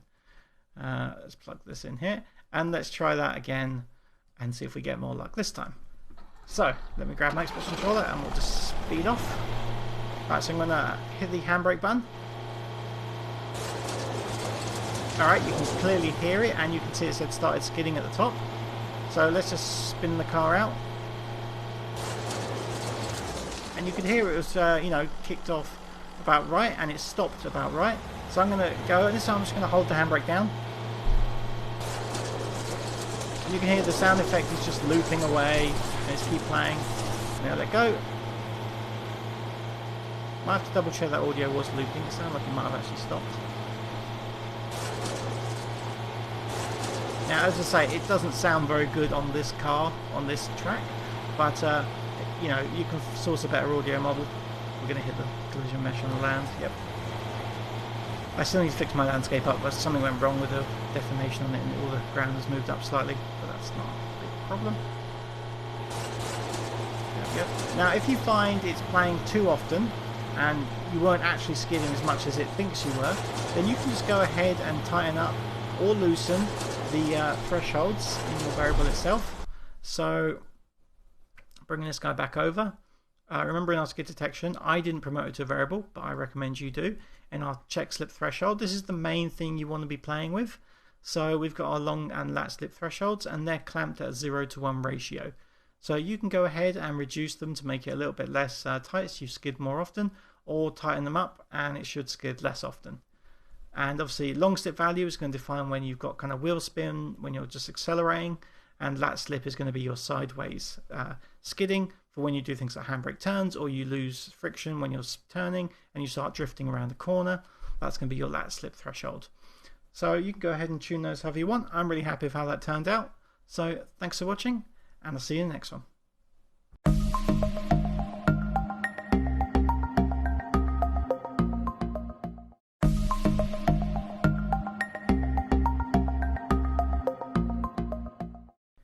Hey, welcome back to the video series, and this is probably going to be the last practical video that we make.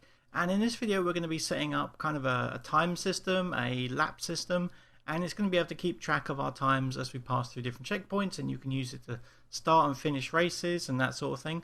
So you can see immediately that the level has changed since the last video quite a lot. So I've gone ahead and just dressed it up with some basic textures. I've brought in a couple of vague models and foliage and just put a couple of these points around the edges just to make it look a bit nicer. And I've retextured the surfaces as well. So I just did the kind of an art pass between videos. There's no need to show you that. And one more thing I have done is I've made this kind of road that's got the lines on it a PM standard. So this is going to spray us like the white dust, and then obviously the mud here is going to play the slippery, as is the just kind of main landscape as well. These are both set to slippery. So we're going to get a nice mud kick up when we go over this track, and we'll get kind of a white kick up when we go over this track. So anyway, getting back to the lap timers itself, the first thing we need to do before we start thinking about logic is just to get our widgets themselves in. So if we open up our drive, and where have we got our main widgets? So we've got them in here. So I'm going to right click, we can make a new user widget, it'll be a widget blueprint, and we'll just call this the, what should we call it, the lap time. And we'll open this up, and essentially it's quite simple. We're just going to delete out the canvas box, and then we're just going to put a, what should we use, a border, just as kind of a base. Now we'll probably have the border without any background on it, but in case you wanted a nice image on the back, we'll have it. So we're just going to go to our brush color, and we're just going to set the opacity to 0, or in fact, you know what, let's set it to like 0.2, and let's set the RGB to black, so we just get a slight darkening. And then we're going to grab a text, and we'll drop this in here, and then I'm going to change the screen size, fill screen over to desired, so we get more realistic how it's going to be. And I'm going to bring the size up to like 72 because it's going to be fairly obvious. And let's go for something that's in italic, maybe bold italic, maybe just italic, maybe just italic actually is quite nice. And this should probably do us. And then we'll have a lap time which is going to be something like this, or should we just go straight for numbers? It'll be something like this. And we can just make this a variable, and we'll call it the lap time 1. And if we wanted to have more than one lap times, then you could just put this in a vertical box and then have more than one, and you don't even need to do custom logic for spawning it. Just manually add 2 or 3 in here, because there's no reason why you'd ever have 20 lap times scrolling down the screen. You're only ever going to have a fixed number of just a couple. So feel free to do that if you want. And then really we don't need to do that much to this, because most of the logic is going to be in Blueprint. So we'll just go over to our graph, and we'll just make a new function. We'll call this update lap time. Alright, so as far as passing in the time goes, let's go ahead and add new input, and it's actually defaulted to the right one. But if we go to time, then there's a couple of different options. Now date time is going to be the one we're going to want, but you might be wondering about some of the others. Time code is for film usage, it's for tracking film time code. And time span is for working out maths between 2 times. We're going to use time span, but the actual end result is going to come back out as a date time. And then we'll just call this the lap time. And then what we'll do is we'll get this, and we'll just type time in here. And if we scroll down, we can get as day, as date time, as time, and this is converting them out as text. So we're going to grab as time, and then this assumes you've already formatted it correctly, so that's fine, it'll be done by this point. And then we're going to grab our lap time variable, and we'll just set text. And then doing it in a function is going to be really nice for us, because then if we wanted to format this string more, such as come off this and grab, say, a format string, and then we wanted to do something like lap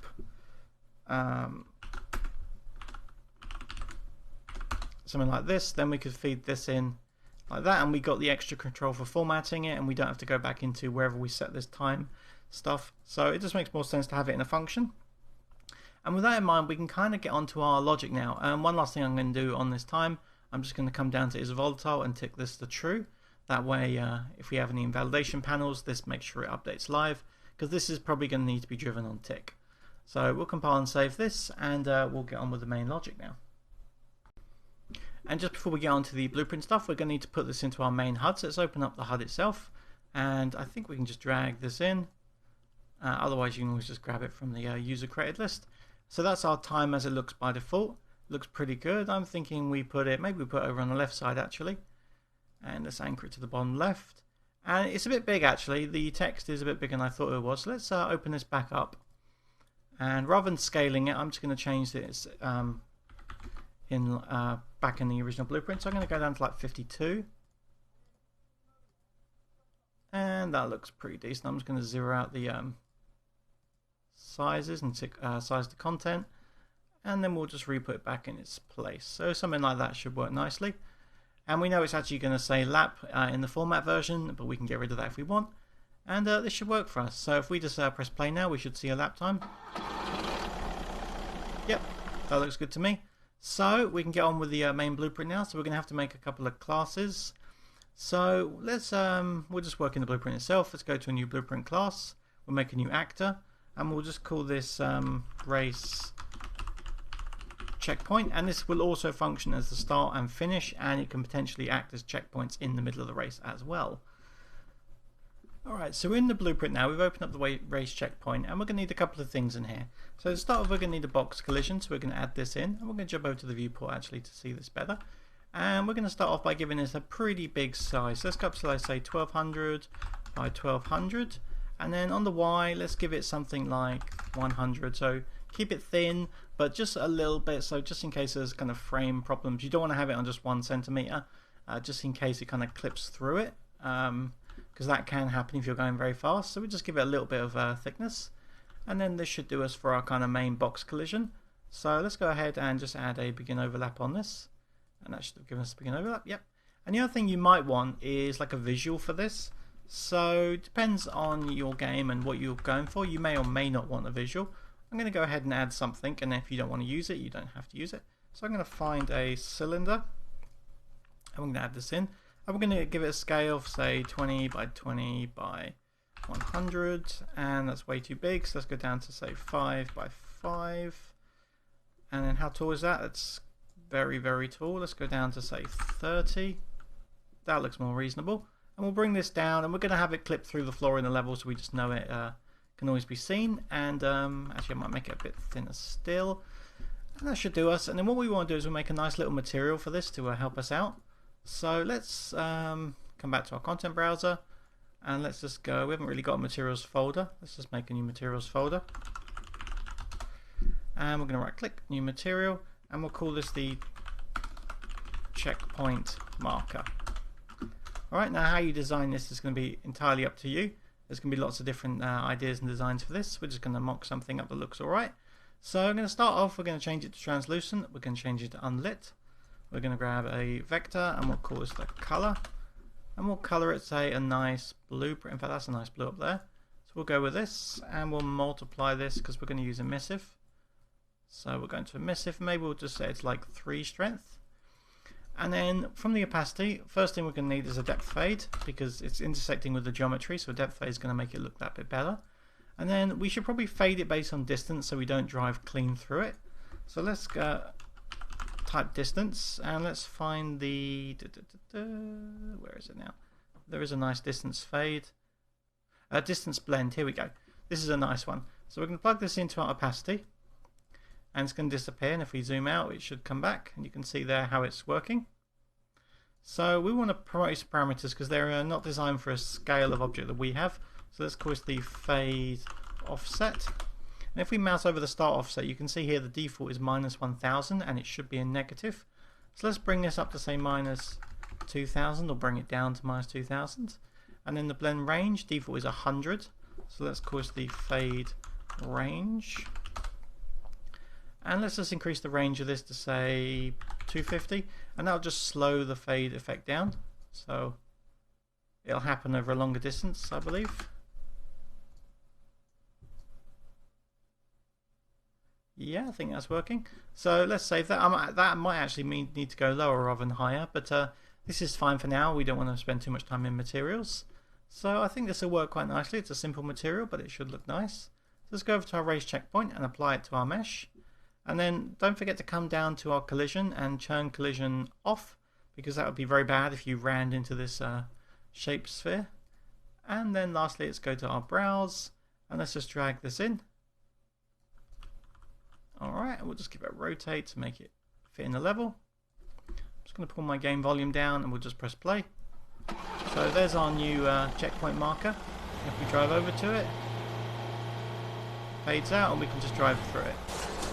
Alright, so that's pretty good. So what I'm going to do is I'm actually going to split the video into 2 parts and we'll do the logic in the next one. So thanks for watching and I'll see you in that one.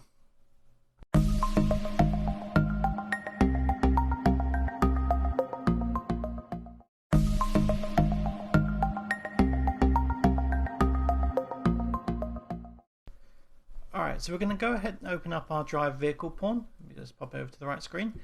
And we want to add some sort of collision on this as well, so that we have, you know, the detection really is more related to the car. So we're going to go ahead and add a new box component. And this is going to be our checkpoint detector. And obviously we're calling it checkpoint, but we mean start and finish as well.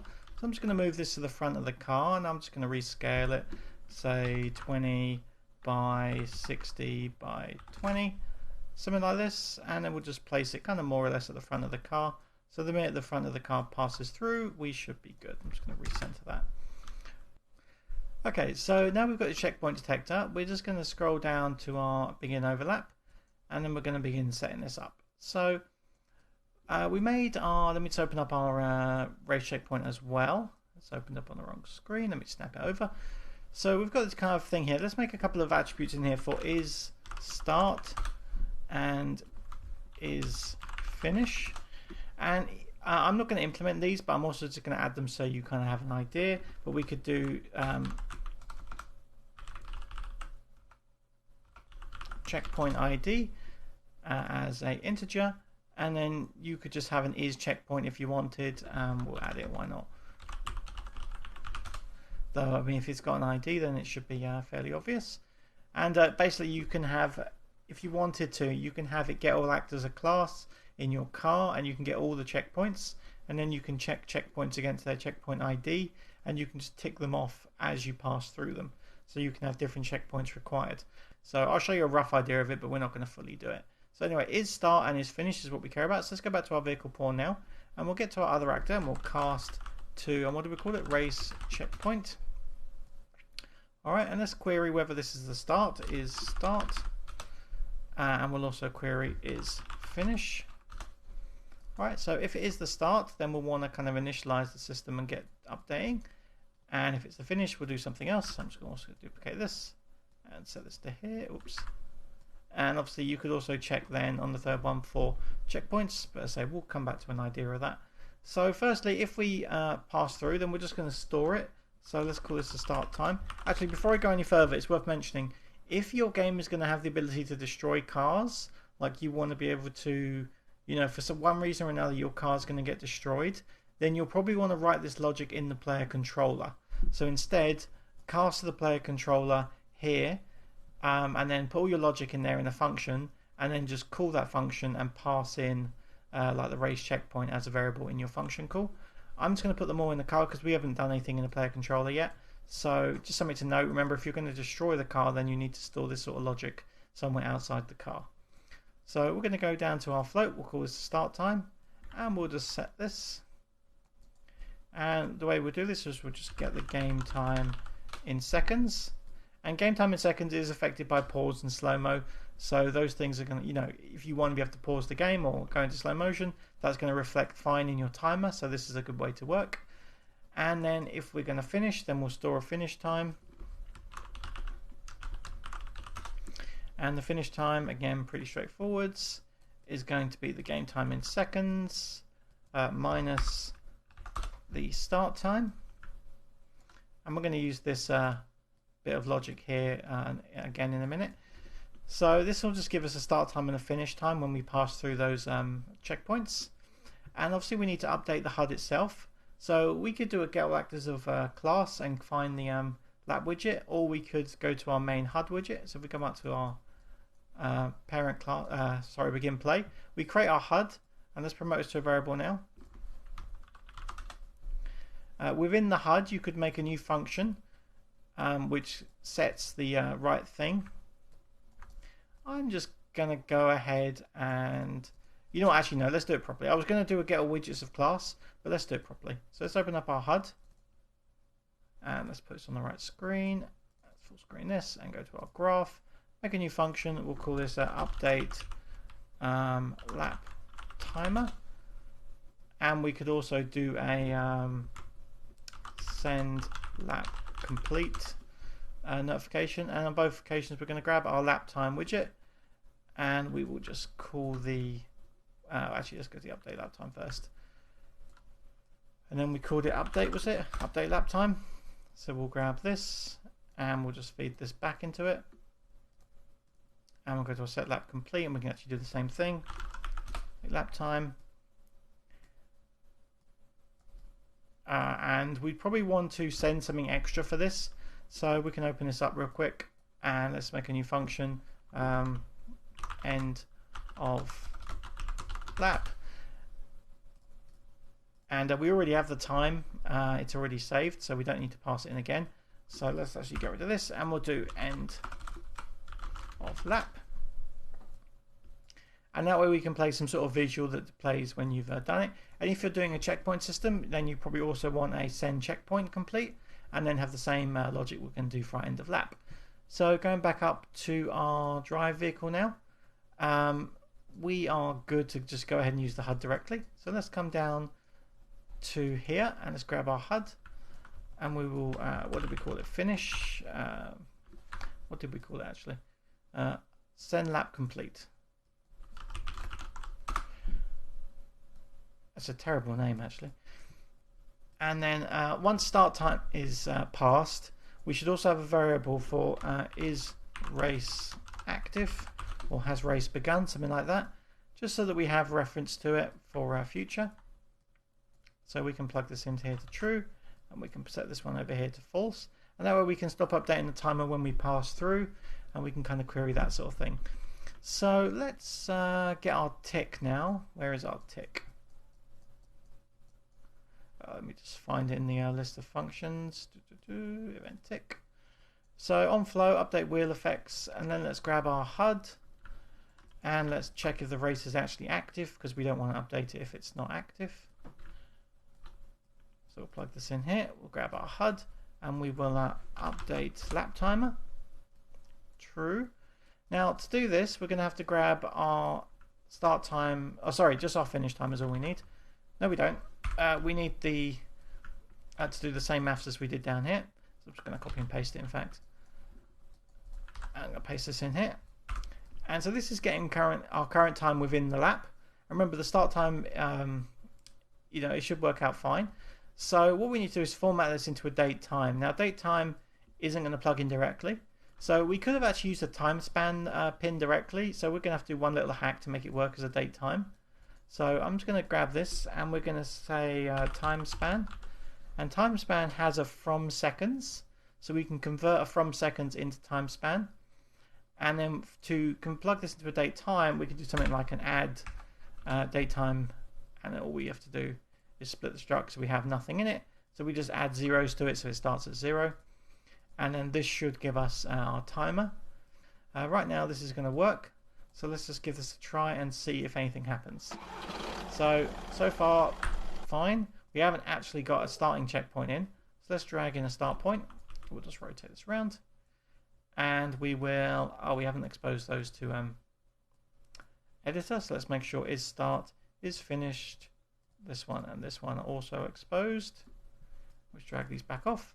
So this is the start, and this one over here can be the finish. So it's not going to be a very dramatic race to start with. That's the wrong checkpoint. Let me just drag this one back out. That was this one I was testing with earlier. So get rid of start and set finish. So now let's see if anything happens. I'm going to pass through this one. Alright, not much happened there. It wasn't very exciting. Alright, never mind. It was just actually I was using the wrong pawn. I was still on my testing pawn. So if we drive through the lap timer, it flicks on and we begin counting up our timer. Now, we're not getting milliseconds, which is disappointing. It's a racing game, so we should have some pretty accurate timing. So let's go ahead and come over to our widget again. So in our lap time, we are getting it as time, and we are just feeding it in as a date time. Let's flick it over to a time span. I think that might be a little bit nicer. So we'll compile this, and then we need to format this correctly. So let's go ahead and should we just break the time span? Might be easiest. Mainly because I don't want days in it. and they normally come with days if you use the default built-in system. So instead we're going to go to our time here, and we're just going to reformat this to, should we get rid of hours as well, and we'll just go with minutes and seconds. So we'll just go minutes, seconds, milliseconds, milliseconds. So we'll just go with, and let's make sure we format this correctly. So we'll put one of these, one of these, one of these, and one of these. Alright, so then we can just plug in minutes, seconds, and milliseconds. Alright, let's give it another try and see how we like it now. Oh yeah, it's a quick error because we need to fix up the formatting in our drive in a few places actually. So this one needs to become a time span as well. We'll just compile this, and we'll go back to our race checkpoint. Should be fine, and this guy will need to be tweaked. All we have to do is bypass this addition node. So compile and save, and let's give it a try now. Testing porn, no one cares about that.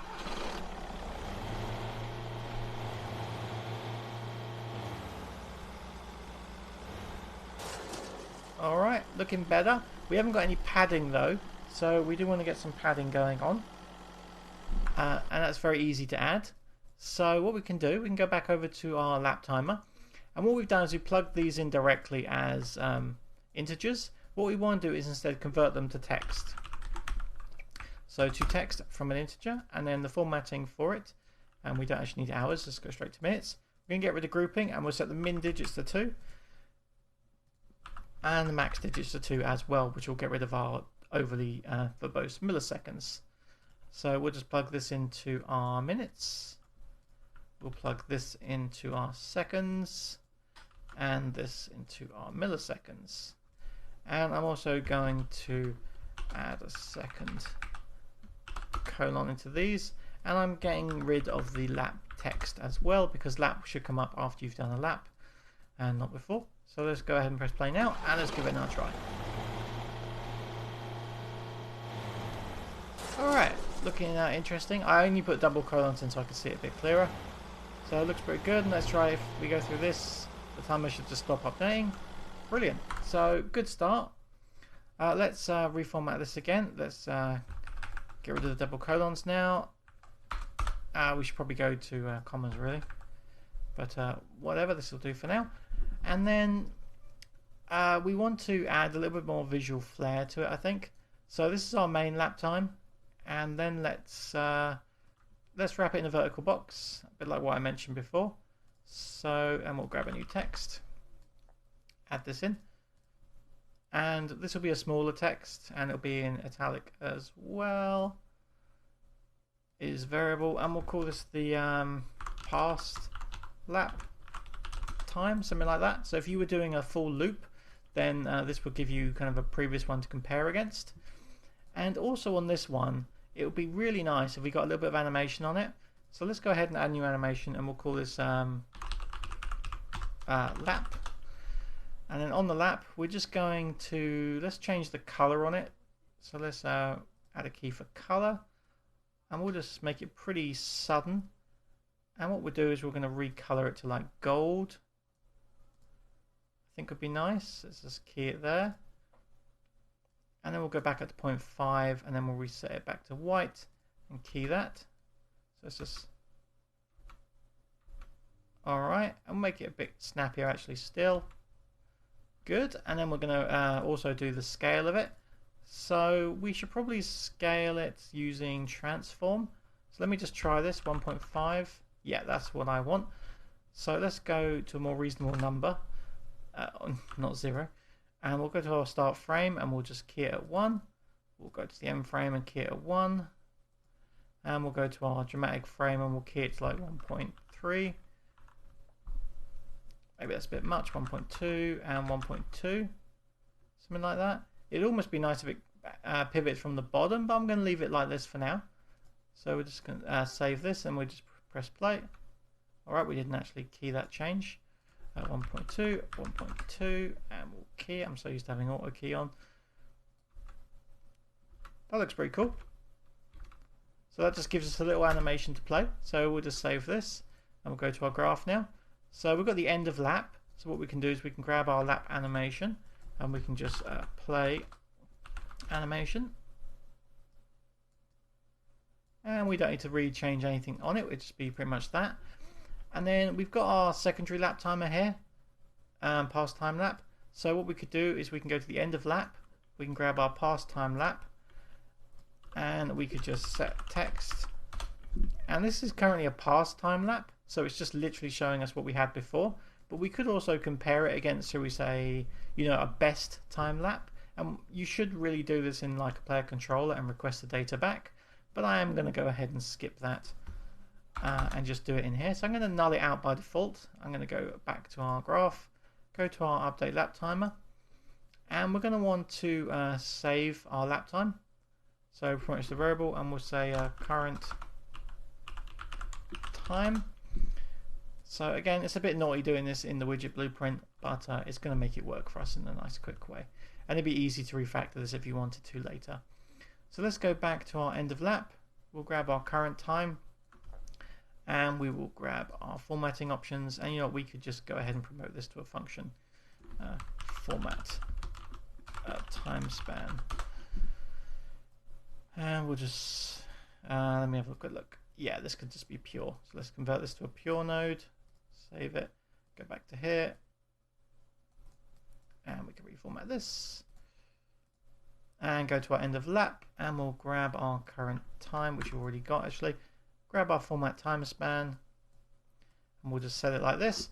And if you wanted to compare it against past laps, then you should, as I say, you should do that in the game state or something like that. But you can always compare time spans using more than and less than. So you could just store a little loop of what your last finished one was. Like, so store this as like the finished number, and then we could compare it against whenever this runs, compare it against the last one and show which one is best. So let's go ahead and try this out and see if anything looks better. So we're going to race through our first lap. Race has begun. Go through our second one, and it's finished. So now you can see we've got a nice little flash animation when it played. It was, it was quick to the point. 1, 2, boom, and there's our timer. That works for me. So I'm just going to quickly dress this up slightly more. So we're going to go to this. I'm just going to put something in it for a second so I can see it. Then we'll go back to our HUD, go back to the designer, compile this. Try that again, compile it, and save it. There we go. And then we can reformat this. It's showing us with the animation played, which is actually quite handy for us. So we're going to replace it. So something like that would be nice. It's anchored to the bottom left. And then I'm going to get rid of the background on it because we haven't got a nice texture for our border. So it's just not doing anything useful to us. So let's just get rid of this and let's play this again. Alright, I really thought it was going to crash. So we left the HUD info in. So let me just go back to lap time. Go back to this and just clear it.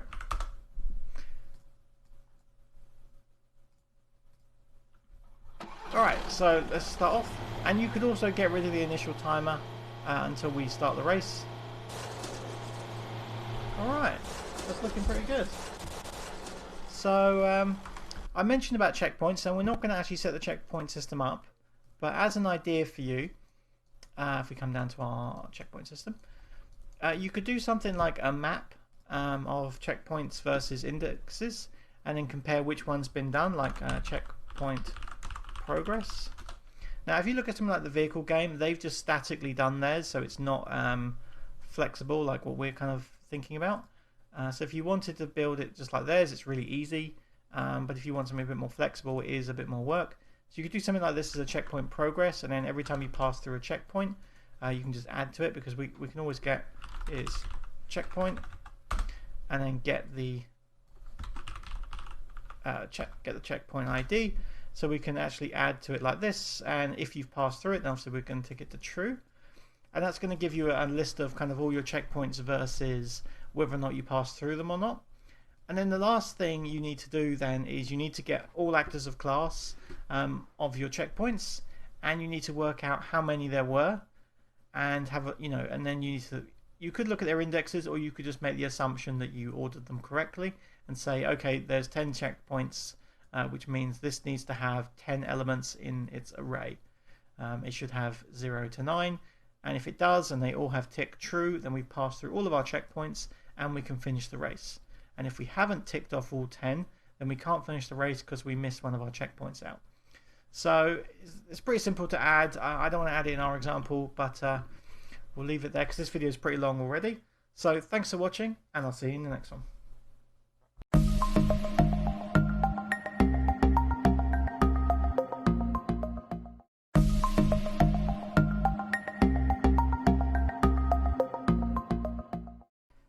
Hey, welcome back. So in the last video we mentioned about doing a checkpoint system, and I thought about it and I felt it probably was a good idea to add in, and I wanted to show you what I've done. So I've gone ahead and done it already because it took a little bit of time to just play with numbers. So I can show you what I've done. Essentially I've moved our checkpoints now all around our level, and I've gone ahead and just numbered them correctly. I did add a next check, but all it does is add 1 to the checkpoint ID. It literally does nothing more than that, and nothing has changed in the checkpoints themselves. But in the drive vehicle blueprint, I thought about how I mentioned doing it with the map, and in the end I come up with a slightly simpler solution. So in our event graph, on our begin play, we get all race checkpoints, and if they are a checkpoint, we just store them into an array of checkpoints, and that's really all we do with it. And then if we come down to our overlap, I went ahead and threw this into a function just because it was a bit tidier. So if we open this guy up, and then everything's the same up until this last little bit. So we get is finished if false. Then what we do is we get the active checkpoint, which is we just promote to variable what we overlapped, and we see if it's contained in our checkpoint progress list, and that it is actually a checkpoint. Because if it's a checkpoint and it's in our list, then we kind of care about it. And all I'm doing is I'm just removing it from the array. As simple as that. I'm not actually doing checks or booleans and ticking them off as we go. I'm just removing them from the list of the basically checkpoints to do. And then we destroy the active checkpoint just to get the visuals out of the way, and we send a little thing to the HUD to tell it we passed through a checkpoint, which I'll show you in a minute. And then if we come back to our where is it? Actually, it's still in that function actually.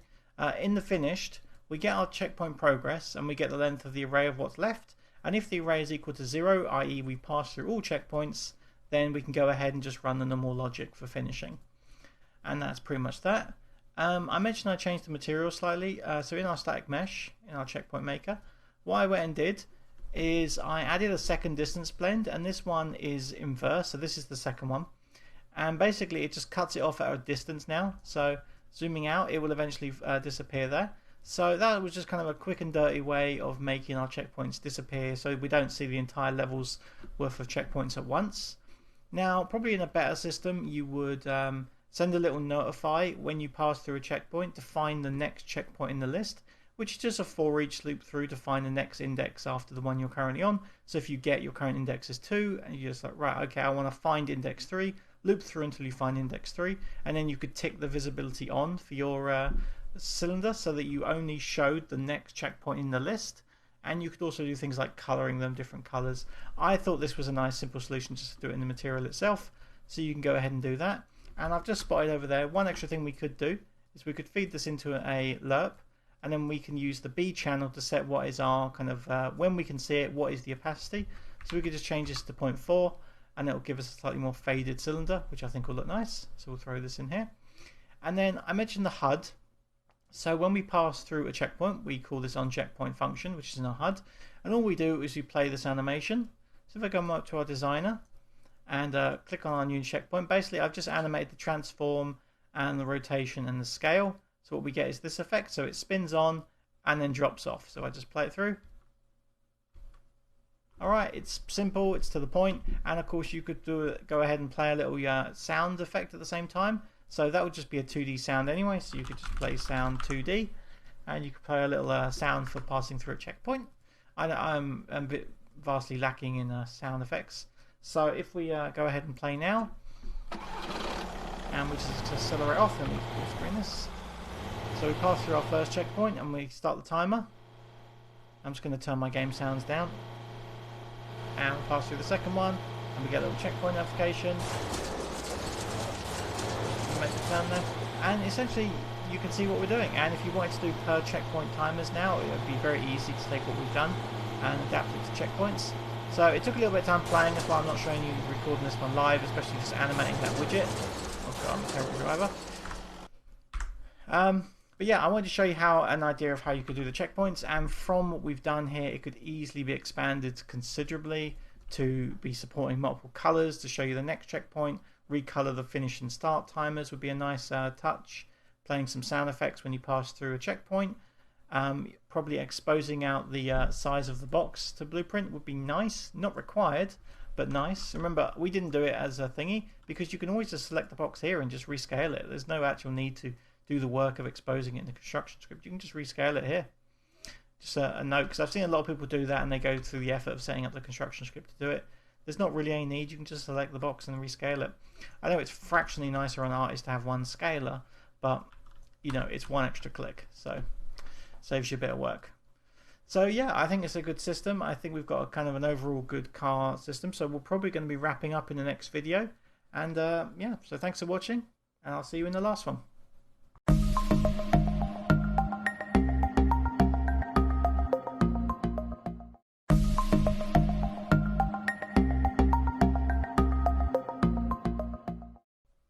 Hey, welcome back to the video series, and in this video we're just summarizing what we've just done. So we're pretty much finished with the car system. I think it's looking really good now. So remember, we can always get in and out of this car. We have those controls. I'm actually got the Xbox controller, so I'm just going to go to the car. I'm just going to get back into the car. So we can always get in and out of the car. We can drive. We have checkpoints. We've got a nice little HUD. The manual gearbox is still enabled, so I can still manually change gear, but the auto gearbox is on. So we've got the nice particle systems playing out now, so we get kind of a nice visuals. We got the skid sound effect, which doesn't match our car at all, but there we go. There's a little bit of a visual problem on the particle systems. You can see with the translucency sorting. We can change that in the particle systems themselves. I wasn't really diving into that area. And we just go through our checkpoints, get back onto the muddy track, take that corner very badly, accelerate off. The car handles really, for the most part, really nicely though. I think the cornering is still a little off, but it does for the most part feel really good. And there's our finish line over there. We haven't got any sort of visuals for the finish line, but they work. I'm just going to restart it one more time. Get rid of this stupid error message. And I didn't use the handbrake last time, so let's race it again with the handbrake enabled. So, not on that corner though, that one's a bit short. We can just try the handbrake around this corner, see if it helps us out. Not quite. I haven't really got the mastery of it, but it does work. It kicks the back out quite nicely. And all the tweaks that we did to get this kind of feel were all in that tweaking artistic video. I've not done any tweaking outside of the video series, so the handling you're seeing is all from thingy. I don't think I've got collisions on these. No. Oh dear. Okay, the collisions are not quite right on that barrier system. I just kind of threw that in. I wasn't worried about the art side. So let's just get on racing, get a little bit of air here. Just a little bit. Kind of front heavy, which is nice. This wouldn't be a perfectly balanced car. This wouldn't be a 50-50 rate ratio. It would definitely be heavier on the front. Nice, 52 seconds, 60.62. So it's working really well, and we've got a nice blueprint system. So we didn't set up our... we didn't customize our comments, which we really should have commented our code, but we do have a lot of blueprint. Obviously we're recording it live on video, so it's a little bit messy. I would definitely go back in and just tidy this up off cam. But I think it's worked really well. We've got a nice system in going. We've got really flexible. We've got all of our emitters going. We can use our data system. Where's our data? Tire emitter map, and we can set up all our different physics systems for doing different tire systems. And as I mentioned before, we could easily also add a rolling tire sound effect to this same system, so we could play different tire sounds based on what surface we're moving over. So, you know, tires on concrete would sound different to tires on gravel, because, you know, they'd be kicking up gravel all over the place, and you might want a nice sound effect for that. So yeah, I'm really happy with how this turned out. This probably turned out even better than I thought it would, to be honest. So hopefully this has been really useful for you. If it has been, it would be really appreciated if you could leave a comment on the video and a rating. And if you think there's more that could be improved on this series, please feel free to leave me a message, and I'll try and get back to you. Overall, I think it's been a really good series. Hopefully you've liked it and learned lots. Thanks for watching, and hopefully I'll see you in my next series.